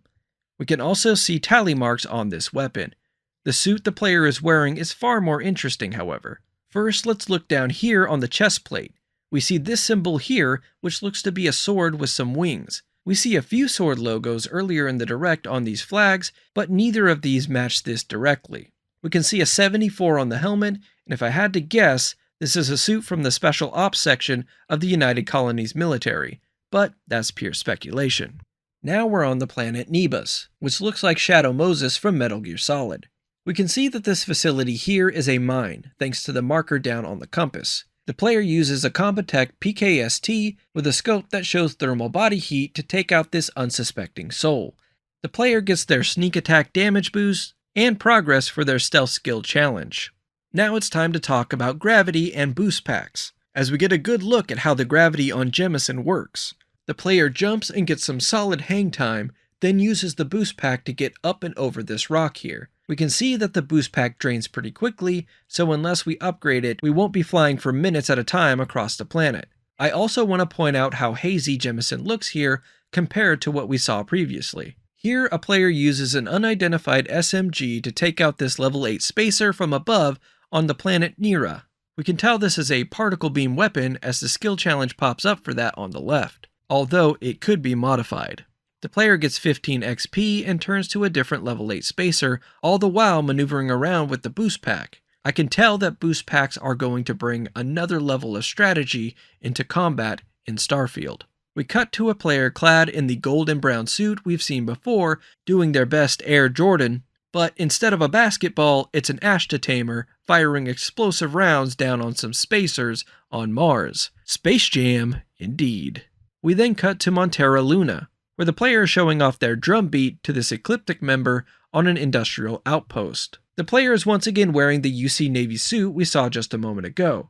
As the player turns their attention to another enemy, we can see this enemy has a thermal filter over them. Now we take a look at zero gravity in combat, as the player floats around a cargo hold with their Grendel in hand. We then cut to the player character in the third-person view, using a Maelstrom to battle this level 8 spacer. Interestingly enough, there's no designation as to which planet or structure you're currently on/in. Did Bethesda block it out for spoiler reasons? Anyway, we see that as the player shoots the weapon, their body is pushed back, but as we see in the next clip, using the Equinox energy rifle allows the player to hold steady while floating around. This gives more purpose to energy weapons, which I love. We cut back to Mars where the player takes out a level 22 spacer Troublemaker with their Magshear gun in this mining facility, for which the player is rewarded with 35 XP. The player then boosts up to get a better vantage point on this level 30 spacer Scum and level 22 Troublemaker. Here we get a shot of the player character holding the Magpulse gun, and they're wearing that golden brown armor. Here we get a look at the front of the armor, and we can see T-07 XEO, reinforced aramid fabric. Aramid, or Kevlar, is usually gold in color and requires very sharp shears to cut. So now we know that this just isn't gold for style, there's actual reasoning behind it. Here we get a better look at the mag shear. It is no doubt an impressive gun, both in performance and look. But let's take a look at the spacesuit this player character is wearing here. First off, we can see here on the torso the UC Navy label, but we can also see up here on the helmet UC SY-920. As mentioned earlier, we actually see footage of SY-920 at the 1144 mark. Here's a top-down look at the Magstorm, a heavy mag weapon. We then cut to gameplay on Alpha Andraste 3, as the player is ready to demonstrate the power of the Magstorm for us. It looks like this level 2 pirate also has a Magstorm, but they're too slow, and the player guns them down first. Okay, pirate went down fast, but he was only level 2. Alright, says the player, how about this level 24 pirate Marauder? No challenge for the Magstorm. Well, around the corner comes a level 28 Robot Model S to really test the Magstorm, and the player needs a little bit of help on this one, so they throw out a cryo mine to slow the robot down. The Model S mimics the movements of a big cat, and has a turret on its back, so long range or close up, it's a pretty dangerous enemy. The mine freezes the robot in its tracks, and the player unloads. Although it does take longer than the human enemies, the Magstorm still finishes the job in a matter of seconds. The player now has enough XP to level up, but we don't get to see what that level is as the camera cuts too soon. Before we cut from the scene, I want to rewind and point out that there's one of those crates that we find the legendary item in from earlier in the Direct on the side over here. Next, we're back on Mars, and we see the player delivering an uppercut to a level 5 Ecliptic. That drains the health bar completely, and we can see the loot on the Ecliptic member. 24 count 7.77mm caseless ammo, Digipick, modified Grendel, and brown open weld helmet. The player then graduates from punching Ecliptic to punching this level 25 flocking shroomhead grazer on the planet Groombridge 8A. We can also see this flying creature spectating the fight. Here we see another pistol from Allied Armaments that is not the Urban Eagle. There's a name on the side here, but I can't make it out. Something Star, maybe? This suit here has some very strange markings near the ear, and something that looks like it spells out NCMOCU. Seems very alien to me. Next we see the player character shooting off a Compotech Solstice, which we saw earlier when comparing the paint jobs of the Ember pistol. This suit right here may be my favorite suit shown off in the Direct. It's more the helmet than the suit, but it gives me chonky Chinese stealth armor vibes. The player walks behind a column and comes out from behind now equipped with a Grendel, but the coloring is different than we've seen so far, with this one being black and neon green. We also get to see that suit in better lighting, and it just looks incredible to me. Next, we're back on Caribois 3 with the level 75 hunting Maggot Maw. The rescue axe isn't going to get it done this time around, so they pull out this minigun and blow up the container next to the maw. As the minigun fires, we see these shells raining down from the gun. We get another look at the breach before we cut to this shot of the Lawgiver rifle. The player character has Crimson Fleet armor on with this interesting helmet that looks like it has blood smeared on the visor. I'm really digging the red and gold aesthetic of the Crimson Fleet. Here we get a look at the player character clad in Heavy United Colonies armor, shooting off a rifle I can't identify. What I think might be the coolest thing in this shot is the way the visor on the helmet reflects the sunset facing the player.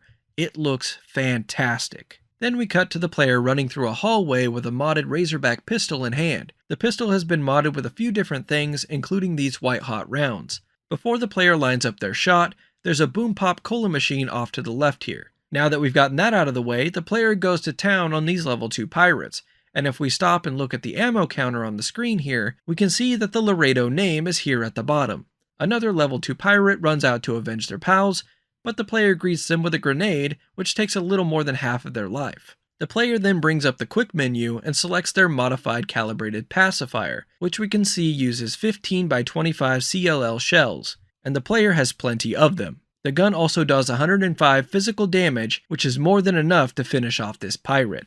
We then get a close-up of the player pumping the pacifier before moving on to the Beowulf rifle. The player moves in and gets a headshot with the Beowulf before moving on to the level 14 Spacer Punk right behind him. It takes a few more shots, but they go down, and the other Spacer Punk to the right tries to run for cover. The player uses their boost pack to get in some shots from above, before the camera cuts and we see the punk's loot: 139 credits, 24 count 11mm caseless ammo, and a drum beat. Onto the planet Nisoi now, where the player uses their Grendel to take on a level 20 hunting twistfin. The dinosaur creature goes right after the player, and when it's up close, we see the huge size of the creature. It goes in for an attack, but the player butts it in the jaw with their Grendel, temporarily stunning it. We get an artistic transition of the player butting a level 5 Ecliptic next in the Nova Galactic Star Yard. The Ecliptic is equipped with a rescue axe, and that's the only loot we see on them when they perish. We can also see what looks to be a Grendel and a pacifier laying on the floor next to the deceased Ecliptic members. As the player moves around the corner, we get confirmation that this is indeed a Nova Galactic Star Yard by the looks of this giant Nova Galactic logo on the wall. The player then boosts up the stairs and takes on a level 5 Ecliptic and a level 12 Ecliptic Merc. Further into the Star Yard now, the player has a katana equipped, as a level 5 Ecliptic is chasing after them. The player quickly throws out a cryo mine, like we saw with the robot Model S, and freezes the Ecliptic, before delivering a final blow with the sword. The only loot is a rescue axe. Next we move to Bardeen 3, where the player is using their Maelstrom to fend off a level 60 herding spider-wasp grazer, which is terrifying. What's even more terrifying is the army of these little fellas it has jumping around behind it. I guess kill them with fire didn't work here. The spider-wasp rears back and shows us its gaping maw before the camera cuts and we get silence. We fade back in to see the player character holding a weapon with a Crimson Fleet paint job, as seen by the skull here. This weapon is called the Kraken, and as a part of its paint job, it looks like "No Gods, No Masters" is written here on the side. "No Gods, No Masters" is a slogan used by the anarchist movement, so very fitting for the Crimson Fleet. We see that the Kraken is indeed a monster, as it tears through these spacers with ease here on this retrofitted star station. This level 14 spacer punk tries to toss a grenade at the player, but it goes over their head and the player rushes in, quickly equipping their combat knife and finishing off the punk. We get a look at the punk's loot, which includes 54 count 3 kilovolt laser cartridge, 2 count shrapnel grenade, which is new to us and sounds awesome, calibrated deep recon spacesuit, and a calibrated Equinox.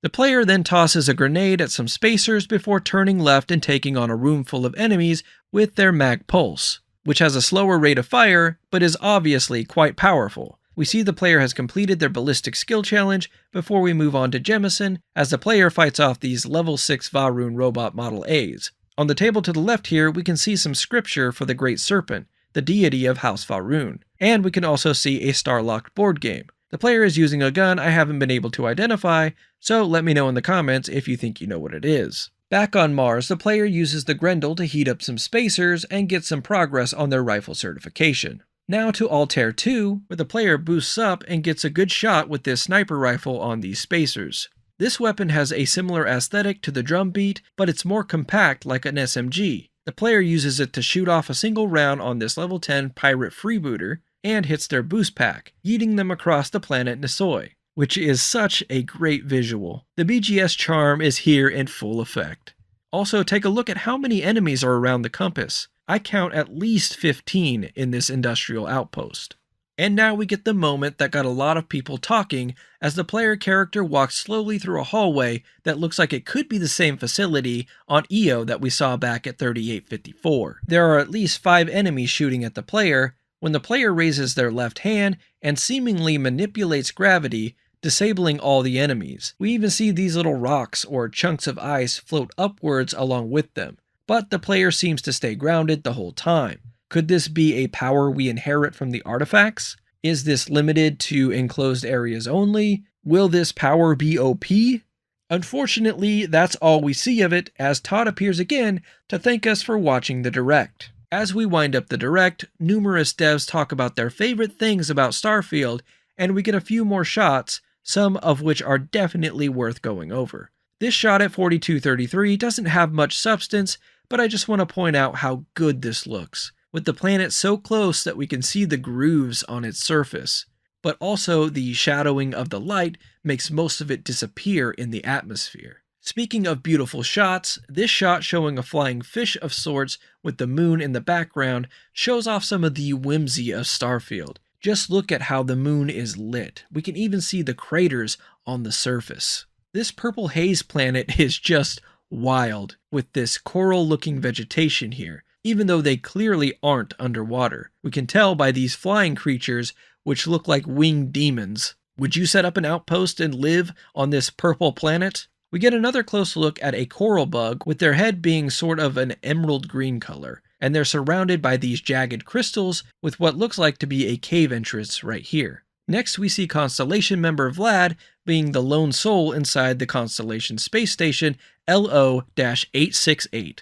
This will likely be our communication point for Constellation missions without having to land in New Atlantis every time we're ready for a new job. We've of course seen this space station since the very first teaser trailer, and no doubt it's an important piece to Starfield overall. Here we get a few looks at photo mode, which will no doubt be incredibly popular with the Starfield community. We see that it's very similar to what we get in Fallout 76, with options to pose the player character, change the brightness and exposure, and the ability to add filters and frames. You can even toggle your helmet on and off, and the picture frame gives you a grid to line up your shots with. In this first photo, the player poses with a giant slug beast with rocky teeth. The next shot is on the dancing platform at the Astral Lounge, where the player has joined the psychedelic dancers. The player is clad in some neon street punk gear. This one just seems to be an explosion in a facility of some kind, but we can see the player is wearing the brown and gold Aramid suit from earlier. This next shot is of the player posing in front of the collector. It is here we can see that the facial hair in the game really did get a downgrade, as it looks far more natural in the 2022 gameplay reveal than it does here. There's another NPC off to the right here clad in boots and overalls. We can see a few of the collector's trinkets over here, along with a bell that he uses, probably to summon his servants. Here we see the player in some Argos Extractor's gear, with a thick beard and mustache, standing in front of the Paradiso Resort. There's another word above Paradiso on the sign, but I can't make it out. We can see who is probably an attendant standing just outside the entrance, or maybe it's a tourist. This next shot is interesting, as it seems to imply that we'll be able to roam around space. We can see satellite paneling over here on the bottom right, but we also see some rocky terrain, although that could just be part of the satellite and just be some chewed up metal or something, or it could be a player on a planet. This is the same player character from the Paradiso shot, as we see their mustache in Argos Extractor spacesuit. This shot gives us another angle of the mast building. We can see the war memorial off to the right where we stood for the earlier shots.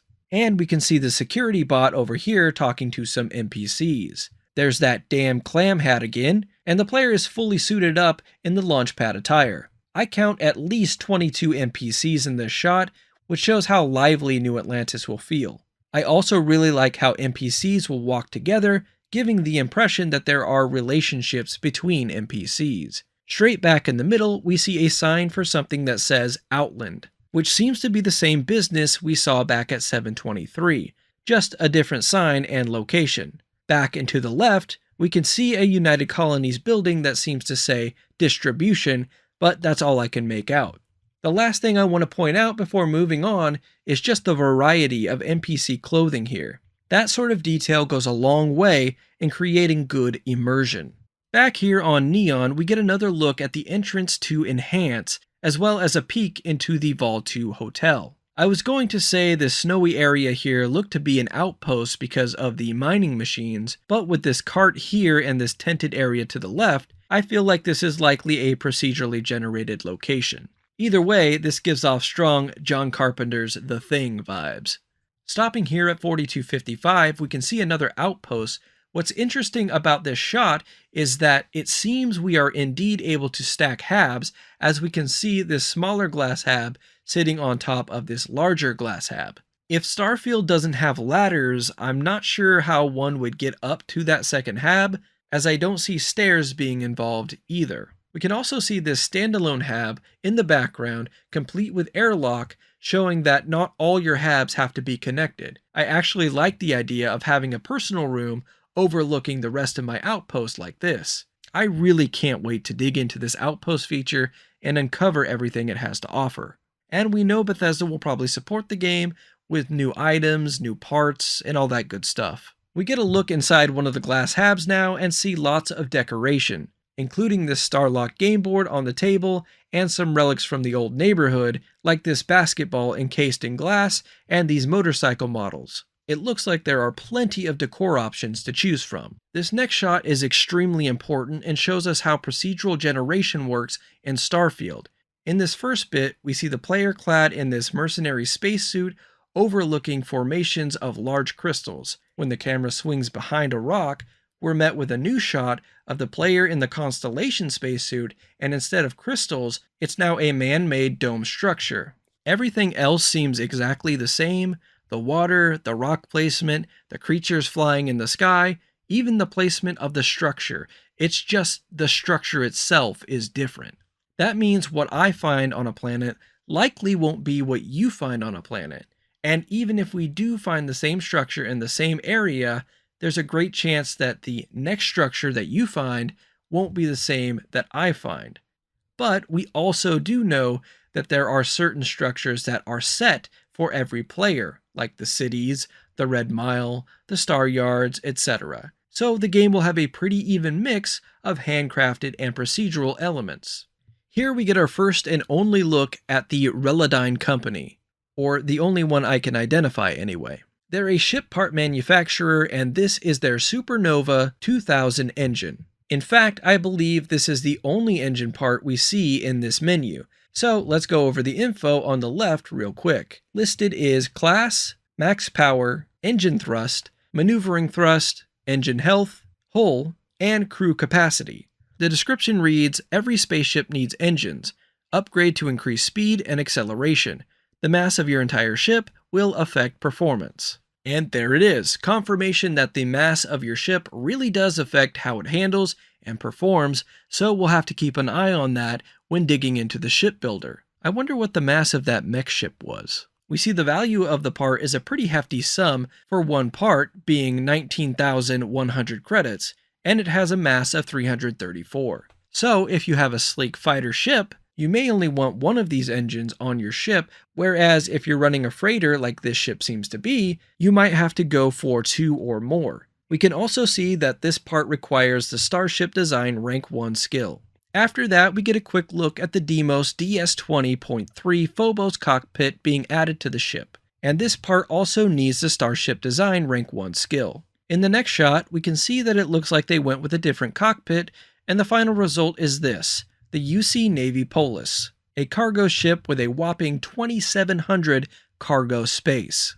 These shots really give us great perspective of just how huge these ships are. In the builder, it looks like a model ship, but once you get the ship on the launch pad and are standing right next to it, it certainly gives me a greater appreciation for just how magnificent it is that we get to cobble these things together and have it look this good and substantial in-game. This shot here looks like it's one of those scientific research outposts with the same ramp and lighting on the left side. I can definitely say that seeing these look the same every single time will break some immersion, so hopefully there is some variation on each procedurally generated structure. We can also see a robot here way in the back, and wow, this planet in the distance is just stunning. Really looks like this is a scene out of a movie, which matches the dev's goal of making things look more filmic. Here we get a horrific shot of these plants that look like alien eggs. This is one of my favorite shots in the Direct because it shows that the game isn't all space horror, doom and gloom. This is on a beach at the Paradiso Resort, and we see the straw umbrellas and red trees from earlier. These two here are in their swim trunks, relaxing with a fish tank for some reason. We see a few more NPCs relaxing down the line here, and out charges Vasco. The foot placement of Vasco is actually interesting, as we see the foot land on an invisible floor and then sink into the sand as it plants. And then there's this shot. Wow. So many theories here. Is this a suit? Can we cut aliens open and disguise ourselves? Is this a different race that we can choose after we beat the main story? We can obviously see that this is a biped, and my safe guess is that this is just some goofy costume we can get, like the bear head in Fallout 4, but maybe there's more to it. I also love that this planet in the background reminds me of the cover of the film Hocus Pocus. Here we see the player making the trek up this very important looking gravitational anomaly. We also see the player interacting with this gyroscope thing, and it seems to create a portal or a black hole. When asked about black holes, Todd opted not to comment. So I think that's a pretty big hint that black holes will be a part of Starfield. Will we travel to another dimension and meet another intelligent species? Is this a warp for the far side of the universe? I can't wait to uncover the mystery of Starfield. We get this final montage from Todd, and the first thing of note is we see the UC security trying to fight off this creep monster, as the monster palms this UC security guard and gives him a chokeslam, causing blood to splatter everywhere. Here we see a full Crimson Fleet set, as this character is in a Crimson Fleet suit and helmet, and is wielding a mag shear with a Crimson Fleet paint job. Next we see what looks like mole rats going after the player, letting out a guttural roar. They're pretty aggressive, but behind them we catch glimpses of these lion-type creatures that we don't see anywhere else. Our final shot to look at is this view of the player out in the field with Vasco and another companion, studying the terrain as the Starfield logo appears in the distance. Starfield will be keeping its September 6th release date, but is offering the chance to play the game up to 5 days early with the digital premium edition. There's also a pre-order/Game Pass bonus of an Old Mars skin pack featuring a red deep mining helmet and a laser cutter with a different paint job. Also with the digital premium edition is a digital soundtrack and art book, the Constellation skin pack, and the first story expansion, Shattered Space, which sounds like it could be similar to Shivering Isles in Oblivion, where things get weird and trippy. Or perhaps it could be the story content for whatever or whoever it is we find out there as a part of the main story. And there you have it. Hours and hours and hours of digging into Starfield footage.